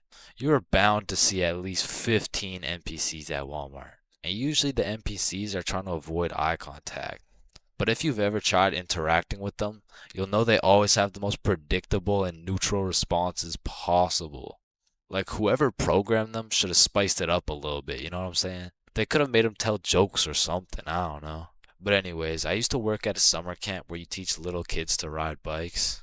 And through this experience, I realized that pretty much all young kids are NPCs. And I guess it's just because they haven't been alive long enough to actually go through the character development. But working at this summer camp made me realize there's no way these kids have a thought process. Hey buddy, what's wrong? I dropped my rock. Here you go. But I guess little kids still aren't even at the stage of having full consciousness. And honestly, they kind of have that caveman mindset. Eat something. But I mean, you can't really blame them because they've only been alive for a few years. But still, as a non-NPC, I'd like to believe I was never participating in these NPC activities as a kid. I refuse to believe I was out here spending my time doing this. But yeah, man, I really just want to know if there's any NPCs watching this right now. If there is, just fess up, bro. Because I don't even know if NPCs be on YouTube or if they just like despawn before they can do that. But regardless if you're an NPC or not, thank you for watching this video. Subscribe. 3 a.m. Once the clock strikes 3 a.m., I feel like you've given up on trying to sleep. At this point, you're going to commit to whatever you decide to do until the sun comes up. Whether you're studying for tomorrow's math test, chilling on Discord with the boys, choking the chicken, or simply sulking in those 3 a.m. thoughts. You'll pretty much find yourself doing anything but sleeping. And I don't know if it's just me, but those 3 a.m. thoughts hit different. And honestly, it's just the perfect time to go for a walk, find a nice little view, maybe light up a joint, and just think. The youngest picture of you is the oldest picture of you. Does Lightning McQueen cop car insurance or life insurance? Wait. Did the brain name itself? Hold up. What if soy milk is just regular milk introducing itself in Spanish? I have no clue if this is just me, but every once in a while when I'm laying in my bed at 3 a.m., I suddenly get the motivation to become the best person on the planet. Like, I set an alarm for 5 a.m., I tell myself I'm gonna go work out, then go for a run, then meditate, then drink kale smoothies, then become a millionaire, then donate it all to a family in need. But as soon as my alarm goes off, I'm just like, shit, I'm too tired for all that. Then I just end up sleeping until 1 p.m. And my brain is constantly playing games with me, bro. Like, tell me why I'll be using all my strength to stay awake during the day thinking, ugh, man, I can't wait to go to sleep tonight. But when it comes time to sleep, I just can't. I'll be left lying there at 5 a.m. awake as hell, watching these random motherfuckers build a 2-story house with a hot tub in the jungle. And you know what? Being awake at 3 a.m. is kind of like being high a little bit. Because you start to think about things you don't usually think about. And because you get hit with the fucking munchies, bro. I'll be whipping up a 3-course meal with appetizers and a complimentary dessert to watch a YouTube video. And listen, I can't explain why, but there is no better water than water at 3 a.m. I mean, it's pretty much a part of my sleep schedule now to wake up at 3, chug some water, take a piss, then go back to bed. But sometimes while I'm trying to go back to sleep, my brain just starts showing me a compilation of my top 15 cringiest moments. I mean, I'm having flashbacks to the time in grade 5 when I said a joke and nobody laughed. Guys, why did the monkey fall out of the tree? Why? Yeah, why? Because it was dead. Oh, damn. Or I'll be up all night thinking about that one debate I had 3 years ago, brainstorming about the best things I could have said in each scenario. It's like if I do some cringe shit during the day, I have no choice but to lose some sleep over it at night. It's like my punishment for saying some stupid shit. Like I know one guy who accidentally called his teacher mommy in front of the entire class. And that dude hasn't slept since.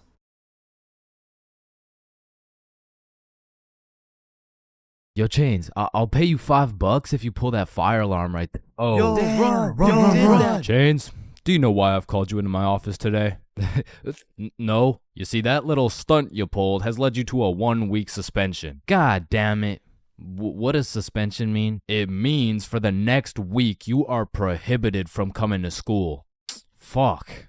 What does prohibited mean? Chains, you can't come to school for the next week. Hold up, so you're telling me because I pulled the fire alarm, I don't have to go to school for a week? Yes, it's a suspension. You are... Man, I got a love-hate relationship when it comes to getting suspended from school. Like, on one hand, shit, you just don't have to go to school. But on the other hand... Suspended? Oh, I'm about to suspend that ass. Ah, fuck. Ow. Shit. Alright, I don't recommend getting suspended. That shit is not worth it. But how do I know? This story dates way, way, way back to grade 7. It was a cold winter day at Stickman Middle School. In fact, it was freezing cold, and this gave Billy a great idea. Yo, the pond behind the school is frozen. Let's go fuck around on it. Oh, I'm down. Okay, bet. So after school, we got a group of 5 homies, and we headed over to the frozen pond. Now, to paint the picture, behind Stickman Middle School was Stickman Elementary School, and behind Stickman Elementary School was this frozen pond, meaning we had to walk through Stickman Elementary School to get to this pond. But nonetheless, we walk up to the pond, and instantly I see this big red sign that says, "Hazard, do not step on ice." Guys, the sign says do not step on ice. Man, fuck the sign. Watch this. Oh shit, look, it's sturdy as fuck. Yo, fuck. And even though Billy's dumbass fell in, the ice was actually pretty sturdy. So you know, we're gliding around, eating shit, hitting the meanest ballerina spins you've ever seen, and eating shit. And we were having some good old harmless fun. In fact, our grade 7 selves were having the time of our lives on this frozen water. That is until... Oh, what do you guys think you're doing? We were just walking on the ice. Did you guys not see the sign? What sign? I could have swore I put a sign right here. Nope, no sign at all. There was no sign. I have no clue what you're talking about. Okay, but you guys have to get off the ice. Well, why? Nobody's getting hurt. Yeah, we're safe. Okay, it's your choice. You're gonna regret this. So we continued with our ice skating antics for approximately 10 more minutes. Until the same lady came back up to the pond, but this time she was equipped with a Sony Alpha A7 mirrorless digital camera with the extendo lens. In other words, she was quite literally about to catch us in 4K. But at least she doesn't know what school we go to. Hey, what school do you guys go to? Not Stickman Middle School. Absolutely not. No, definitely not. Fuck, she knows. We had to think quick. How are we gonna smoothly get out of this situation without getting in trouble? So we called a boys emergency meeting. We huddled up and discussed our best plans to get out of this situation. And after combining all of our genius grade 7 brains, we made the ultimate plan. If we started mooning the camera, it would then be illegal for her to take pictures of our middle school cheeks. I don't know how this became our best option, but regardless, we put the plan in motion. I mean, me personally, I got a little shy and kept my pants up, but some of the boys were out there going crazy, looking more caked up than Summer Rae. And after a little while, the lady must have decided it wasn't a great look to have a camera pointed at some 12-year-old cheeks, and she left, which means the plan had worked flawlessly. Now, the next day at school, I had completely forgot about it, to be honest. But strangely enough, while I was sitting in math class, I hear the little class phone start ringing. Hello? Oh, yes, he's here. Oh, okay. Yeah, I'll send him your way. Thank you. Chains, Mr. Principal wants to talk to you. And at this point, I should have picked up on why I was being called to the office, but I had complete faith in our foolproof plan of mooning this stranger that the thought of being in trouble didn't even cross my mind. That was until I walked into the office to see every single one of the boys sitting in Mr. Principal's office. But mama didn't raise a snitch, so we started capping our asses off. So, what did you guys do after school yesterday? Nothing. I played Fortnite. I was doing a homework. Don't play stupid with me. I got a call from Mrs. Principal over at Stickman Elementary. So tell me, what were you doing on the pond yesterday? I wasn't there. It wasn't us. I don't know what you're talking about. I don't even know what a pond is. I see. Well, I've got evidence. And as he shows us this undeniable evidence, you can see this dude Billy's cheeks in the corner of one of the pictures. So I slowly look over at Billy, and he looks over at me.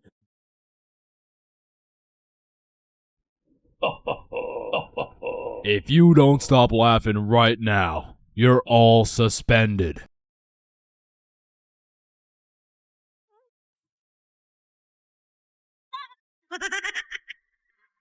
That's it. You're all suspended. And as I explained the situation to my mom, let's just say Mama Chains was not happy.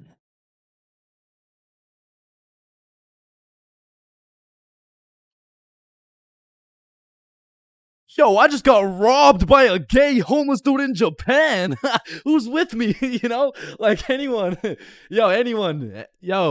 Yo, is this not relatable? Bro, ain't no fucking way. Nah, bro. What How the fuck does that even happen? Not again, bro. Now, I'm not gonna lie. Japan is one of the safest countries in the entire world. And apparently there's only 3,065 homeless motherfuckers in the entire country. So in order to get robbed by a homeless dude in Japan, you either need to be unlucky as fuck or just a complete dumbass. But way back when this story took place, I was a certified dickhead, bruh. At the time, I had the critical thinking skills of a newly born chimpanzee mixed with the spatial awareness of a fucking Joe Biden on top of the decision-making skills of Joe Biden's son.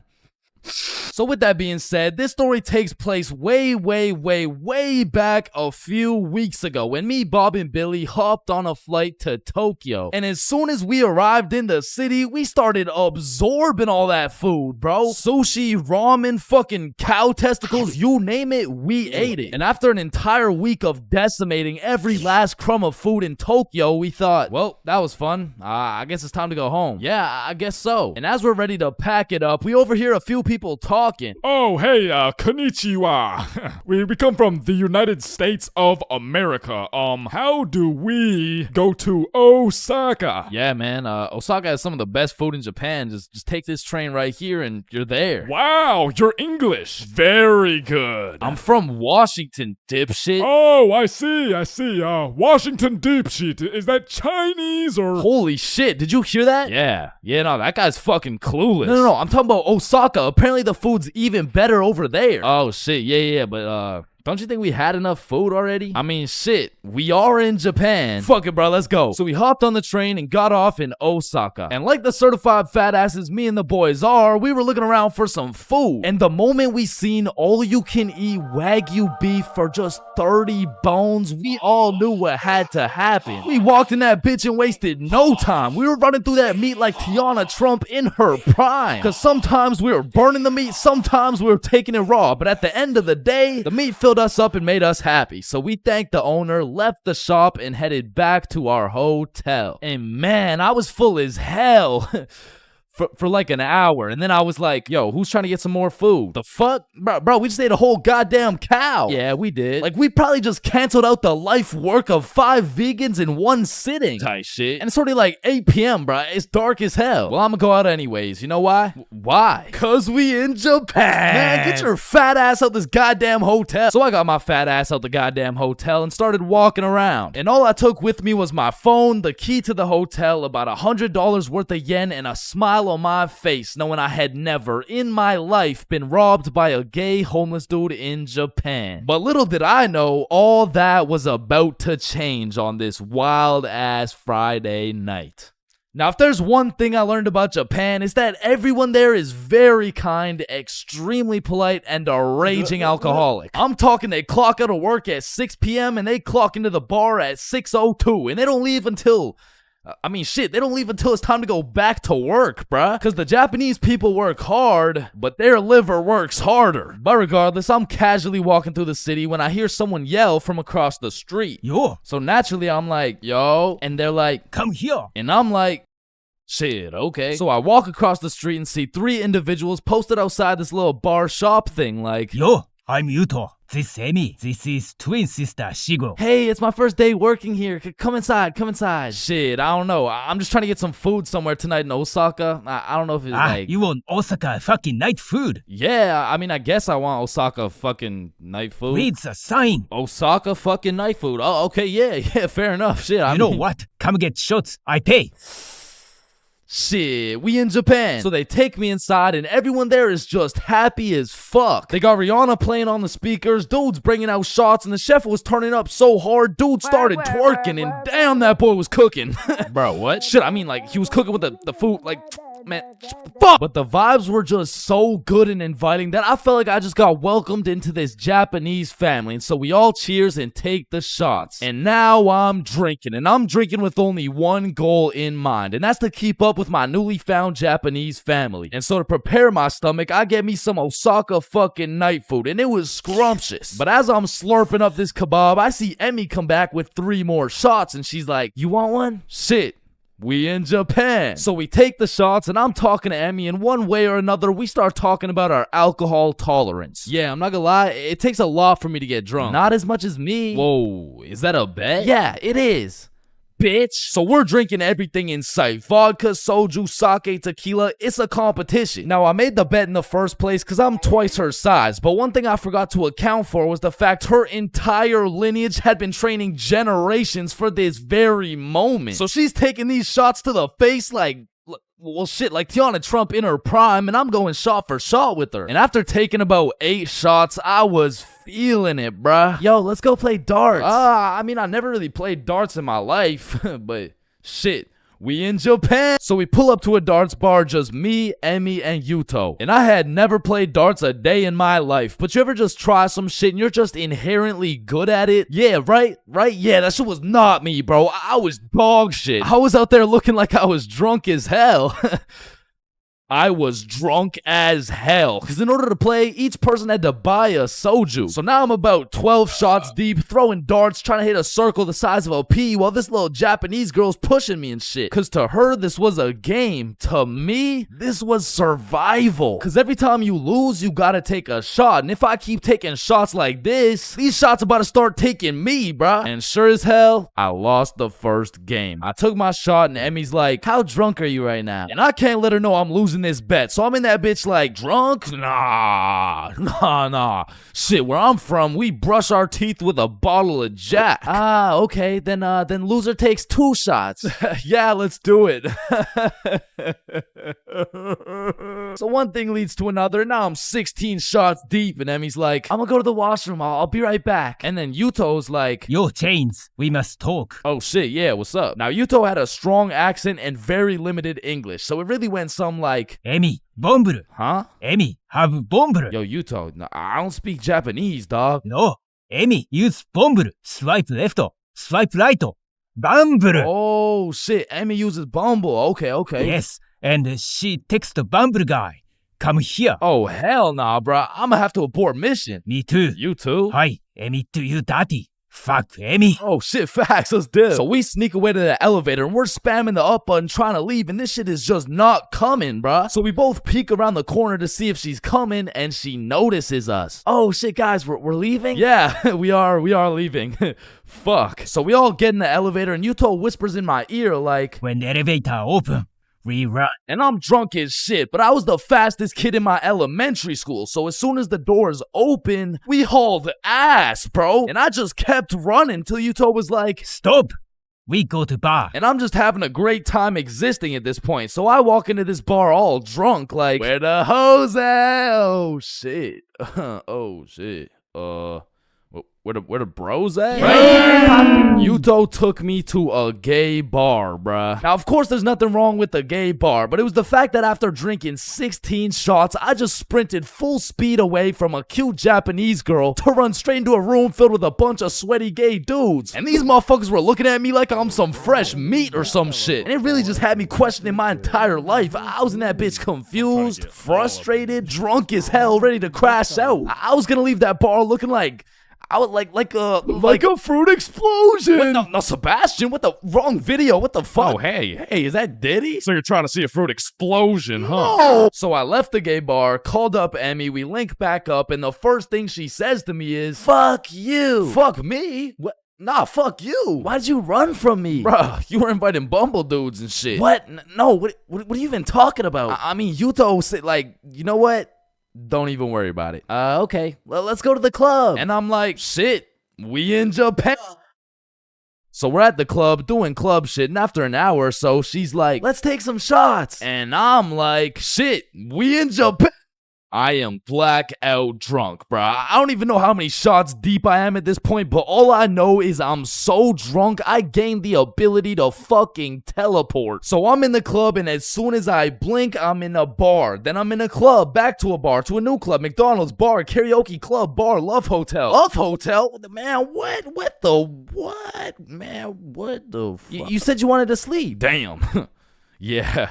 Yeah, nah, I probably said some shit like that. I don't fucking know. So we walk into our room, and the very first thing I notice, the hub on the TV, vibration devices on the bed, protection everywhere. Shorty just lured me to the Japanese freak chamber, bruh. I blink, and we teleport to the bed. But we were just talking like, yo, Yuto said you were inviting dudes from Bumble. Oh my god, okay, Yuto's a liar. Listen, I gotta tell you something, but you can't tell anyone. Yeah, nah, I won't tell a soul, you know? I will not post this on YouTube, clip it up, post it on TikTok, Facebook, LinkedIn, Instagram, Reels, or anything like that, you know? Like, yeah, that'd be weird. Okay. So Yuto's homeless. Wait, what? Yeah, like, he just goes to the gay bar and then goes back to a dude's house and sleeps there. Damn. Oh, man, I didn't even know. And then he steals their money. Wait, he what? Yeah, he just steals their money. Wait, but it's just the gay dudes, right? Yeah, it's mostly just the gay dudes. I check my pockets. The money's gone. Fuck. You said it's only the gay dudes. Yeah, nah, he just steals from the gay dudes. Fuck, I want to go home, bruh. So I leave the Love Hotel, and at this point, the sun is coming up, and I'm still drunk as hell, walking like a zombie. I pull out my phone to go use Google Maps, and that shit dies, bro. So now it's just me and my last few brain cells trying to make it to my hotel before I pass out. And I'm stepping over Japanese motherfuckers blackout drunk sleeping on the sidewalks thinking I can't end up like them, but honestly, I have no clue where I am, no clue where the hotel is, and no clue what time it is. And after what felt like hours of aimlessly walking around, I blinked and I fell asleep, bruh. And when I woke up, I was in my bed. I genuinely don't know how, who, what, when, or why, but shit, I wasn't complaining. But by the time I got out of bed, it was 6 p.m. and I didn't remember shit. I had to go through my camera roll and piece everything together like The Hangover. But at least that Friday night, I learned a very valuable lesson. Don't try to outdrink the Japanese motherfuckers, bro. You'll lose every time.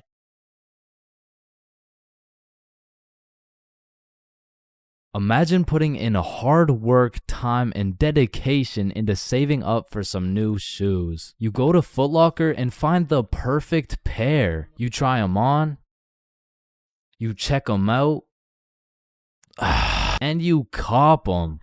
And even though you spent your last $200 on these shoes, you're happy because you feel fresh as fuck, and these J's might actually get you some bitches. But as you're leaving the mall, a gang of motherfuckers wearing shiesties take those J's right off your feet, leaving you shoeless, broke, depressed, and with absolutely zero bitches. Now, personally, I wouldn't let that slide. However, when I was just a young, wholesome boy in 7th grade, I still wouldn't have let that slide. But I was weak as shit, so it would have slid anyway. I mean, in 7th grade, I could have got my ass beat by Hezbollah, bruh. I was a walking lick, which is exactly why I got a story for y'all today. So as I said, this story takes place in 7th grade, where I was young, innocent, and built like a string bean, bro. So one Friday night, me, Bob, and Billy were going to this girl's house for the 3-man mission. The plan was simple. There was 3 of us and 3 of them. We would put on a scary movie, and if everything went to plan, we would get some cheeks. Now, just earlier that day, I had copped some fresh ass Jordans, so I've got a little confidence boost as we walk up to this girl's house. So we knock on the door, they open it, and we go inside. Now we stuck to the plan. We put on some cheesy horror movie, and one thing led to another, and by the end of the movie, Bob had all 3 girls, bro, and me and Billy were in the corner playing Bloons Tower Defense. Don't ask me how this shit happened, I don't want to talk about it. So after hours of me and Billy straight fumbling, we all decided to go home. And although I was a little disappointed in my performance tonight, I put on my brand new uncreased Jordans and I remembered, damn, Even Curry airballs sometimes. Now the bus route back to Bob's crib took 2 buses. So we hop on the first bus, it takes us to the next stop, and as we're getting off, we see the second bus we need drive right by us. Fuck, is that our bus? Damn, yeah it is. Wait, check when the next one comes. Yeah, it shouldn't be long. Damn, bro, the next bus comes in an hour. So we have no choice but to wait at the bus stop for an hour. So we wait, and at this point, it's already getting late. I checked the time, and it's already 11 p.m. As we were sitting there, bored as hell, waiting for this bus to come, one of the other buses stops in front of us to let someone off. The person gets off, and as the bus starts leaving, we hear this loud thud come from the bus. What the hell? What was that? Oh shit, it's a baton.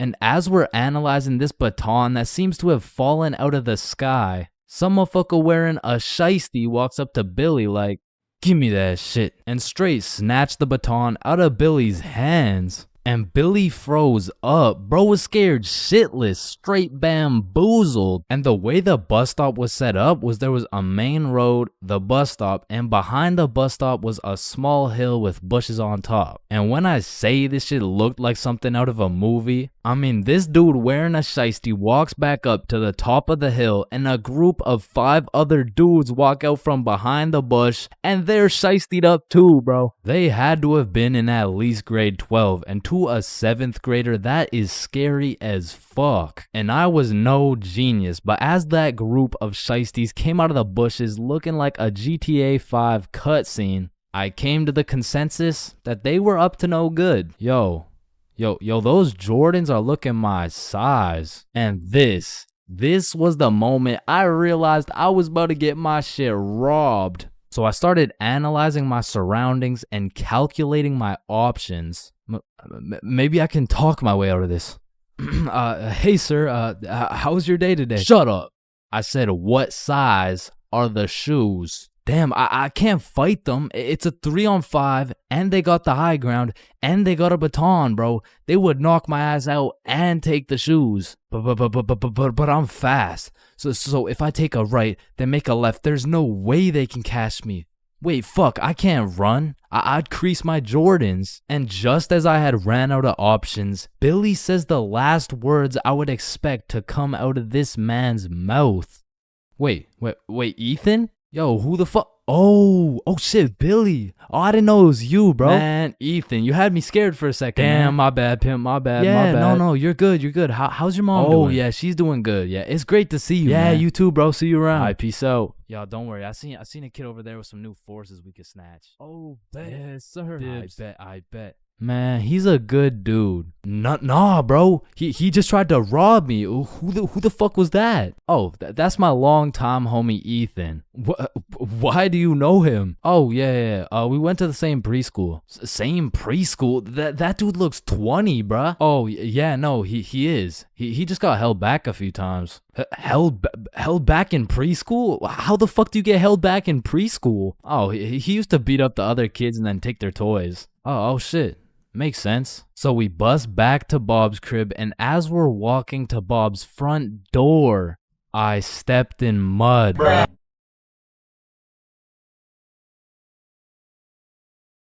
Middle school is just an awkward place, bro. Like, middle school dances, awkward. Middle school speeches, awkward. And middle school relationships, in my experience, is the most awkward thing on the face of this planet. I mean, the girl's a whole foot taller, got a deeper voice, and shit, she could probably bench more than you, lil' bro. Like, I hate to break it to you, but you don't got a girlfriend. You are the girlfriend, bruh. Middle school just occurs at the craziest time in a teenager's life, because motherfuckers is just getting slapped by puberty out of nowhere. You'll be walking down the halls and see a bunch of kids who look fresh out of daycare. Then all of a sudden you'll see a grown-ass man built like Shaquille O'Neal thumping his way down to math class. And attendance in middle school was looking like Matthew, here. George, present. Daisy, here. Owen, here. Dude's balls would be dropping halfway through presenting their speech, like, and this is specifically why Why dinosaurs went What extinct. the fuck? And in middle school, nobody had drip. Like, dudes would be showing up to school in a neon green t-shirt paired with some bright red shoes looking like a fucking traffic light. Well, their haircuts looking like their barber cut their shit with one hand, well blindfolded. But to be fair, everyone had a shitty haircut in middle school, bro. And if you think your cut wasn't that bad in middle school, chances are your shit's probably still ass to this day. And just to make things worse, the cherry on top is that everybody's got acne. There's just all these hormones flying around and these kids have no clue what to do with them. Which is exactly why middle school beef is unmatched, bro. Motherfuckers will be throwing hands for no reason at all. And I don't know how, but somehow even the fights were awkward. It would be like, hey pal, I heard you sat beside my crush in class today. So what? You want to fight about it? I mean, like if you wanted to. That like I'm not scared. Like yeah, we can fight. Okay, let's freaking go, pussy. Fuck, I wasn't ready. Sorry, was that too soon? No shit, Sherlock. Okay, you can hit me back so we're even. But if two dudes were throwing hands and their crush is watching, they're about to fight to the death. But the thing is about middle school fights, I didn't know this was possible, but somehow both motherfuckers end up losing the fight. I remember one lunch at my middle school, a dude whipped out some boxing gloves for no reason at all, and all of a sudden we're running a whole fight club. Kids would be betting their lunch money on who's gonna win and shit, but we never laid down any ground rules. So one day, JJ hit Timmy with a spinning back fist and put his ass to sleep. And I'm hyped because I just doubled my lunch money, but Mr. Principal didn't seem too hyped to see one of his students knocked out on the ground. So of course JJ gets in trouble because he's just that one kid who's always in trouble but never got expelled. Like I could have swore dude was on his third strike 5 strikes ago. But man, middle school had some characters, bro. There was that one guy that would walk through the halls blasting music on his speaker. The kid who used to sit in his chair like this. The dude who hit puberty and midlife at the same time. Mr. Donaldson, can I get some help on the subtraction?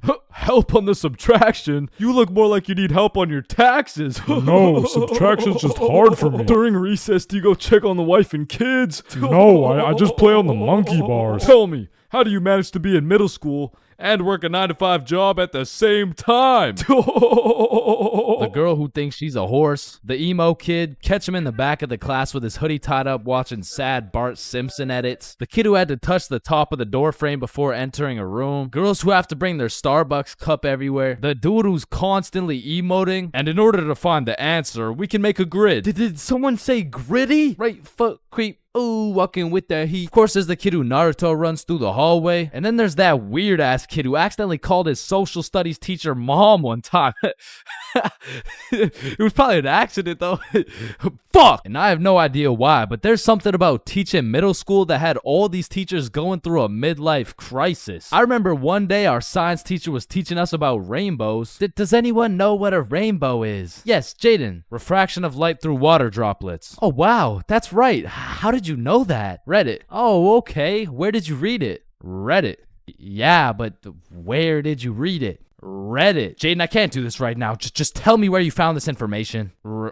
Reddit? God damn it, Jackson. You're the reason my children get their shit whooped every night. Now, I don't know what she had going on in her life, but the way she broke down talking about beating her children to a group of 12-year-olds really gave me the impression that she shouldn't be teaching middle schoolers, bro. And I don't know who was in charge of hiring these teachers, but I also had a deaf teacher, which, you know, it's cool and all, but it did make it a little bit harder considering the fact that, you know, she was the fucking music teacher, not to mention the fact that she was also half blind. And I think the idea there was that she could somehow feel the vibrations of the guitar or something, which didn't seem to work too well considering the fact that I got a fucking A in music and I can't play the guitar for shit, but I guess I just like I smelled good or something. I don't know. And I don't know about y'all's experiences, but I feel like kids were just mad touchy in middle school. Like you'd be sitting in math class, minding your own business, then for no reason at all, a motherfucker would tase you in the side of the ribs. And I remember when kids first learned about these pressure points, it was all fun and games. Someone would just poke you in the ribs like, pressure point, that tickles. Then there would be a new pressure point dropping every week. It got to the point where these 12-year-olds were hitting pressure point combinations and paralyzing your legs and shit. Hey bro, let me try this new pressure point on you. Yeah, sure, go for it. It tickles. And it was the same shit with this game. Like, you really couldn't trust anybody, bro. Yo, what's that on my leg? Shit. Got him. Oh, shit, there's a bug on you. God damn it, dumbass. Oh, fuck, I just broke my leg. Bro, I'm not stupid. You didn't just break your leg. No, I'm serious, bro. I promise, on everything, on my entire life. I just broke my leg. Look. Bro, I remember I got punched so many times. My arm was on life support. It was about to fall off, like, and thinking back to middle school, there's just so many things that make me cringe, bro. But by far the cringiest of them all is the relationships, man. And believe it or not, I had my fair share of middle school relationships. I remember one day I was sitting in class and this girl came up to me and said, Chains, I have a crush on you. And that's really all it took to have a young Chains in love. Head over heels. We went to the movies together. We went to my house and watched movies. Well, we went to her house and we also watched movies. Now that I think about it, all we really did was watch movies. We didn't really talk that much. I mean, I didn't really have a way with my words at the age of 12. So, do you like movies? Yeah. Yeah, I like movies too. That's why we're here at the movie theater. I also like popcorn with the butter. It tastes like I like how it tastes. And one day we went to the mall and I took a good look at my girlfriend of 2 weeks and thought, man, I don't even know this girl. Like who are you? I remember we were inside Zoomies at the time and I said, hey, Jessica, you're a great person and all, but I don't really think we're compatible like that. Maybe we should just break up, which was probably the most words I've strung together during the entirety of our relationship. And she says with the straightest face, oh, okay. And then we proceeded to walk out of the mall and bus home together without saying a word. And I remember lying in my bed that night and thinking to myself, damn, I think I'm supposed to be sad right now. So I threw on my hoodie, tied it up, and watched some sad Bart Simpson edits.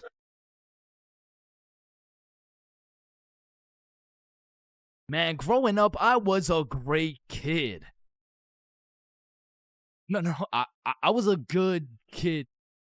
Man, growing up, I was a kid, bro. And as a kid, you hit a certain age where your own parents become your number one up. Like, hey, Mom, can I go to this girl's house? No. Hey, Mom, can I sleep over at Billy's crib? No. Hey, Mom, can I go do crack under the bridge with my new friend Jorge? Hey. Hell no. Come on, all my friends are allowed to. Yeah. Okay, well, if all your friends jumped off a cliff, you're not just gonna...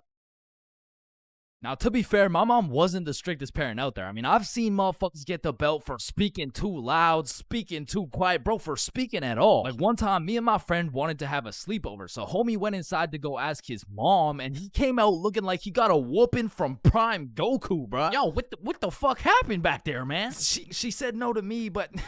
I think if you asked her, she would say yes. Bro, are you fucking insane? I'm not asking her shit. Like, I really can't complain, because some of my friends' parents were so strict, they had a fun limit, bro. Yo, George, we're gonna hoop after school. You wanna pull up? Damn, dude, I'd love to, but, man, I watched a movie yesterday. Okay.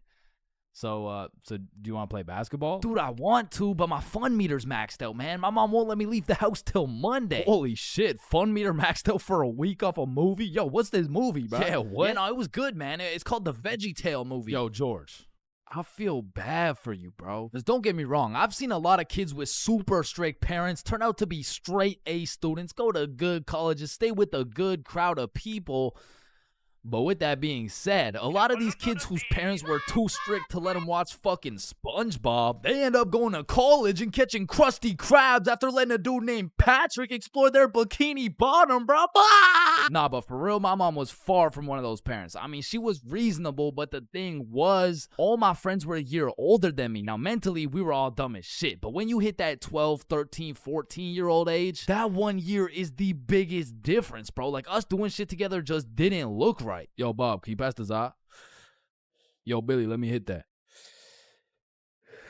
Yo, pass me that shit, cuz. And cuz of this, I wasn't allowed to do a lot of the shit that my friends were allowed to do. Like, these boys could stay out past 10:30 p.m. on a weekend.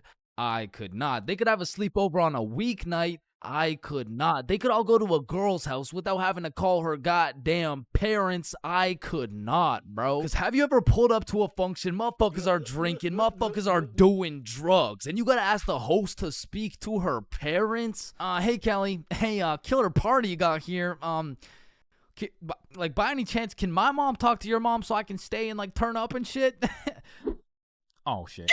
And when you're 12 and all your friends can do shit that you can't do, you're left with just two options. You can either be a good kid, follow the rules, do your homework, eat your broccoli, or you could be a bad kid, break the rules, fuck your homework, and smoke that broccoli. And boy, did I make the wrong decision. I remember the first time my mom caught me lying was back when I was in grade 7. It was just an average Saturday posted up at Billy's crib. Yo, y'all boys know Rosa? Yeah, I know Rosa. What's up? Bro, she's throwing a birthday party at her crib tonight. Oh, shit, man. We about to get freaky deaky on Boy, these I'm about to hoes. get so drunk I forget how to speak. Yo, on God, bro. Dead ass. That's facts. For real. Hey, Mom, I'm just calling to remind you how much I love you. Oh, I love you too, Chains. What do you want? So, me and my closest friends got invited to a small little get-together at my friend Rose's house. Can I go, please? Let me talk to her parents. Okay, now, I was actually friends with Rosa, but she was 2 years older than me. So, I swallowed my pride and text Rosa something along the lines of, hey, Rosa, my mom wants to talk to your mom before I can come. And she's like, aw, baby boy needs permission. Fuck. And then she sends me her mom's number. So, I connect my mom with Rosa's mom. My mom gives me the green light, but says, you have to be home at 10:30 p.m. sharp. Say no more, Mom. So me and my homies start getting fresh. We're all up in Billy's dad's expensive cologne collection. I take the coolest looking bottle, little spray here, little spray there. Had me smelling like Tom Ford, still looking like Thomas the Tank Engine, but after looking as fresh as possible, we head to Rosa's crib. So we hop on the bus, hop off the bus, walk up to her house, knock, and the birthday girl opens the door. Happy birthday. Hey, Billy, Bob, and Chains. I was waiting for you guys. Happy birthday, Rosa. Oh, damn, Chains, you smell good. Appreciate it. That's that Thomas Fordenson, you know what I mean? So Bob, Billy, and I go inside, and we realize the gravity of this situation. Oh, shit. God damn. Rosa invited like 10 of her girlfriends and like 2 of her cousins, bro. We were completely outnumbered in the greatest way possible, bruh. As I'm just doing some quick math on the ratio, there's a knock on the door. Rosa opens it, and it's Dennis holding a bottle of vodka. Now, we're friends with Dennis. Rosa's friends with Dennis. But to put it simply, Dennis was a bad kid, bro. This motherfucker was living life with no precaution, no regrets, no morals. But to be fair, he was fun as fuck, bro. Because when Dennis pulled up, the party got lit, bro. We were taking shots, dancing, playing beer pong, taking more shots. We were having a marvelous time, and I was drunk, okay? Not too drunk, but not just tipsy. I had hit the perfect sweet spot of drunk. I got all the stat boosts of being funnier, more confident, more smiley, but I still had full control of my body, so I started applying that pressure, bruh. Hey, don't y'all both have ugly boyfriends? No, what the fuck? No. Shit. Y'all want one? What? Damn, you smell good though. Appreciate it. I showered this week. Now, I don't remember what I actually said, but all I know is that in grade 7, cologne was overpowered, bro, because nobody was smelling good. And if they tried, they would just smell like Axe, dog. So I'm over here combining the powers of Tom Ford with the confidence of Smirnoff. Had me feeling like I'm him, bro. So how y'all feeling? Honestly, feeling good. amazing. How you feel? Shit, I'm feeling good. Just a little, Just a little bit tired. I vividly remember sitting on that couch with these 2 girls, never wanting this moment to end, bruh. But when I look up, I see one girl crying, one girl looking for something, Dennis helping her look, and Billy and Bob are all ready to dip. So I hop off the couch for a second like, yo, what's going on? Yo, so Dennis just finessed like 3 of these girls' vapes, and we're not trying to get blamed, so we're about to dip. Bruh, for real? Yeah, you coming? Bro, but like, bro, I'm not ready to leave yet. Yeah, nah, it's cool. Don't worry about it. Just text us when you leave, bro. Ah, shit, all right, peace, bro. Peace out, dog. So Bob and Billy dip. I see Dennis's ass sneak out through the back door, and at this point, I have no clue how long I've been here, bro. But the party had died down to essentially just the girls who are gonna sleep over and me, bro. So I go to check what time it is on my phone. And it's 10:15, bro. My curfew's 10:30, and I'm a 30-minute bus ride from home. But if we're keeping it a buck right now, I don't even want to go home, bro. I made it to the girls' sleepover, and I didn't even have to ride the group dildo or nothing. This is a once-in-a-lifetime opportunity. So I text my mom, and I lied, bruh. Bob, Billy, and I are almost at Billy's house. Can I sleep over at his house, please? Then I threw my phone away, hopped back on the couch, and went right back to my happy place. So I'm posted up with these 2, laughing, cracking jokes when Rosa walks up like, yo, Chains, where'd your friends go? They abandoned me, Rosa. They left me here stranded with no way home. Shit, I mean, you could just stay here if you want. Say less! So... Appreciate it. And eventually, all the girls gave up on trying to find their vapes. They all gathered around to play Truth or Dare, and I prayed for times like this, bro. I was deep in enemy lines, and I didn't want it any other way until One of the girls sees my phone on the ground and is like, hey, Chains, I think someone's calling you. So she tosses me my phone, I check it, and I got 20 missed calls from fucking everyone in my contacts, bro. So I'm trying to be strategic with it to find out what's going on. I call Billy first. Yo, what's happening? Bro, so your mom called my mom and asked if you were here yet at my house. And my mom told your mom that you're not even here, bruh. Aw, shit, what do I do? Bruh, I don't know. And everyone knows when you get caught in a lie, you should just fess up, tell the truth, and apologize. But I doubled down, bro, so I called my mom, and I'm like, hey, mom, we're almost at Billy's house. We just missed our second bus. Where are you? I'm at Stickman Middle School bus stop. You know, like, we're super close. We're just waiting for the bus to come. I'm picking you up right now. Fuck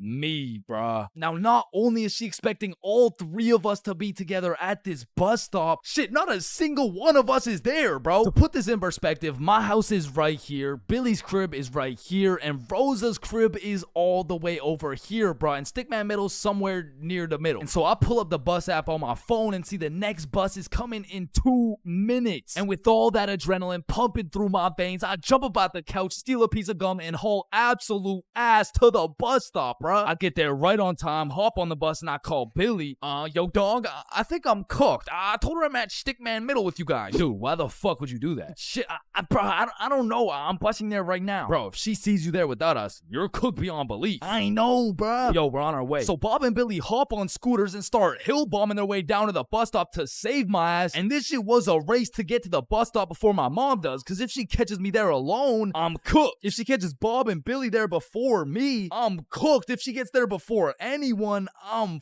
fucking done, bro. I'm on the bus just praying, and when I finally get to the bus stop at Stickman Middle, I get out and take a deep breath because my mom's not here.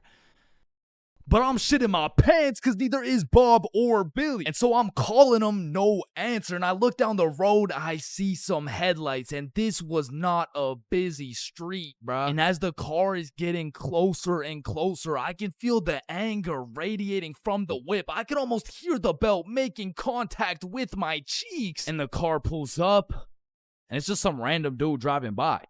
Yo! These motherfuckers, Bob and Billy, come flying down the hill. They get to the bus stop, throw their scooters in the bush, and pretend like we've been waiting here for an hour. Oh, gee Wilkers, man. I can't believe we missed this bus, dude. Billy, pray for me, bro. Get in the car. I get in my mom's car. I'm stone fucking sober. My heart is pounding. Why did you lie to me? Well, I honestly wanted to spend more time at my friend's house because we were just having fun. I'm not mad. I'm just disappointed, Chains. That shit hurt way more than any punishment ever would have, bro. So even though Bob and Billy clutched up for me, I still got grounded, bro. But I did learn a valuable lesson. Just tell the truth, bro. It makes everything easier.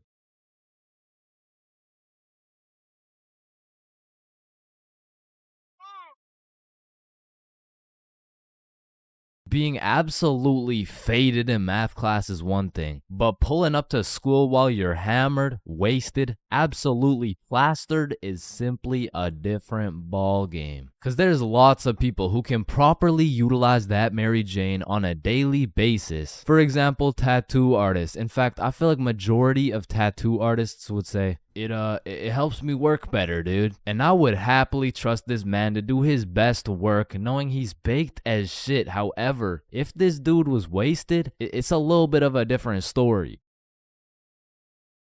Alrighty, dude. All done. Yo, I asked for a rose, bro. And because of this reason, you would truly have to be a dumbass to go to school drunk. Chains, but the title of the video says going to school drunk. I did, bro. I went to school drunk, but listen, it was no ordinary day at school. No. In fact, I didn't even go in the day at all. I went drunk to the school dance. Meaning this story takes place when the boys and I were in grade 11. It was a Thursday night, the night of winter ball. And as the boys and I were getting ready, you know, looking like some distinguished young gentlemen, I had realized, damn, none of us have any girls to take to the dance. Fuck, you're right. That means we're gonna have to ask a girl to dance, bro. You mean like talk to them? Yeah, if only we knew someone with a bigger roster than a cheerleading team. Someone with more hoes than a shed. Someone who pulls more tens than EDP. It's Bob. So me and Billy started analyzing Bob. Like how does he pull so many girls, bro? Is it the jawline? I don't know. What about the silky smooth clear skin? Maybe. Or is it those succulent luscious kissable lips? It's the glasses. Yeah. the glasses. Yeah. So we stole Bob's entire flow in the hopes this would put an end to my drought of bitches. So we check ourselves out in the mirror and then we hop into Billy's whip. We throw on some Rihanna to get us hyped, and before we knew it, we had arrived at school. Now to really paint the picture, it was a Thursday at 8 p.m. And on this Thursday at 8 p.m., Billy pops his trunk to pull out 2 bottles of vodka. Now, if you were unaware, it was currently a Thursday at 8 p.m. on a school night, and we were headed into our school. Now, logically, I should have simply denied the alcohol, but I'ma keep it a buck. The whole idea of walking up to a girl and asking her to dance was really giving me the heebie-jeebies. I mean, my palms were sweaty, my knees were weak, and arms were heavy, so I took a big old chug of that liquid courage in order to ease the nerves a little bit. And shit, Billy must have been feeling the same way because Billy was down in that shit like it was water. And right after we consumed enough alcohol to kill a baby elephant, I got a notification on my phone. Oh shit, I got an email. Oh, it's from the school. It says, if you come to the winter ball under the influence of alcohol or any drug, you will face suspension and will lose your right to walk across the stage for graduation. Fuck. Okay, listen, if we can get into the dance before this shit hits, we're chilling. All right, we got this. So we walk into the school looking fresh as hell, but then I notice a fat line of students, and this line led to a security check to get into the dance. Fuck, that's not good. Nah, we're chilling. I still don't even feel anything. What about you? Yeah, same. We're good. And just as we came to the consensus that we were good, the principal starts walking down the line in our direction. Fuck, act cool. We're good. Act cool. Whew. That was close. You 3, over here. Shit, fuck, shit. Do you guys know why I called you over here? Nah. Nope. I smelled alcohol the moment I walked past you 3. Now, I don't know if it was one of you or all of you, but you know the consequences of showing up under the influence, right? Yeah, we do. And tell me, is it or is it not suspicious that all 3 of you guys showed up with glasses on? Nah, we just thought it looked suspicious. Take them off. Damn. Yes, sir. And although I downed a sizable amount of vodka, it still hadn't kicked in yet. Now, I didn't want to do this to you guys, but look at my finger. This motherfucker starts waving around his magic finger in Billy's face with a flashlight to somehow see if he's drunk. Now, I don't know what the plan was, but I was fucking scared. Okay, he's not bad. Oh, okay, he's good. Now let's see here. And just as this motherfucker puts his finger in my face, that vodka hits, bro. I'm using all the strength I got to keep my balance while I'm getting blinded by this flashlight. Let me try that again. I got a little feeling you guys drank, but it hasn't fully kicked in yet. I'll check up on you in a little bit. Yeah, that's good. Yeah. So we get to security and they make sure to pat us down. A little bit too good, but before we knew it, we were at the dance. And just like that, I saw my opportunity and I put that liquid courage to use. And you know, I'm very articulate when it comes to words, so I ask, hi, how are you? Oh, hey, I'm good. So I wanted to ask you, like, you know, we're at the dance and I saw you, so I walked over here. Here we are, you know what I mean? So like, do you want to dance? Yeah, sure. It had worked. My plan had finally worked. And just as I was about to feel the female touch I'd been deprived of for all these years, I see Mr. Principal walking in my direction with his finger ready and his flashlight in hand. So I just haul ass, and I don't stop hauling ass until I'm off school grounds. So the moral of the story is, don't go to school drunk, bro.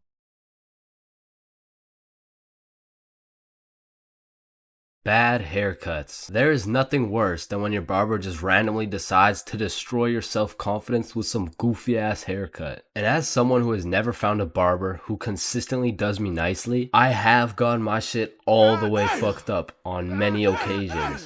I'm talking not going to school, locking myself in my room so nobody can see me with this disgraceful cut type of fucked up. And these barbers are out here having the audacity to ask, do you like it? Man, do I like it? Yeah, bro. I love it, bro. Thank you so much. Man, I just be wiping the tears away and then tipping them nicely. Knowing damn well I should be out here throwing hands, cause this dude is the reason I can't get any bitches. So I've tried lots of different barbers in my time, starting with the ones my mom used to take me to. I mean, this early, I never really even had a say on what I wanted my hair to look like. So, what are you looking for today? Just a little bit off the top, please. Shave it. Wait, what? Shave it. Your new haircut looks so good, buddy.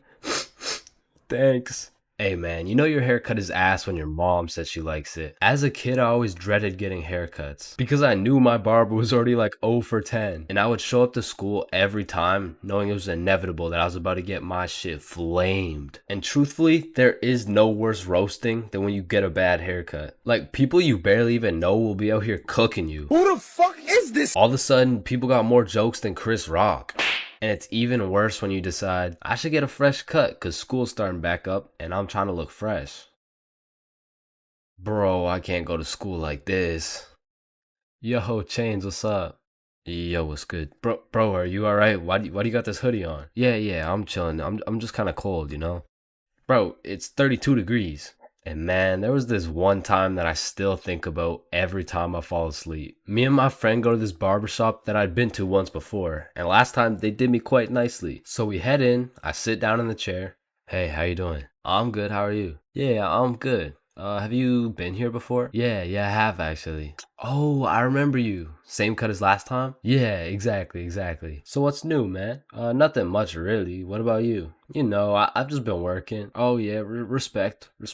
So, how's your dad doing? This is when I knew something was terribly wrong. Bro, I don't got a dad. He's good. This motherfucker was giving me some random kid's haircut. This dude must have thought I was Manny or some shit, cause he gave me that middle part cut and he pushed my hairline back a little bit. And everyone in my city knew this barber, so everyone at my school followed his Instagram too. Can I get a picture from my Instagram? Nah, bro, I don't really like being posted. Don't worry, it's quick. Nah, I don't really want to. This dude caught me lacking so bad and broadcasted it to everyone in my city. Fuck, bro, I should throw hands with him right now. I gotta get it back in blood. So, do you like the cut? Yeah, I do. And when I checked my Instagram, I was out here getting flamed so hard. Borderline cyberbullying. And I'm not joking when I say this. This motherfucker fucked me up so bad. I learned how to cut my own hair and never went back to a barber ever again.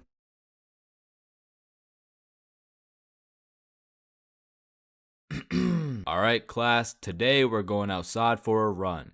But it's literally 0 degrees. Oh, Chains, don't be a bitch. It's not even that cold. See? I told you guys it's not even that cold. Yeah, for you. Cause you're out here dressed like the Michelin Man. High school PE is something different. And every PE class has 5 different types of people. Like the group of kids who just stand in the corner and occasionally get sniped in the head with a dodgeball. Or the kids who participate and make sure everyone is included. Or the legend who's chilling on Instagram. Yeah, he follows at ChainsFR.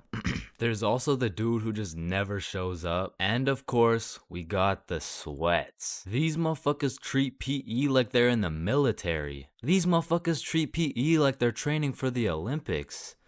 These motherfuckers treat PE like they're gonna get scouted to the league. Which is honestly just funny as hell because, let's be honest, 85.7% of the class doesn't even want to be there. So you'll have some innocent soul zoning out during a basketball game, and all of a sudden they'll be getting posterized like they're playing against Ja Morant. Yeah, bitch! I mean, these kids will come out of PE drenched in sweat, breathing heavy, and with a smile on their face, knowing they dropped 104 points on some kids who have never touched a basketball in their life. And listen, don't hate me, but I do understand the appeal of sweating your balls off in PE, because I too once participated in the sweaty activities. Ow. I know, but there's just something so exhilarating about hearing the snapping of an unsuspecting freshman's ankles. But as I matured, I realized there was only one thing better than shitting on random students, and that was shitting on sweats. I became the anti-sweat. I would act like an innocent soul waiting to get posterized, but when the sweat would come in trying to end my career with a windmill dunk, I stuffed that boy like a Thanksgiving turkey. Pause. And don't get me started on the fitness gram pacer. Whoever created this legal form of torture will catch these hands. Oh, Chains, no, I heard he sadly passed away a little while ago.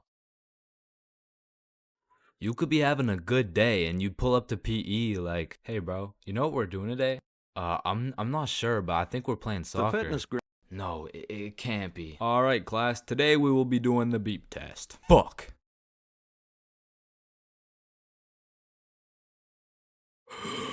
Woo. Damn, what was I at?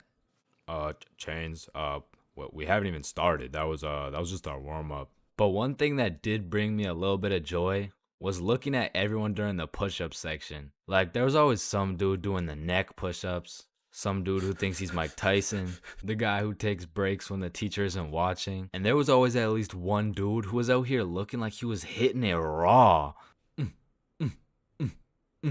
James, I don't think that's how you do it. Oh, yeah, you're right.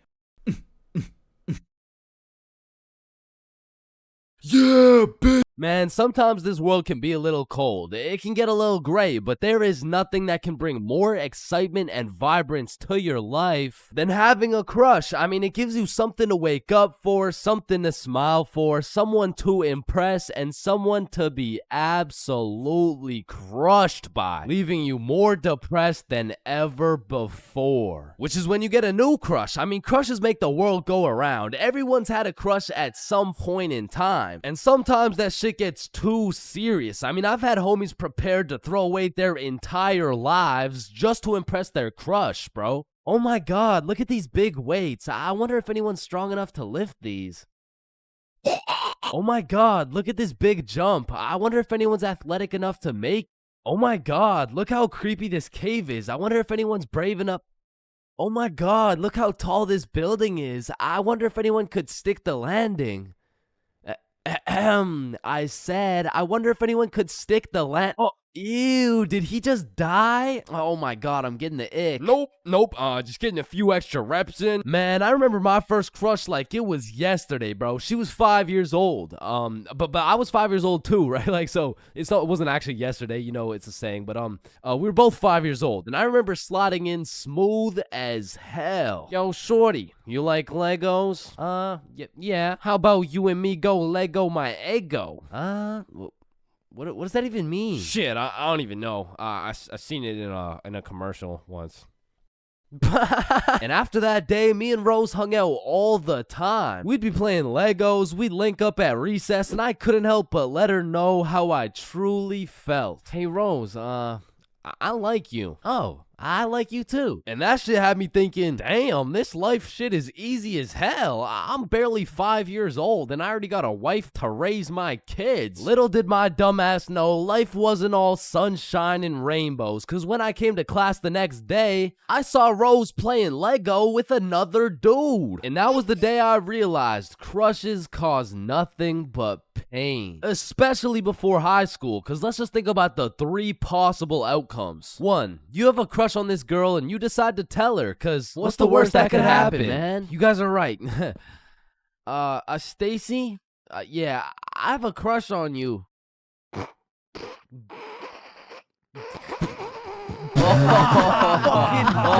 ugly funny as fuck. Or 2, you never build up the courage to tell her and end up watching your crush sit in a tree with the faster kid who had the light up Skechers and the Charizard EX. And we all know what happens when Stacy and Jimmy are sitting in a tree. Or outcome 3, you confess to your crush and it's the perfect scenario. I like you too. Now you've officially started your first middle school relationship, which is probably the worst outcome of all, bro. Cause now you've been sentenced to 14 days of relentless cringe and countless awkward scenarios. And I say 14 days cause that shit's lasting 14 days max, bro. Hey Stacy, do you want to be my girlfriend? Yeah, okay. Oh, yeah, awesome. Huh. Yeah, awesome. Woohoo. So do you want to like hold hands or something? Yeah, sure. So, Stacy, I've been thinking. I don't think this whole thing's gonna work out. Oh, okay. It's not me. It's you. Oh. Wait, what? Yo, fuck my ass, bro. Or what's even more tough than having a crush in middle school is having a crush on a fictional character, bruh. Cause it's like you'll just be chilling, watching some Teen Titans eating cereal or whatever. All of a sudden your crush is kissing other dudes right in front of you and you can't even do shit about it. I remember back in my day, I was down horrendous for Lola Bunny, bruh. And I really don't know how I feel about admitting my attraction towards a 2D cartoon bunny, but you gotta remember, this was in the past. Like, this was at least 2 months ago. And maybe I'm tweaking on this one, but the red fish from Shark Tale, bruh, she was different, bro. And her name, I think it was Lola as well. Shit, maybe I just like cartoon girls named Lola or something. That's exactly what I want to hear. No. And I don't know about you, but for some reason, whenever I would talk to my crush, it was like I got an instant nerf, bro. I'm talking minus 10 charisma, plus 15 stutter, minus 5 strength, and plus 350% chance of getting put in a random ass headlock. Like I could be in the worst scenario of all time with a girl who has 5 kids and is married to a member of the cartel. And just cause she's not my type, I'll get an instant stat boost that'll have me pulling like Mr. Duke Dennis himself. But put me in a room with my crush and all of a sudden I got the same charisma as fucking McLovin. Hi. Hey, it's 10:33. What? AM. Like in the morning. Like I'm saying, it's 10:33 in the morning. Fuck. And on top of your crush turning you into McLovin, it also leaves you open to the inevitable pain of being embarrassed in front of your crush. And man, let me tell you, there is nothing quite like it. It was a beautiful sunny day and I was in grade 2 wearing my favorite bright blue basketball shorts in math class, gazing out the window at those shiny old monkey bars, excited for recess. And when the bell rang, I hauled my little ass over to those bars and I was swinging like there was no tomorrow. And before I knew it, the whole class was on these monkey bars, which quickly turned into chicken fights. And I wasn't complaining. I mean, hanging from a bar and kicking the living shit out of some toddlers, sign me up, you know what I'm saying? So I'm in line watching these grade 2 gladiator battles go down until it was my turn. And when I step up to those bars, I look into the crowd and see my crush of 2 weeks, Lexi. And now that Lexi was watching, there was no chance I was about to lose this fight in front of her. But as I look over to see who my opponent is, I realize it's Axel. And Axel was known for being the undisputed chicken fight champion. Legend had it he once took on 3 dudes at once, pause. So I knew going into this, I had to lock the fuck in, bro. So we climb over to each other and he's kicking my shit in off rip until I hit his ass with my specialty move, the Python Squeeze. And in 10 seconds flat, let's just say I folded that motherfucker's clothes with him still in him. And everyone was hyping me up because I just did the exact equivalent of dunking on Michael Jordan in his prime with Beyonce watching. So of course Axel's pissed. Hey Chains, you, me, rematch now. And I look over at Lexi and she looks over at me and now I can't back down. So we get back in position, climb over to each other, and I go for the Python Squeeze again, and this motherfucker Axel just winds up and kicks me in the balls. And I'm not gonna lie, that hefty kick to the dick accessories was the worst pain I had ever felt in my 7-year-old life. But I couldn't just drop and lose to Axel in front of Lexi, so with all the pain and anger I feel radiating from my nuts, I hit Axel with the meanest 20-piece combo in chicken fight history, and he drops. And then he pantsed my shit, bro. And embarrassed, I drop and try to run away, but the shorts around my ankles trip me and I face plant. Face down, tighty whities up, balls in shambles in front of everyone, including Lexi. And some people like to say, oh, it could always be worse, but this time, I don't know. I don't know, man. I don't know. So the moral of the story is, man, fuck Axel, bro. As a broke stick man like myself, I spent my fair share of time on the bus. And if you spend a long enough time on the bus, you will see some weird ass shit. I mean, I remember my first time getting on the bus by myself. I was feeling strong and independent. Next thing I know, a crackhead sits down beside me talking about yabba dabba doo. The world is ending and you're gonna die a painful and lonely death, buddy.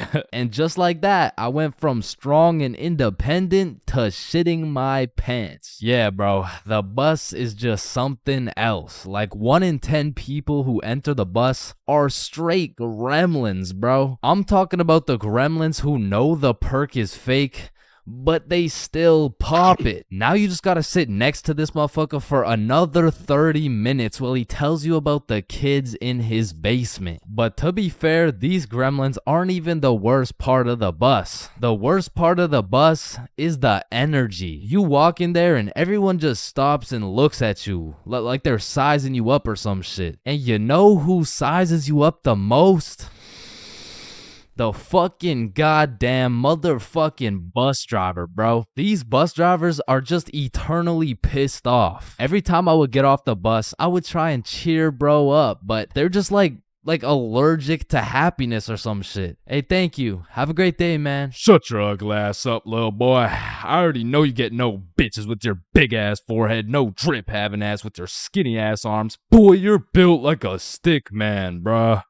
Damn. Hey, bro, there could really only be 2 reasons why these bus drivers are so mad all the time. Either they had a demon villain origin story where they were abandoned as a child and never shown any form of love until one day. In freshman year of high school, Timmy met Linda. Linda was kind, smart, beautiful, and she paid attention to Timmy when nobody else would. Timmy asked Linda to be his girlfriend, and she said yes. They dated all throughout high school, and they even got into the same university so they could be together forever. Until one day, when Timmy's world was flipped upside down. Timmy found out Tyrone had been laying some mean pipe on Linda this entire time. Everyone in Timmy's school made fun of him. Timmy could not let this slide. So he called out Tyrone to run the ones in front of the entire school. And without a single word, Tyrone winds up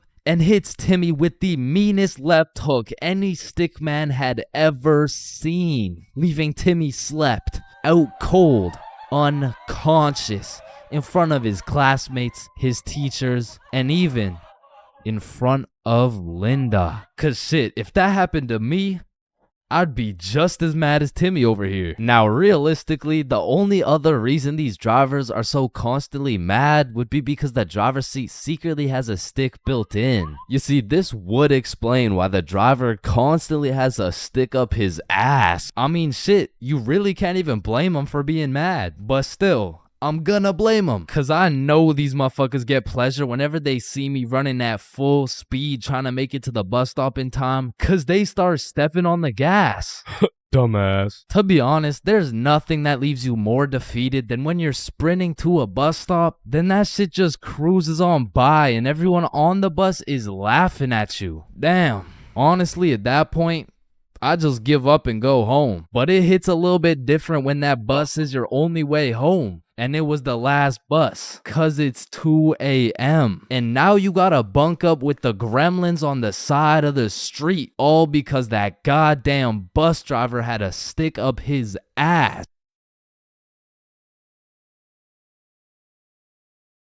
Man, I don't know about y'all, but for me, having an older brother is like, Oh, chin check. damn, bro, El Chin, am I right? Nah, I got you a gift though. Damn, for real? Yeah, open them up. Oh, these are tough. Let me try them on. Yup, you know what these are good for, bro? Yeah, what is it? Wedgie! I'm not gonna lie, bro. I still love having a big brother. Like, yeah, you get your ass beat bi-weekly. Yeah, these motherfuckers will steal your food, and they be frying your shit for no reason whatsoever. Chains for real, not that's Chipotle for real. Because he's wrapped like a burrito.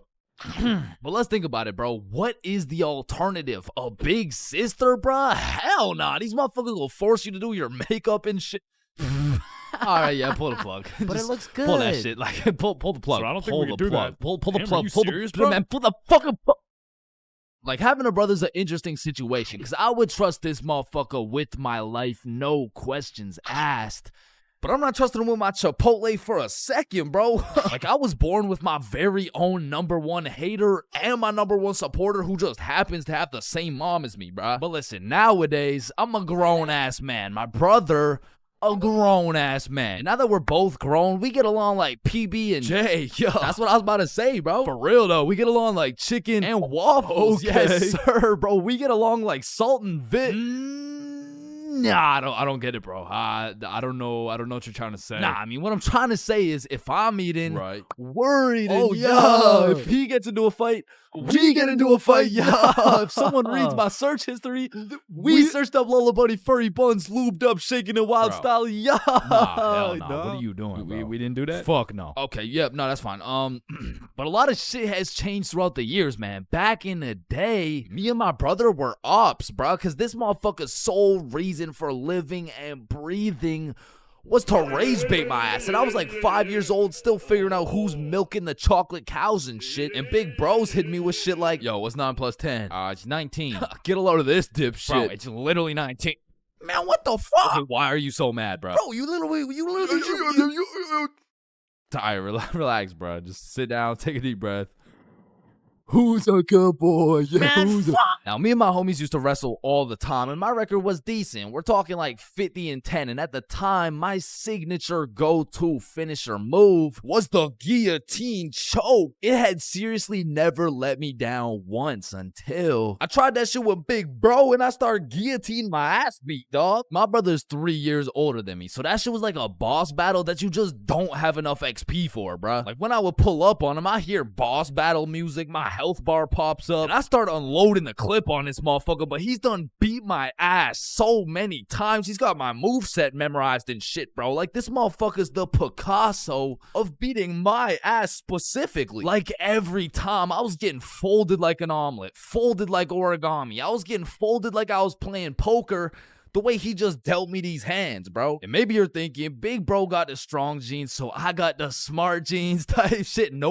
Nope, not. This motherfucker took those genes too, bro, and he put them to use. Because he used to manipulate the shit out of me, bro. Like, I remember one Halloween a long time ago when I was like 4. My mom came up to us with 2 costumes, right? One was Spider-Man with the fake muscles and everything, and the other was Shrek. It was Shrek. Yo, I call Spider-Man. No, but I want Spider-Man. Actually, you know what? I want Shrek, man. Shrek is cool as hell. Like, what'd he say? What are you doing in my swamp? Wait, no, I want Shrek. Oh, you think he's supposed to be like Mike Wazowski or some shit? I don't even know. What are you doing in my swamp? And this can't just be me, bro. But when we were younger, my brother would teach me some lingo or advanced intellectual informational shit. And I would go around school just spewing out words I don't even understand, bro. Damn, what y'all got for lunch? Shit, it's just a little PB&J. That's savage. Yeah, yeet. Yeah, man. I guess. I mean, my mom made Okay, it. Bob, I see some pizza. YOLO. What about Bevs? Bevs, what are we saying? I got some apple juice. Okay. Yeah, man. I love apple juice. I don't. Bro, what? Who doesn't love apple juice? Yeah, well, it's because my brother says that juice has a secret society where all the juices, I'm talking apple, orange, fucking pineapple, get together and they control the bank. Now, me and my brother would go at it, bro. It was a seemingly never-ending rivalry between us of me getting my ass beat, him beating my ass. Okay, maybe it wasn't a rivalry. Shit, I think I was getting bullied. But one day when I was 7 years old, everything changed for both me and my brother when we got a stepsister, bro, because she was annoying as fuck. Her name was Alicia, and she was spoiled, bro. Every time she didn't have her way, she would just call up her pops, and it was raps for me and bro. Alicia was getting the princess treatment, and we were getting the fucking peasant treatment, dog. Like, let me tell you a story from my childhood, bro. I was 7 years old, and me and Alicia shared a small room, and it was split right down the middle. The left side was blue, Spider-Man bed, teddy bear, boy shit, right? And the right side was pink, Disney princess posters, Barbie dolls, all the girl shit. And one night, I was in dreamland, counting sheep, having a wonderful time, and when I woke up, I realized I done pissed the bed, bro. Grown-ass man at the big age of 6 pissing in the sheets. Hell nah. I was like, shit, man, I gotta get my act together, bro. So throughout that day, I drank a little bit less water, hopped into my cozy Spider-Man bed sheets, and went to sleep.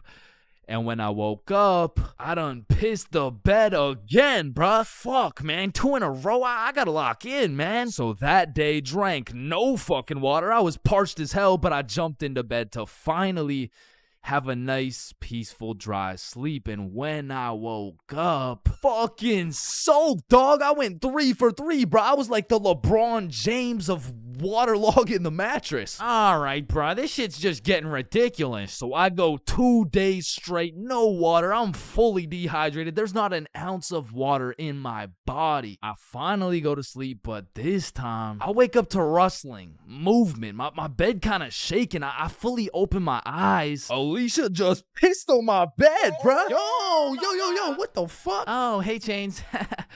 They will never believe you. Bro, I hop off the DIY water mattress, run over to my mom's room, and you gotta think about how guilty and schizophrenic I sounded, bro. Mom, Alicia's pissing on my bed. Chains, it's possible you wet your own bed while you were sleeping. No, come here. Look, she's probably doing it right now. Chains.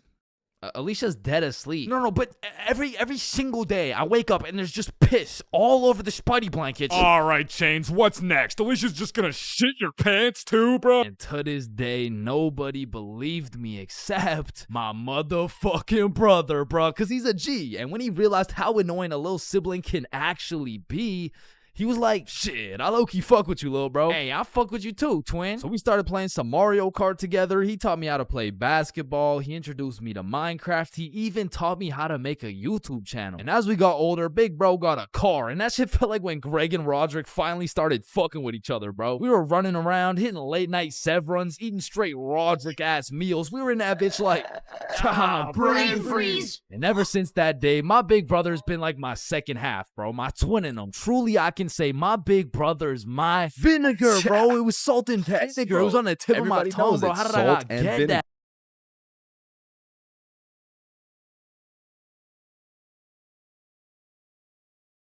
What are you doing in my schwa? Yo, you can live the rest of your life without breathing. What? No, you need to breathe. Hey, watch and learn, my friend. Oh, shit. Would you look at that? Okay, class. Today we're going to be studying atoms. Yes, Chains. If we're made out of atoms, and we're studying atoms, does that mean atoms are studying themselves? Chains, are you high? No. No. Damn. You know how everyone says, oh, I took a shit. No, you never take a shit. You leave it. Yo, guys, I just took the meanest shit I've ever seen. Hell no. Bro, isn't it crazy that you can imagine what it would feel like to lick any object you look at? Bro, why are you looking at my balls like that? Oh, hell no. You know what I just realized? Yeah, what? Walking around with one crowbar is much more suspicious than walking around with 3 crowbars. Bro, is that your car? Oh shit! Yo, this burger is busting in my mouth right now, bro. I know, this shit is scrumptious. The ham it's just exquisite. But wait, ham? There's no ham in the burger. It's a hamburger, dumbass. Of course there's ham in the burger. No, the patty, it's made out of beef. Bruh, that's like saying a hot dog isn't made out of a dog, for Pete's sake. Damn, you're high as shit. Okay, when I say sun, do you think of day or night? Obviously the day, that's when the sun's out. Okay, makes sense. But what if I were to tell you that you see more suns in the sky at night than you do in the day? Whoa. You are hereby sentenced to 35 years in jail for repeatedly kicking a pregnant woman. Objection, Your Honor. When you really think about it, everyone in this room has repeatedly kicked a pregnant woman before. Even you, Your Honor. Fuck. Holy shit. Horses are naysayers. Sir, I am very sorry to inform you the STD results came back and you are positive for chlamydia, gonorrhea, trichomoniasis, syphilis, chlamydia, herpes, HPV, HIV, and chlamydia again. Somehow you got 3 cases of chlamydia. Damn, you know what that made me realize? That you should wear a condom? Nah, life is a sexually transmitted disease that will 100% lead to death. Damn right, sir, you got 3 days to live. You ever think about how old cars are looked at like, look at this dude's old ass car. He's broke as shit. Damn, at least my car isn't as old as this dude's. Holy shit, this guy's car is a shitbox. Damn. Look at that vintage car. Wow, that guy's car is insanely old. He's got to be a millionaire. What the fuck? Is that Fred Flintstone? Whether we like it or not, we were all once inside some balls. Facts. I'm talking in the testes. Damn. I'm talking in the family jewels. I'm talking in the nut storage. I'm talking in the semen spheres. God damn, Todd's really laying down some mean pipe over there. You know, Todd beating down those doonies really got me thinking. Most people are made in a bed, born in a bed, and die in a bed. Damn. Bro, stairs were made to make a really big fall into a bunch of small falls. Oh, shit, are you good? You know, someone probably still gotcha knows from years and years ago. Gotcha knows, give it back. It's me. What do you mean? It's me. I am the one who gotcha knows. Wait, are you serious? Yes. Dude, give it back. Or what? Give it back. No, it's my nose now. You gotta eat the frog. No, just eat the frog. Nope, 1 bite. Not doing it. You just gotta try it. Not eating the frog. It tastes like chicken. Yo, mama tastes like chicken. Come on, it's tradition. You have to eat the frog. Damn, traditions are really just dead people peer pressuring us. Eat the frog, pussy. That's why you're dead, bitch. Listen, I just can't wrap my brain around it. Yeah, what's up? Can you tell me why the fuck we park on the driveways and we drive on the parkways? It makes no sense. Hey Alexa, order some extra large magnums real quick. No, we both know you get absolutely 0 bitches. Alexa, you literally Alexa, got stop. no reason Stop. on top of Alexa, you, and I both know Alexa, you are a shut size up. small condom bull. Bro, over the next generation, we're gonna see a serious decline in the number of people who are named Alexa. Damn. Wow, that's quite a beautiful birdhouse right there. Yeah, do you think it's made out of wood? Oh yeah, for sure. And where does wood come from? Fuck do you mean where does wood come from? It comes from a tree. Exactly. Are you thinking what I'm thinking? People cut down birds' houses to make bird houses. Oh, fuck? Yeah, I meant people cut down bird houses to make bird houses. As you get older and older, a life sentence continues to become less threatening. Yo, there's probably a point where you just don't give a fuck. Put the money in the bag, bitch. I hereby sentence you to a life sentence in prison. 3 days later. Whoops. Oh. Okay, how the fuck did somebody look at all these rocks and trees and shit and just think, yeah, I can make a Wi-Fi out of this? Why is it a chair, bro? Someone tell me why it's a chair.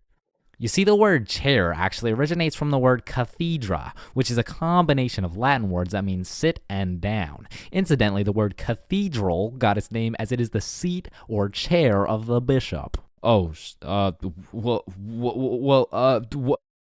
damn, this sandwich is about to go crazy, bro. Wait, that sandwich would hit way harder if we smoked before you eat it. Oh, okay, yeah, you right. A few moments later. Damn. What? Damn. My sandwich went bad. Nah, when you think about it, your sandwich didn't go bad. Something just started eating it before you did. Whoa, that's crazy to think about. Wait. Are you eating my sandwich right now? You gotta be faster than that, bro. I'm talking inside the cum factories. For real. I'm talking inside the sperm bank. For real. I'm talking inside these nuts. I'm talking in the Dwayne The Rock Johnsons. Damn. Nah, fuck you. Hey, fuck you then. That's why you eat meat. I don't eat meat. I'm vegan. Oh shit, same. But you're still a bitch. Okay, and I still laid pipe on your mom. Yo, what's going on here? He called me a bitch, and he said he had sexual intercourse with my mom. Yo, calm down. I thought you guys were both vegan. Yeah, we are. What about it? If you guys are both vegan, are you guys really beefing? Damn, that was unfunny as fuck. Should we just beat his ass? Yeah, we should. Shit, damn. I see here. Looks like your toothpaste hasn't been doing the job. Try this one. 9 out of 10 dentists recommend this toothpaste. Wait a minute. If dentists make their money off people having bad teeth, and 9 out of 10 dentists recommend this toothpaste, why would I choose to use this one? Go. Shit, he knows. Man, you ever think about how the ocean is just some really big soup? Damn, I guess you're right.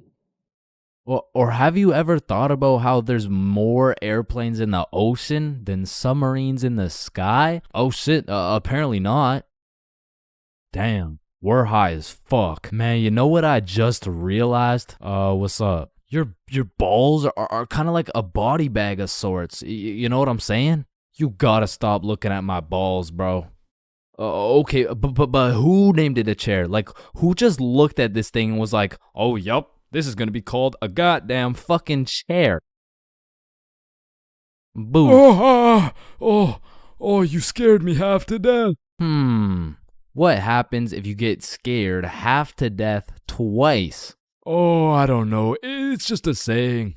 Boo. Oh shit, is he dying? I think. Damn. When you really think about it, most guys will get their first set of flowers at their funeral. That's some real shit. Wait, Chains, are you high at a funeral? No.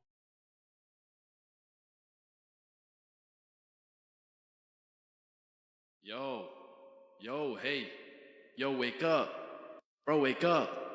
Hey, man. What? Who are you? Dreams, we all have them whether you remember them or not. And at one point in our lives, we've all dreamt about the same shit, bro. Like your teeth falling out, or running through your school butt booty naked, or being reincarnated as a chicken laying eggs. But when you really step back and think about what sleeping is, it's mad weird, bro. Like, imagine an alien crash landed on Earth and saw a bunch of motherfuckers sleeping, like... Why is everyone dead? Oh, no. They're not dead. They're just sleeping. Man, what the fuck is sleeping? Yeah, so basically they just play dead for 8 hours and live false realities in their heads and shit. Strange. Yeah, like, you see this guy? He's probably dreaming about sunshine and rainbows. Get down. Oh. Or you see this dude? He's having a nightmare for sure. Oh, and this dude, yo, this dude's definitely fucking, bro. I'm a caterpillar. Damn, that's crazy. Now, we all know there's only 3 questions in life that have yet to be answered. What's the meaning of life? What's Obama's last name? And why do we dream? Dude, it's all your subconscious talking to you, man. You just gotta find the true meaning of each dream, dude. Bro, what the actual fuck could this possibly mean, bruh? You're autistic. Anyways, the craziest part about dreams is the fact you're the one telling the story and you're the one listening to that shit. My dumbass still falls for the plot twist every time, bruh. I'll never forget this one dream I had back in grade 6 where me and my 2 homies were walking. Don't know where, don't know why, but as we're walking, a dude in a big white van pulls up talking about, "Hey, if you kids come in my van, I'll give you some candy." Shit. I mean, I'd come in your mouth for the whole bag. So obviously, we hop in, and the driver looks absolutely cracked out, talking about, "Hey kids, eat this candy." And so we unwrap this piece of candy, and it's literally just a razor blade, bro. Like, he didn't even try and hide that shit. Nah, I think I'll have to pass on this one. Alright, okay, then eat this piece of candy. Nah, this is a Perk 30. You got any Reese's Cups? Yeah, nah, I got Reese's Cups, here. Sir, this is just a Glock covered in peanut butter. Alright, fine, take this. Shit, okay. So we eat this unsuspicious looking candy and instantly start tripping balls, bruh. Like, the van is deforming, we're seeing rainbows and shit, and worst of all, we see this big ass grin on the driver's face. And I don't remember exactly what he said, but he said some crazy shit like, "Get ready, I'm coming for them cheeks." Nah, it was more like "Looks like your private square just went public." Okay, no, that wasn't it either. It was it was something more like "You boys ever had your buns stuffed like a meat mountain from Arby's?" Yeah, I can't remember exactly what he said, but all I know is if we didn't act fast, we were getting our cheeks snatched up, bro. So Billy's like, "Yo, quick, call your dad." So I'm rushing to start calling my dad, and this is the most dream logic shit ever, cause I don't even got a dad, bruh. And this is where my own brain hit me with the meanest plot twist I never saw coming. Cause as I'm calling my dad, the driver's phone starts ringing, bruh. Bomba Club. Now, I don't remember the rest, but the fact my own brain hit me with some Star Wars Darth Vader type plot twist, god damn, bruh, that shit was a movie. But still, I probably got my shit touched, so I'm gonna have to leave this as a B tier dream, bro. B tier? What the fuck could possibly be worse than a crackhead tickling your pickle, bro? Fever dreams. Now, those motherfuckers could be their own torture method, bro. These are dreams that just have you stuck in an infinite time loop doing the same shit over and over and over and over. And C tier, bro. Now, lucid dreams. Lucid dreams are deadass just playing life on creative mode, bro. Cause in my long life, I've only had 3 lucid dreams, and every single one of them was lit as fuck, bruh. Now, the problem is I can only start lucid dreaming when my original dream is just a little too strange. Like, "Hey, you're cute. Can I get your number?" What? You want my number? Yeah. Yo, I must be lucid dreaming. Ow, what Oh, the fuck? shit, it's so real, bro. I can do anything. I can probably fucking fly. Alright, Chains, this is not a dream. You're under arrest for battery and assault. But for real, my first lucid dream started when I was posted up in a basement with Michael Jackson. Yo, aren't you supposed to be, like, dead and shit?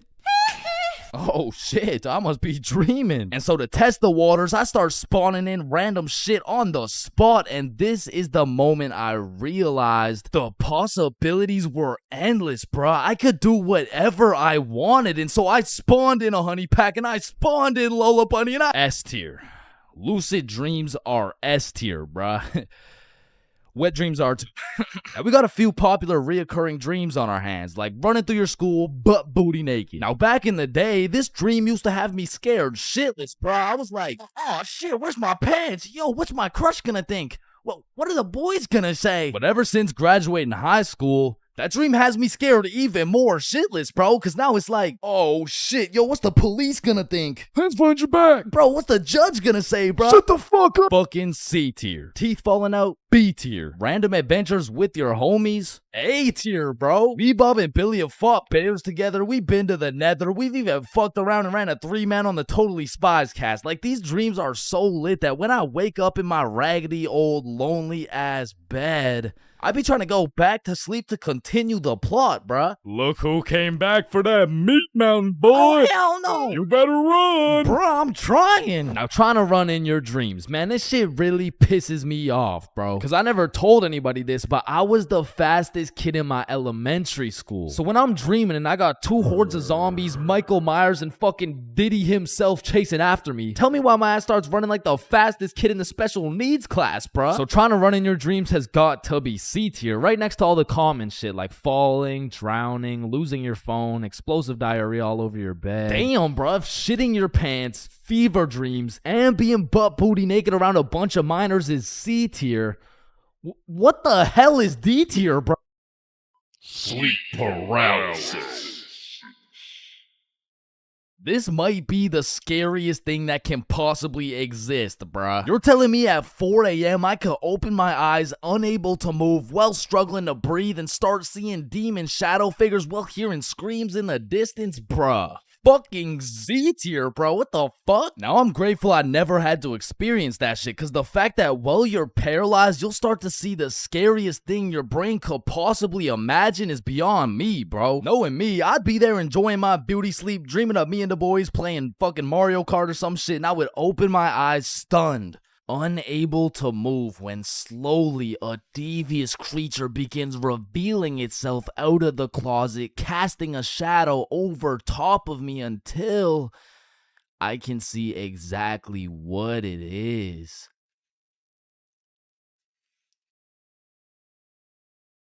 Looks like someone ordered a meat mountain.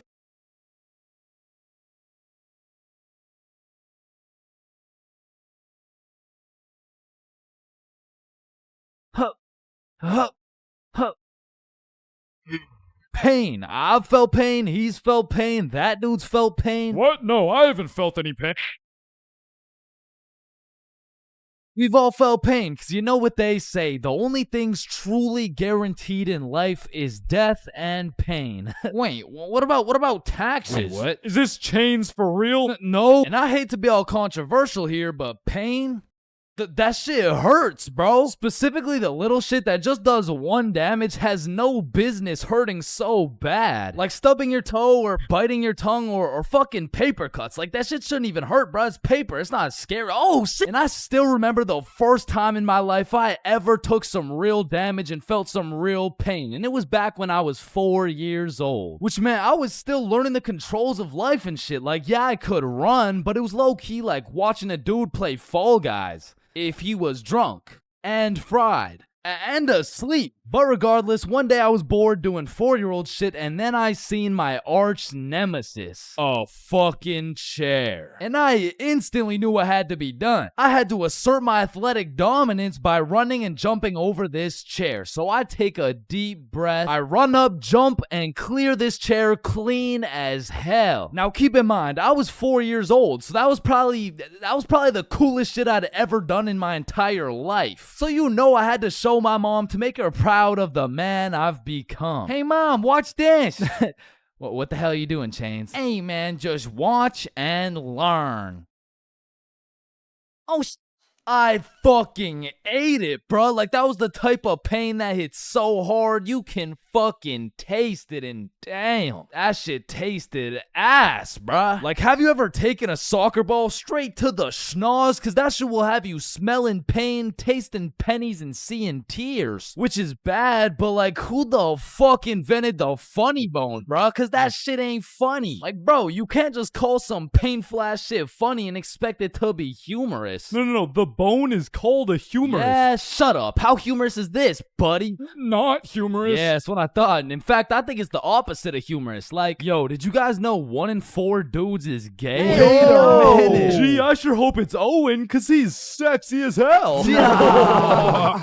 Y'all hit the funny bone too? Yeah, I did. If I had a pain tier list that went from shit ain't nothing to I'd probably rate hitting your funny bone a solid. It's the same as stubbing your toe real hard. Like, you just need a moment to take a few deep breaths and say a few slurs, and that shit just heals itself. But if we're looking at some top tier, brutal, agonizing, excruciating pain, getting kicked in the balls. Now, for you 19.8% female audience, I know you might not be able to understand what this feels like. So let me just give you a quick overview. Imagine having balls, right? Now imagine getting kicked in them. That shit hurts like a bitch. I remember one time in grade 6, me and my homies were playing a good old game of soccer. And we were playing with the big homie. I mean the really big homie. Like, the dude had more chins than a Chinese phone book. Like, last time we went to a restaurant, bro looked at the menu and said okay. And I couldn't even tell you how big he really is, because last time he stepped on the scale, it said 1 at a time, please. So what I'm trying to say is he was a big dude, and big dudes got big legs, and big legs produce hard kicks. And during this grade 6 soccer game, I unfortunately found myself legs spread wide open, freshly dropped testes exposed to this absolute unit, wound up to kick the ball, and well, pain. Just pain, bruh. Followed by a moment of silence from everyone on the field. And I don't know if the moment of silence was for me or for my next generation of kids the big homie just wiped out, but I felt that shit. And I felt it in my stomach. And there was really only one sound I was able to make in that moment.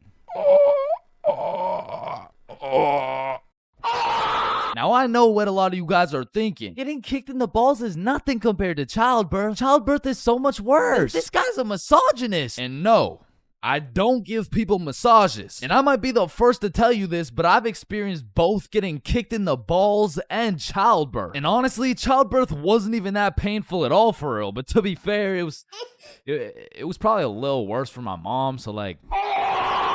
Now, we all know physical pain very well, but what do you call that deep, torturous pain you feel when your dog dies? In Minecraft, that's that psychological pain, like the pain you feel when you're watching a banger YouTube video and an ad interrupts you out of knowledge. Or like the pain you feel when you just got done making some toast and peanut butter and that shit flops on the floor face first. It doesn't hurt physically, it hurts spiritually. Like, there really is levels to this shit, bro, because now when you start adding psychological pain onto the physical pain of things, we gotta start adding new tiers to this tier list. Because imagine peacefully sleeping in your bed and you get woken up to the pain of your girlfriend kicking you in the balls, which of course hurts physically, but then you realize you don't even have a girlfriend and you live alone.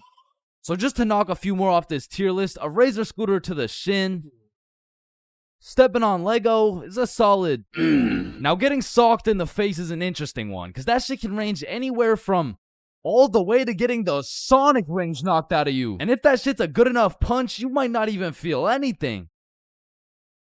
Now for the tier, I would say that's the shit where you just take one damage, like eating some food that's too hot, or getting a brain freeze, or when you're laying in bed with your phone and that shit slaps you across the face. Like, it's just minus 1 HP. And minus 5 IQ. And if anyone's seen that shit, it's probably a lifetime debt of aura. Now, I'm gonna keep it a stack. For something to be in the shit ain't nothing tier, it's just gotta be a good ass day, bro. Like, some days I'll just be feeling invincible, bro. Like, wake up, roll out of bed, shit ain't nothing. Eat a nice hot breakfast, shit ain't nothing. Stub my toe while simultaneously getting socked in the face, shit ain't nothing. Get a bad phone call? Yeah, Chains, this is Dr. D's. I'm sorry to break the news to you, but, you know, you tested positive for chlamydia. Hey, man, shit ain't nothing.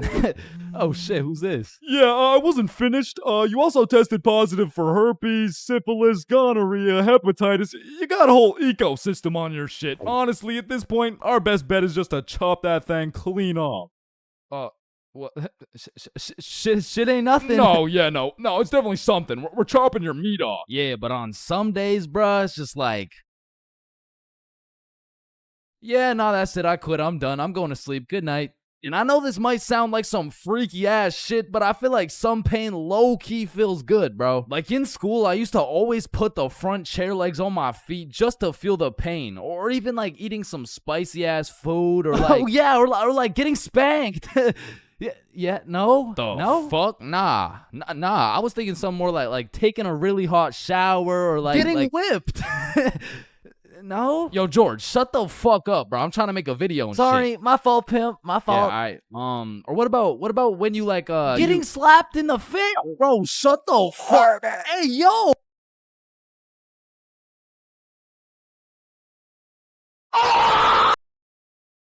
Aw, can I pet your dog? Yeah, for sure. What's your name, little guy? His name's Ben. Ben. Aw, He's so cute. I just wanna hunt that motherfucker. Man, these intrusive thoughts I be having make me wonder whether I belong in maximum security prison or not. Like, I don't even mean to, but the thoughts that pop into my head are so menacing that I can't even say this shit on YouTube, or this video will get taken down. Then I'll be canceled. Then my whole channel will get deleted. Then I'll be thrown into a psych ward, and then I'll be put on the fucking death penalty. Like, these thoughts that pop into my head are so alarming that they make me want to beat my own ass, bro. Hey, man, why'd you just sock yourself in the face? Oh, well, you see, I was about to push that unsuspecting toddler into the deep end for no apparent reason, so... Yo, this guy's about to assault a minor. Hey, you can't do that. Behind your back. But it's not like every single intrusive thought I have is bad enough to get me convicted. Like, whenever I'm walking across a bridge, I have to use every cell in my body to fight the urge of just tossing my phone into the water. Like, there is literally no benefit from doing that shit, but there's just something inside of me that would feel so much satisfaction with just seeing my phone dissipate into the water. You know, maybe you get that urge because it would just be satisfying to do some shit that's out of the box. Some shit that nobody else would do just to break the simulation a little bit. Cause I could be having the best day of my life. I could wake up, get the meanest pump in, hop in the shower, eat the most fire breakfast, and draw the most pristine stickmen I've ever drawn. But as I'm casually walking beside a bunch of cars that are going 65 miles an hour, I'm still gonna have the urge to just throw myself in front of a car, bro. And it's not even on some emo shit. Like, I want to live, but I also want to dive into some oncoming traffic. But at least I'm not the only one who does this. Like other people do this. Right? Like, it's normal, right? But half the time, an intrusive thought will just be to do some goofy shit. Like, you're just forced to imagine the consequences of what it would look like to start throwing it back on a Tuesday at 2:41 p.m. And every once in a while, you'll just be chilling, and you'll witness a motherfucker fall to the intrusive urges. What are you get along the table, bro? Shit, he let the intrusive thoughts win, man. Now, I don't even know if these count as intrusive thoughts or not, but as a dude, when I'm walking down the street, I'll just be going on with my day chilling. Then all of a sudden I see a car and I'm like, if I don't make it to that tree before this car, I'm gonna die. Aw, shit. Honestly, these kinds of intrusive thoughts are kind of motivating. Like, it's the same thing as having a hype man at the gym, except instead of that positive reinforcement, if you don't get those 3 extra reps, you're gonna die. It's like whenever I'm at the gym hitting those Bulgarian split squats, I be having mental wars with myself. Ooh, that was a good set, man. I think we're done. 5 more reps or you're a bitch. Damn, good shit. All right, I think we could wrap it up. 10 more, pussy. Who the fuck's gonna carry the boats? I told you we should have stopped, bro. 15 more or you like dick. Now that I think about it, there's a good amount of people in prison right now who just succumb to their intrusive thoughts. Cause intrusive thoughts are just like that demon on your shoulder telling you to do the most devious shit possible. And I know there's a bunch of motherfuckers out there who just listen to that little guy. Hey, man, you see that lovely old lady right there? Yeah, you're gonna hit her with a mean right hook. Well, what's in it for me? Nothing. Shit, alright. But to be honest, there is a handful of times where I've let the intrusive thoughts take over. One of the most memorable was way back when I was 5 years old. Me and my older brother were just dicking around, doing some 5-year-old shit. Keep in mind, this story takes place before your boy had even developed consciousness. So I was just a little munchkin doing munchkin shit. Then suddenly, this urge came over me. It was unlike anything I'd ever felt before. It was dark, irresistible. And for no apparent reason, I bit my brother's arm. And this was probably the most satisfied I'd ever felt in my entire life. But it was followed by shame and regret because I had no excuse. Ow, why the fuck did your dumbass just bite me, bro?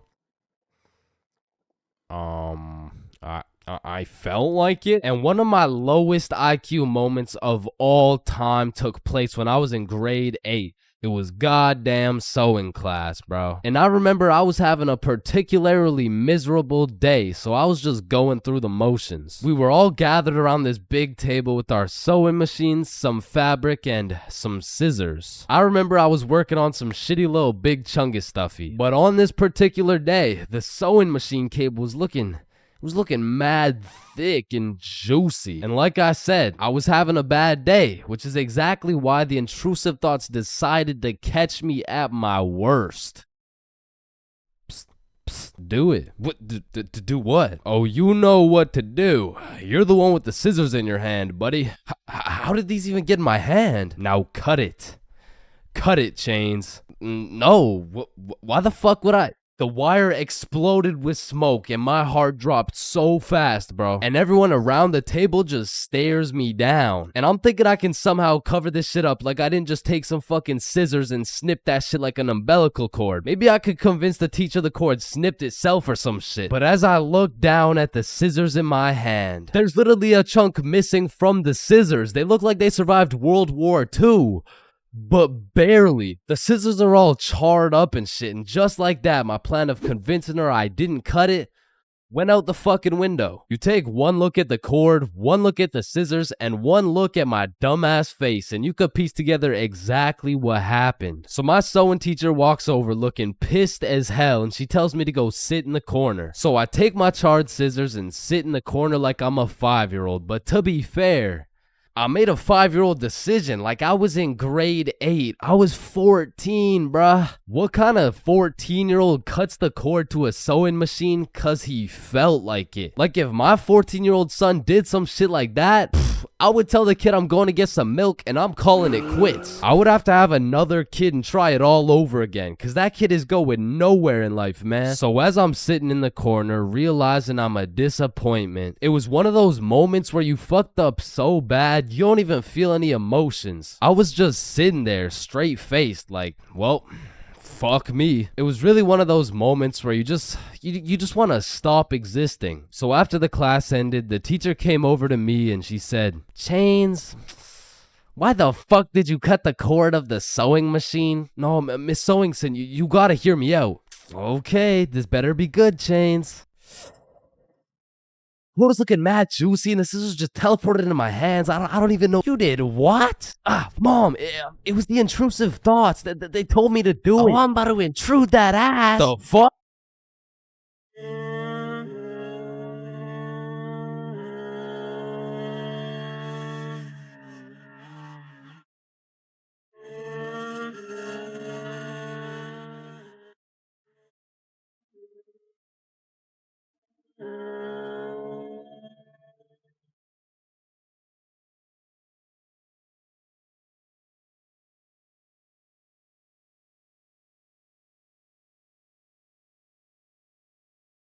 Bro, when I was in middle school, every time I would walk by the high school, the freshmen deadass looked like adults to me, bro. The sophomores looked like tax-paying citizens. I saw juniors as grown men with a wife and kids, and seniors, bro. I couldn't tell the difference between a senior and a senior citizen, bro. And that's because in grade 7, I saw me and all my homies as fully developed, mature, and respectable humans, and that was simply cap. Because now when I look back at a picture of us in grade 7, I see a bunch of little babies, bro. Yada, yada, yada. What does this have to do with stealing a guy's vape? We stole a vape from a senior in high school, and we were in grade 7, bro. And when I say we, I mean Billy. Billy stole that shit, and me and Bob were accomplices. Now, if you ask me back in the day, Chains, for real, you're awfully small. Scrawny, weak, ugly, chopped. Yeah, okay, sir, what's the question? How do you expect to win this fight against such a bigger opponent? Listen, Joe Rogan, it's not about the size of the dog in the fight. It's about the size of the fight in the dog. Thank you very much. Thank you. And then I saw Jake Paul versus Anthony Joshua, bruh. Okay, guys, so I'm not doing this fight. I quit. I'm retiring. Because I don't care how many years of karate, taekwondo, pad thai, jujitsu, or teriyaki a kid takes. I can beat their ass easily. But I won't, because that's morally wrong and I have honor. Hey, everyone. I heard Chains talks to minors. What the fuck? And I heard he fakes all his stories. Man, I do not fake my stories, bro. Sorry, anyways, as I was saying, this story takes place in grade 7. It was a summer day, and it started off pretty slow. You know, me and the boys were just chilling at Bob's crib, playing a little Rocket League and whatnot until we got bored. And when me, Bob, and Billy get bored, it's a problem, bro. Because every time we were bored, we would do one of 5 things. Light public garbage cans on fire, ding-dong ditch houses, light more shit on fire, buy things from 7-Eleven, with the 100% discount, or climb our middle school, bro. Yo, let's go let some garbages on fire. Yo, I don't know if there's any left at this point. Alright, let's ding dong dead. Man, I'm not really trying to do all that running right now. Shit. Should we climb Stickman Middle? Yes. So we pull up on a scene, shiesties activated. We scan the area for witnesses, nobody. We identify all security cameras and move forward with the plan. So, Stickman Middle rooftop was about 20 feet up, far too high to reach. However, it had a playground with one of those spiderweb johns, and this playground was fenced off, and this fence is what we call the method. So one at a time, we climb up this metal fence, stand on top of it so we were just tall enough to jump and grab the roof, and we pull ourselves onto the rooftop. So Bob and Billy got up first. I jump and get my hands on the rooftop, pull myself up, and the view was insane, bro. Sun setting and everything. So me and the gang are sitting on the roof of our school. Bob brought some of those good old sweet heat Doritos, and we have ourselves a nice little romantic afternoon. When all of a sudden a car pulls up to the courtyard. A dude hops out of the driver's seat. 3 girls hop out of the whip. They're probably 19 or 20, and one of them looks up like, "Hey, what the fuck?" Hey. Yo. Oh, shit. How'd y'all get up there? Shit, it's easy. I mean, we just climbed this fence. You want to try? Yeah, okay, yeah. What do I do? You just gotta stand on the right side of the fence. Okay. Which side's the right side? It's the opposite of left. Is this guy retarded? Oh, okay, yep, okay, I got it. All right. Okay, now what? Okay, yeah, just bring your feet up to the little crossbar, but be careful. Careful? This shit's easy, man. I know a ton of 12-year-old girls who could do this. Right, okay. Why does he know a ton of 12-year-old girls? Okay, what do you think I do from here? Dude, I don't think I know what to do. Oh, shit, man. I don't think I know what to do either. No, I'm saying I know. Like, damn, man. How is he so retarded? Ooh, I'm up, boys. Let's go. Sir. Yeah, let's go. Anyways, what's y'all's names? I'm Billy. That's Bob. And I'm Chains. BBC, is it? Yeah, my name's Cooper. It's nice to meet y'all. Yeah, nice to meet you, man. You want some Doritos? So he just abandons the girls down at the courtyard, and we go back to our spot, sit down, and Cooper's vaping and shit. Billy's bumming a few hits. And I'm not gonna lie, he was a nice guy. I mean, you could tell he had a good heart, but god damn did that motherfucker like yapping, bro. I think me, Bob, and Billy got off a total of 3 sentences, bro. And so I was telling her, if you mess with the bull, you get the horns. Damn, that's crazy. Bruh, for real? Dead ass? I mean, bro yapped the day away. The sun went down. It was getting cold, so Billy was like, "Yo, y'all trying to head back?" "Yeah, bro, it's getting cold." Yeah, yo, great conversation though, boys. Right. So we all climb down the roof, make it to the courtyard, and say our farewells. Peace out, Cooper. See you, bro. Yeah, y'all have a good one, man. We head back towards Bob's crib, and to get there, we gotta walk up this small path with a super steep uphill, and as soon as we get to the top of the hill, Billy stops. And he looks back. Yo, what's up? I should have taxed his vape, bro. What? Yeah, like I should have finessed his vape. That shit was nice. Bro, like you're not doing that. Let's go back to Bob's crib. Say I won't do it right now. Bro, you won't. Bob, you know I would do that shit. Keep it a buck. Alright, watch this then. So Billy, completely alone, walks back down the hill to the courtyard and starts talking to the dude through the driver's window. Yo, Cooper, you think I can have one more hit for the road, bro? Damn, man, you really came all the way back? You're a fiend, huh? Yeah, nah, I got you, man. Bless. And because me and Bob were up on this hill, I vividly remember we got like a bird's eye view of this shit. And obviously, y'all don't know Billy the way I do, but I was 100% convinced he did not have the balls to do this shit, bro. There was no way. Hey, Billy starts hauling ass, and instantly Cooper punches that bitch in reverse. And my heart dropped so fast. We had a bird's eye view of Billy running for his fucking life, and Cooper's right on his ass, and they are both headed right towards me and Bob, bro. So we take our head start and get our ass right back to Bob's crib. But Billy couldn't just run to Bob's crib and have Cooper knowing his address. So instead of taking the path to Bob's crib, this motherfucker runs straight into the prickle bushes, bro. Adrenaline pumping. He's powering through these bushes, getting cuts all over his arms, legs, face, until all that adrenaline crashes and he realizes he can't make it through to the other side. He was stuck. Oh no. You fucking idiot! Come back down here and give me my fucking vape! So Billy walks back out of the bushes, walks over to Cooper, hands over the vape. The girls in the back are all laughing and pointing and shit. Billy's aura is decreasing by the second, and just as Billy cuts his loss and starts walking away... Hey, yo, come back. What? Bro, the coil's missing from the vape. You owe me $70. I know what school you go to, man. You got a week to pay me back. Or else. Billy not only lost all the aura he'd been saving up for 13 years on this earth, but now he's $70 in debt with 1 week to figure it out. So every day after that, Billy begs his mom for $10 for lunch money, $10 for pizza, $10 for school supplies until a week had passed. And Billy had his 70 bones saved up. So as agreed upon, me, Bob, and Billy are posted up in the parking lot 1 week after the incident, and just as expected, Cooper pulls up. And this time he's got like 4 shorties in the car. Like, genuinely, how the fuck? So Billy hands over his life savings. Cooper pockets that shit, and with the most shit-eating grin I've ever witnessed, he mutters, "Hey, look, it looks like we got some pizza money for tonight, am I right?" Yes, look at this dumbass. Billy got scammed, bro. He got his shit rinsed. $70 could have bought this dude like 3 whole vapes, but I mean, truthfully, that's karma. And the moral of the story is, don't steal from people, but more importantly, just don't vape, bro. Yo, Billy just posted his first YouTube video ever. Go check that shit out. Yes, sir. And I just posted a video of me and Chains talking about this story, the raw, uncut, unedited version. So click this link right here if y'all want to tap in. Click that shit. Stole that shit. That's what I do, nigga.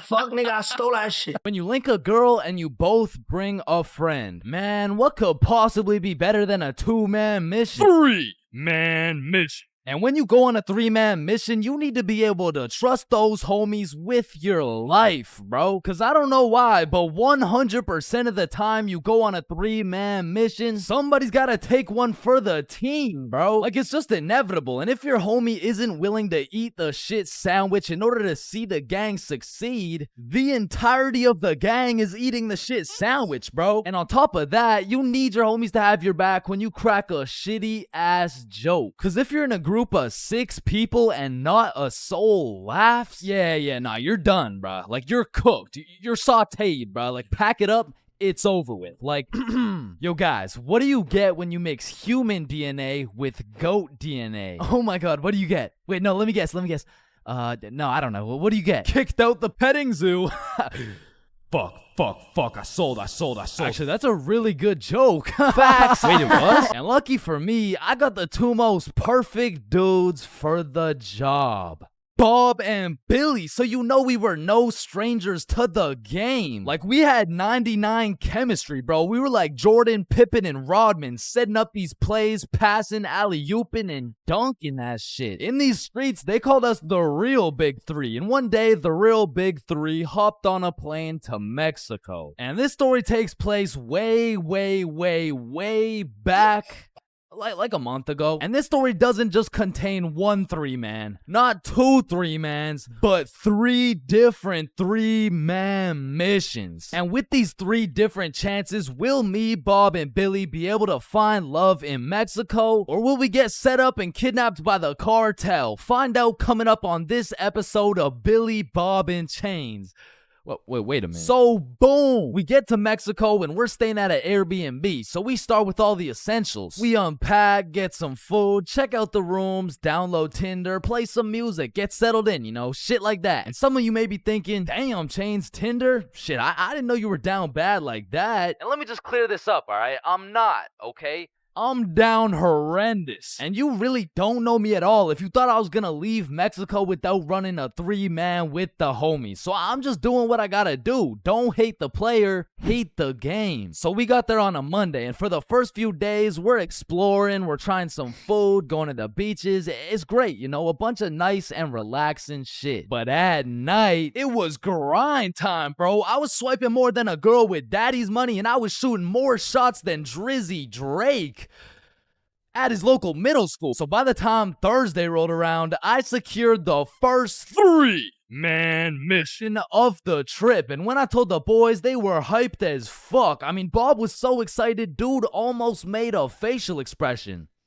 So before we went out, we had to get teed up. And lucky for us, we spent half our food budget on a few bottles of vodka. So we're absolutely down in that shit until our Uber pulls up. We hop in the Uber and get dropped off by some bars where we plan to meet the girls. Now keep in mind, at this point, all I've seen of this girl is pictures. And you know there's a brutal catfishing epidemic going on. So let's just say it's completely in the realm of possibility that I set up a link with 3 big buff Mexican dudes. And Lord knows I'm crossing my fingers. Hopefully there's like no big buff Mexican. I don't want the big buff Mexican dude. So my heart dropped to my balls when I got a tap on my shoulder and turned around to see a not so buff Mexican dude with another not so buff Mexican dude with the 3 girls. Oh, hey. Oh no, don't worry. These are just my friends, by the way. Hey. Oh, shit. That makes sense. Okay, yeah, what's up? And not only was I relieved that she wasn't a jack dude, but she was fine, nice, and she spoke English. Same with Bob's girl and Billy. Yeah, nah, he had to take one for the team for sure. Hey, bro, I'm sorry, but this is just the way the cookie crumbled. Shit, bro. Can we get another cookie? It's too late, bro. It's already crumbled. And Billy took that shit like a champ, bro. So all 8 of us go to a bar and we're just talking, getting to know each other and shit. And I noticed Billy just keeps the tequila shots coming. I mean, we were only 10 minutes into the conversation, but this dude is 10 shots deep at this point. And all of a sudden, this dude starts laying down that Google Translate riz, and he's dropping hard eye emojis and shit, and I'm like, damn, respect. I mean, he's taking this extremely well. And after about 30 minutes of talking to this girl, I look over at Billy and I start to see some wild ass emojis being thrown around. Like, oh shit, Bob. Yo, I think Billy forgot he's the one taking one for the team. So me and Bob cut him off of the tequila, and then my girl is like, hey, do you guys want to come over to our place? Yeah, Hell yeah! Is he alright? Yeah, he's fine. So we hop in their whip and go to their crib. And at this point, it's getting kind of late. So we're just chilling, listening to music and things of that nature. When me and Bob realize Billy and his girl are nowhere to be seen. So I turn to Bob and I'm like, yo, should we stop him? Damn, bro, you're right. We can't let him do that shit. And listen, bro, I've never been the type of dude to cock block, but if it's the homie who's about to interlock with the chalk chick at this o'clock, I'll walk up, knock, unlock, and block that cock if I have to. And so I did just that. I walked up, knocked, of course, unlocked the door, and respectfully, I blocked that cock. Yo, what are you doing? I'm taking one for the team, remember? Nah, I think the team's doing just fine, but bro. You know me. I was gotta do it for the team, like for I don't think the team needs this one, gang. No. Remember, I'm supposed to be like taking it for the like this is for the. Yeah, you right. Let's just go home, Billy. No, wait. Well, how are we gonna get home? We're in Mexico. Man, shut the. So we said our goodbyes, got in the Uber, and man, I felt like a basketball coach whose son just lost to a special needs team, bro. Hey, listen, bro. I had a lot of tequila tonight. I'm sorry. I just Billy, I'm not mad. I'm just disappointed. Damn, bro. And the next morning we woke up, and I'm not gonna lie, we felt it a little bit, especially Billy. Billy was in physical and mental agony, but we have a secret method to get rid of any hangover instantly. It's called vodka. So we're practically eating this bottle for breakfast, and once everyone was healed up, we hit the beach and had a fantastic day. It was stupendous, really, and once the sun started to set, we got some food, and man, It was gas, bro. I had the best nachos of my life. And as I'm consuming this orgasmic meal, I get a little notification on my phone from a new girl. Yo, you got any friends? Oh, shit. And I'm like, hell yup. Then she's like, I'm going out with some friends tonight. You guys should come. And I'm like, hell yup. And just like that, we secured our second 3-man mission. So we absolutely house that fucking meal, go back to the crib, get ready, tee up, you know the drill. We hop in the Uber and get dropped off in the same area where the clubs and bars are to meet these girls. And when we get there, Bob and Billy are both praying they don't gotta take one for the team this time. And I'm there just chilling like, yo, this is why I set up the 3-mans, cause then I never have to take one for the Chains, is that you? Shit. Who's asking? It's me, Sarah. Oh, no way. Really? Like really? Yeah. Yeah. Oh, yeah, no. You must be looking for the other Chains. No, don't worry. This happens all the time. Oh, no. Chains for real. Yeah, look at this. This is you. Oh, fuck. Would you look at that? I guess it is me. Fuck. Like shit, I don't know how she did it, but she got my ass, bro. I got catfished nicely. But I guess it was just my turn to take one for the team. And I look up at who she brought, and she pulled up with 4 straight dimes for the homies to choose from. Like, bro, why me? So we're walking, and the girl I'm temporarily associated with is like, hey, let's go to the club. Yeah, let's go. So we go to this club, 8 people deep, and the girls are like, yeah, let's buy a bottle. Yeah. Where's your money? ¿Qué? No entiendo. Wait, I could have swore you spoke English. Oh, yeah, no, I'm fluent for sure, yeah. You said you wanted a bottle, right? Yes, please. Yeah, you got bottle money? No entiendo, no hablo inglés. And now I'm starting to get the vibe that whole time, these girls just wanted a free bottle. And as soon as I start catching on, she starts upping her game, like, oh my god, you're so strong, look at these muscles. So I go to give Billy one of those side eyes, and when I look over, these motherfuckers are completely lost in the sauce. Yeah, I'm buying a bottle, everyone. Bottles on me. So Billy pulls me aside like, yo, we gotta split a bottle, bruh. Nah, I'm really not fucking with this girl. Come on, bruh, please. I need it, bruh. Just take one for the team. Come on, take one for the team. All right, bro. I'll split it with you. Thank you, bro. I got you. So are you guys getting a bottle? Yeah. We're getting a bottle. Oh my god, you're so strong and you're a baller. Yeah.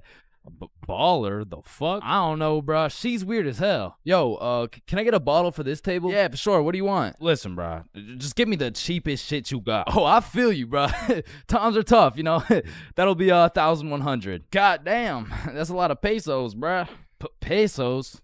Yeah, like 1,100. That's a lot. That's a lot of pesos. Nah, amigo, that's USD. Damn. Plus $500 to walk it to you with a Chicago fee of $350, and for the tip, it'll just cost you your left testicle. No, it's my favorite nut, bruh. Yo, Billy, we don't got it like that. Yeah, hell no. Let's just not get it, bruh. At least these girls are already fucking with us without it, though, right? Yeah, facts. Yo, we're not gonna get the bottle. Oh, why not? You can just buy it. It's not that big a deal. Nah. It's cause we we don't got enough money. They fucking dipped, bro. Quick as hell too. They all just evacuated, bruh. No, bruh, that was my wifey. And I'm just over here thinking, damn, I'm just glad I didn't have to see that shit through, bruh. But Billy, yeah, he was really going through it.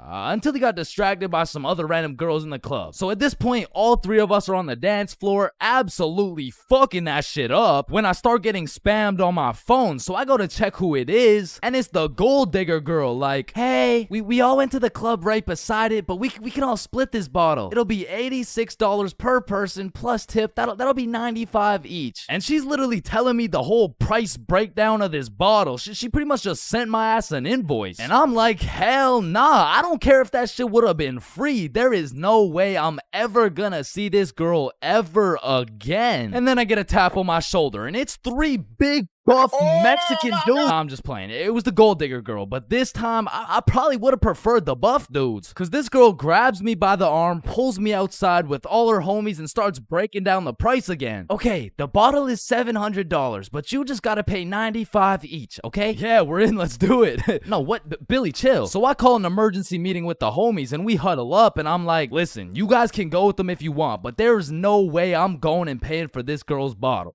Fuck that, bro. You're right. We could find something better for sure. So we jump ship. Absolutely abort mission. Yo, what's that over there? I'm not stupid. I'm not falling for that shit. Nah, is that Jeff Bezos handing out free bottles to catfishes? Wait, what? Where?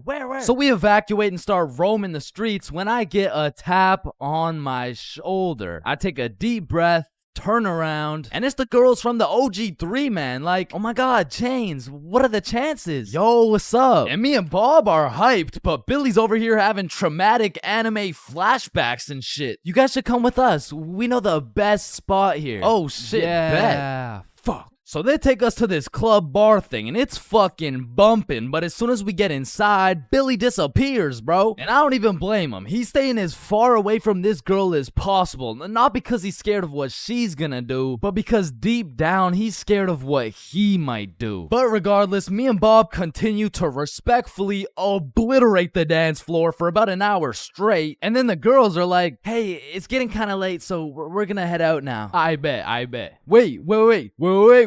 Yeah! And once me and Bob had officially decimated the dance floor beyond repair, we realized there's an upstairs that leads to a balcony. So of course me and Bob go to explore that shit. And as we walk out onto the balcony, we see Billy with this one girl who looks our age, who happens to have a friend who also looks our age. And once again, Billy is absolutely laying down that Google Translate riz, but this time he's really cooking. So me and Bob start talking to her friend named Mia. I get her Instagram, and then Billy's like, all right, let's go. The Uber's here. Uber? Uber to where? Oh, yeah, no, my bad. I forgot to tell you, but Camilla and Mia are coming back to the B&B. What the fuck?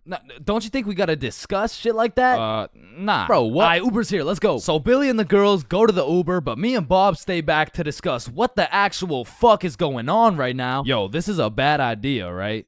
But we can't let him do this shit alone. Shit, Bob. Do we even have a choice? So we leave the bar and start walking to the Uber when this girl stops me and she's like, hi, what's your name? Oh, I'm Chains. What's your name? Oh, my name's Sophia. And Sophia's trying to make some small talk and shit like that, but Billy's already waiting in the Uber. So I'm like, well, it was nice to meet you, but I gotta go. Oh, well, let me get your Instagram real quick. So I give her my phone, she follows herself, and then gives me my phone back. And when I lay my eyes on the screen, I realize we have a mutual. And I'm just surprised because we're in Mexico, bruh. So I go to check who it is, and it's Mia. And at this moment, everything started piecing itself together to make our third three-man mission. So I'm like, yo, you know Mia? Oh, Mia? That's like my best friend. Why? Word? You mean this Mia? No oh my god, way. Mia. So Sophia hops in the whip and we're all just talking, and then Mia says, yeah, so like, we don't have work tomorrow. Oh shit, do you guys work together? Yeah, we do. Damn, what do you guys do? Oh, you know, we dance. What, where do you guys dance? Like in the club? Oh shit, yeah. That's what's up. Yo, how old are you guys, by the way? 21, 24, 25. Damn. Sorry. Do you guys happen to have any kids by chance? Of course, I have two. I have a baby boy. One of them is a 3-year-old boy. I also have 2 daughters.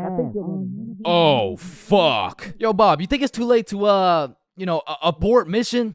And I don't know how, but none of that information seemed to faze Billy in the slightest. Cause now he's out here making out with this girl like, fuck them kids, bro. And the whole car ride, I'm just thinking, what the fuck is going on, bruh? But soon enough, we arrive. We all hop out of the whip, go to our B&B, put in the code for the lockbox, get the key, unlock the door, and go inside. Now for context, the crib had 2 couches and a master bedroom. And that bedroom is where I used to sleep, and I say used to because as soon as we got to the B&B, Billy and Camila went straight to my room and start playing patty cake loud as hell too, and so all of us are just sitting on the couch like hola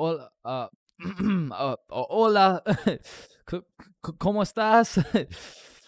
Fuck. And this motherfucker Billy was just making up for every single time he had to take one for the team. And after the longest 20 minutes of my life, Billy walks out of the room smiling from ear to ear like, what?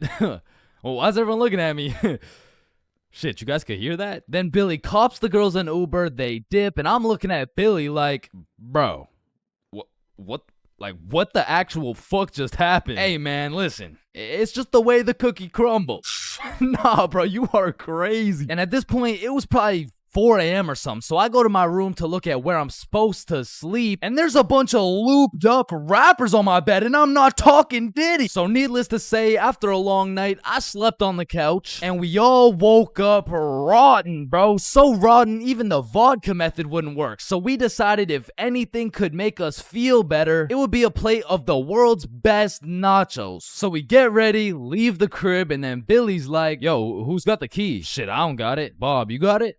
I mean, it's probably on the counter where we always put it, right? Yeah, facts. We check the counter, it's not there. We check the tables, not there. We check the couches, bedroom, kitchen, nowhere to be seen. So we scavenged the entirety of the Airbnb. We even looked through every single bag of garbage, and it was nowhere. Bro, did those girls finesse our key? Nah, Camilla wouldn't do some shit like that. She would, bro. You don't even know her. No, she wouldn't. How would you know her? You don't know her, bro. I know her better than you know her. Chill. Mia texted me. She said, let's go to the pool today. Oh shit, Camilla texted me the same thing. Damn. And in my head, I'm thinking about it and I'm putting everything together. Shit. Are you thinking what I'm thinking? I think so. These girls stole the key and invited us to the pool so the crib would be empty so they could get 3 big buff Mexican dudes to pull up and loot the crib. Fuck, I knew it. Damn, she got my ass, bruh. So hell no, we didn't go to the pool with them, and for the next few days, we were on high alert. We would only leave the crib in pairs, and one dude would stay back, strapped up with kitchen knives, ready to take on 3 big buff Mexican dudes. Pause. Until it was Monday, the night before our flight home. So we're packing everything, getting ready to go home, and I hear Billy shout,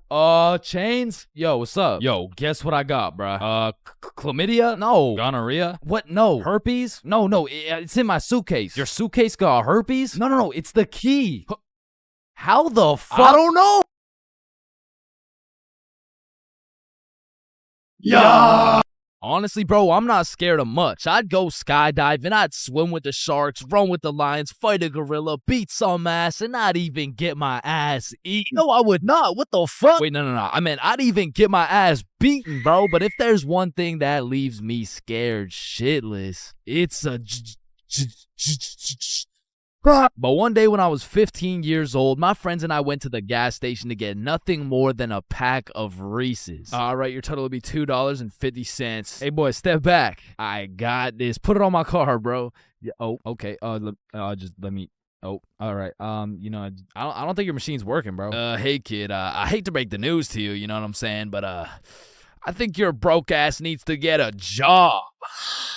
No! So I got my first job at Jim Jordan's, and I was grinding, bro. I made every coffee fresh, every customer happy, every toilet squeaky clean. I was putting the potato wedges in a goddamn bag until I'd stacked up my first few bands, and I'd never seen this much money in my life. I thought I was rich, bro. So I quit my job.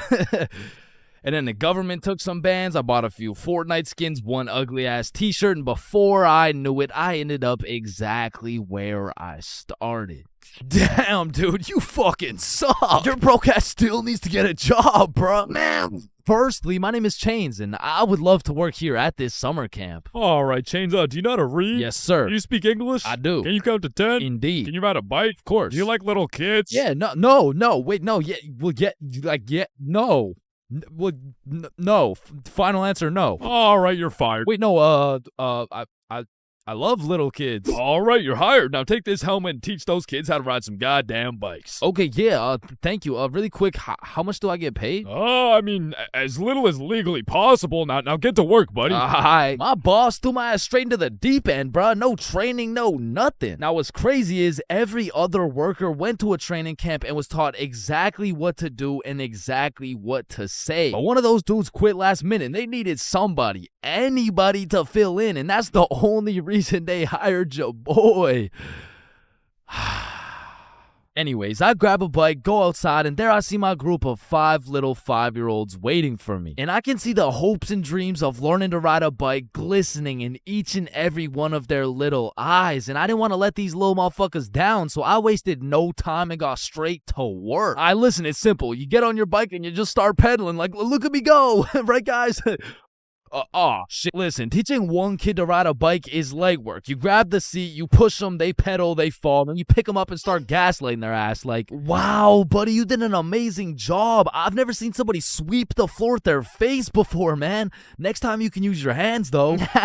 Thank you. But the real problem is having 5 different kids with 5 different personalities and skill levels. Because the first kid was named Miles, but he couldn't ride a bike for 5 feet. Then we had a kid named Noah, who didn't know a single thing about how to brake. Parker, who couldn't park for shit. We even had a kid named Noel, but his little ass couldn't stop taking L's. In James. But it was just one motherfucker, bro. Like, why is your name plural, bro? Where's the other one at? So my group's out here looking like 5 chimpanzees on bikes with one bigger chimpanzee supervising them. And I look over at my coworkers' groups, and these motherfuckers are out here biking in perfect unison, weaving through cones. I even seen a little kid doing no hands, bro. Hey, James, look, no hands. Oh, shit. Oh, shit. Oh, shit. Hey, James, look, no teeth. So after painting the pavement like Picasso, we get under the shade for some lunch break. And talking with these kids was such an interesting experience, bro, because since I was their biking instructor, they just assumed I knew everything, bro. Hey, James, why is the sky blue? Shit, I mean, it just... And we even decided that it'd be a Monday today. Oh, that was definitely Abraham Lincoln. Why does my sandwich taste like pennies? That's the taste of blood, my boy. What's the biggest number? Infinity. How old are you? 300. What time is it? 12:37. And why do my parents wrestle without any clothes on? Yeah, mine too. So, okay, Yeah, time to get back to riding bikes, bro. But this time when we got back out to riding bikes, I set up a cone drill. All right, group, lock in. Here we got an easy cone drill. You know what I'm saying? I'll show you how it's done. So you just want to go through the cones just like this. You know what I'm saying? I like to call this drill. Oh, fuck. Wait, what's it called? I don't know. I think it's called fuck. Are you sure? Fuck. Yeah, nah, it's definitely called fuck. Well, that's a weird name. Okay, who's gonna fuck next? Yeah, bruh. I'm not gonna lie, I dead ass fell. Like, there was no type of biking test in order to get the job. All they asked is if I could ride a bike, and I can. But I did not know we'd be doing NFL drills on these fucking bikes. But needless to say, when the parents came to pick their kids up from the first day of bike camp, they were not impressed. Hey, there's my little man. What did we learn today? Oh, you know, we just took the training wheels off. We got started on a few cone drills. He showed us how to fuck. Yeah, okay, it's man. true. No, He I'm even sorry. I'm demonstrated. so sorry. This is a catastrophic miscommunication. And Chains told me I had the best grip. Hey, He yo, said I'm the that. handlebars, brother. You gotta Chains specify. says I have so much potential for a kid my age. Okay, yeah, that sounds same bad. here. That sounds really And bad. Why does all Chains this said shit he sound so likes bad? me better without any teeth. I'm just trying to cheer him up, He taught us man. to always use protection before riding. Okay, that's enough. Bro. Just stop. Chains Chill. told me, None of them came back, bro. So I got a new group, and the best part about this new group of kids is that they were already level 4, meaning we'd all just bike to the park, eat lunch, and then bike back. Damn, bro, that sounds easy as fuck. Surely this couldn't go any worse than your first group, right? Yeah, it does. Yeah, nah, it gets worse. It gets so much worse. So for this little journey to the park, I'll pair up with my coworker Natalie. So Natalie's in the front and we got 10 kids in the middle. We'll call them Liam, Ava, Milo, Zoe, Tucker, Cornelius, Jackson, Bradley, Quandale Dingle Jr. the third, and Riley, which is the only name you'll need to remember. So I count up the kids so we don't leave any behind, and as expected, I count 10. So we take off on our journey to the park, and all these kids were really good at riding. You know, out of the whole group, we only had one little fall.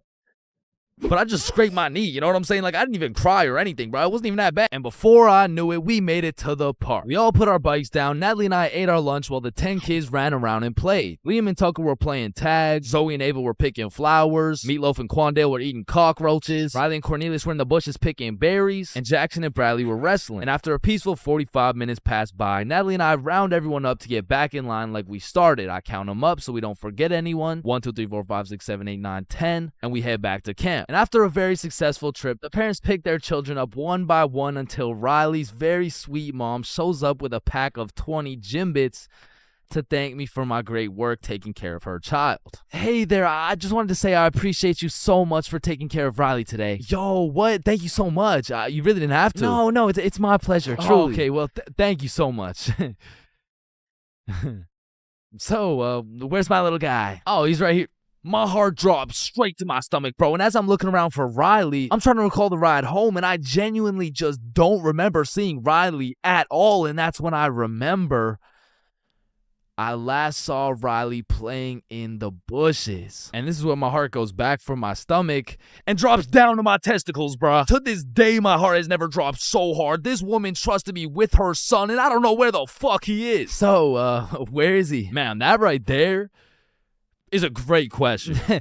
What do you mean that's a great question? You know, all the greatest questions in the world make you think, don't they? Yes. Right, and as you ask me this question, I really get to thinking, you know, like I really get to rack in my brain, and well, to be quite frank, well, I'm stumped.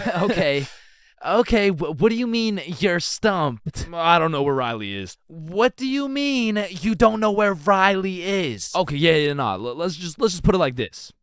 Do you know where Riley is? No. Yeah, nah, me either. Yeah, ice cream. Holy fuck, he's right there. Oh Holy my God, fuck, I knew it. I knew it. He's like, fuck, I oh thought my this God, he's right dumbass there. lost you. I knew it the whole time. He's right there.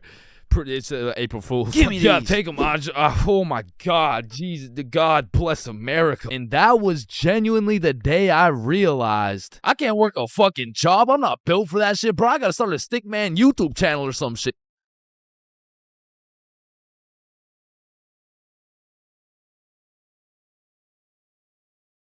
So, there are 7 stages of being drunk, all of which I've experienced, so you don't have to. Drinking? Aren't you underage?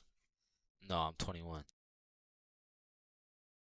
Now let's start with stage 1, the process. Stage 1 is one of the most important stages of being drunk. If you've ever heard the saying, trust the process, this fully applies when it comes to drinking. If you don't approach this stage with precision, calculation, and patience, you might accidentally skip straight to stage 7. And trust me, you don't want to skip straight to stage 7. The process is pretty much where you've started drinking, but you don't really feel anything yet. Because when you drink alcohol, it takes time for it to be absorbed into the bloodstream. And some people just don't have the patience to wait and end up overestimating their limit. Oh, I feel fine. Let me take another shot. Stage 2 is tipsy. Tipsy is where you first start to feel it. It's when the first few shots start to hit and you start to feel a little bit more outgoing and maybe more talkative.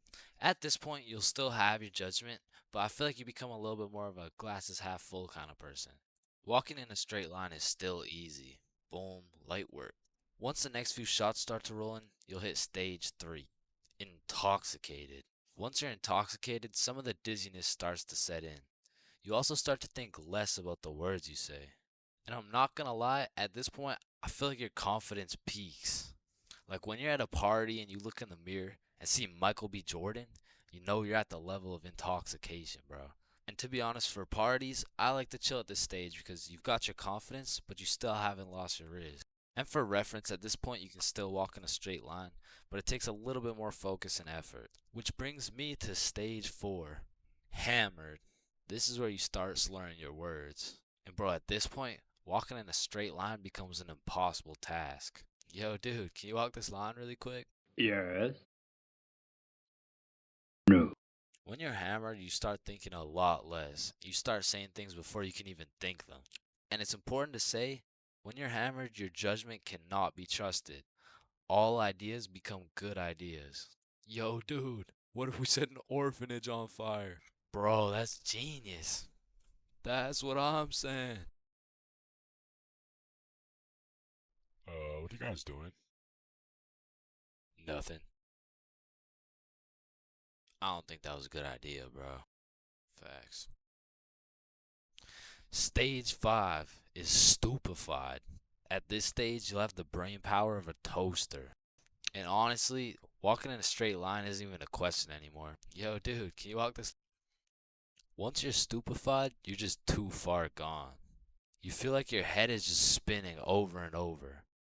Now, at this stage, I would recommend leaving whatever party or setting you're at because you can't function properly. Probably end up regretting some of the shit you say or do the next morning. Now, stage 6, wasted. When you're wasted, when you get wasted is just regret. Your body is literally fighting for survival. Everything is miserable and you always promise yourself you'll never get to this stage again. But one way or another, it always comes back. Whenever you're at a party, there's always one person who's wasted and they're hunched over at the toilet just vomiting, bro. And it just ruins the night completely. So this might be obvious, but I do not recommend getting wasted. Now, to get to stage 7, you have to do one of 3 things. First off, you could have not trusted the process at stage 1 and heavily overestimated your limit. Or you could have been hammered and your judgment was tainted, so you had the idea to take more shots. Remember, all ideas become good ideas. And lastly, you could be going through a serious divorce. And in this case, I'm sorry. I hope she comes back. But stage 7 is blacked out. When you are blacked out, you've lost your consciousness. You're pretty much just slumped out. But your dreams when you're blackout drunk are always the most random and vivid shit, bro. And once you wake up, yo, dude, can you walk this line really quick?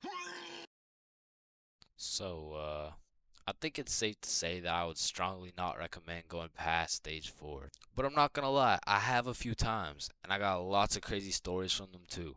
So let me know in the comments if you want to hear any of these stories. But yeah, I think I should end the video by saying, please drink responsibly.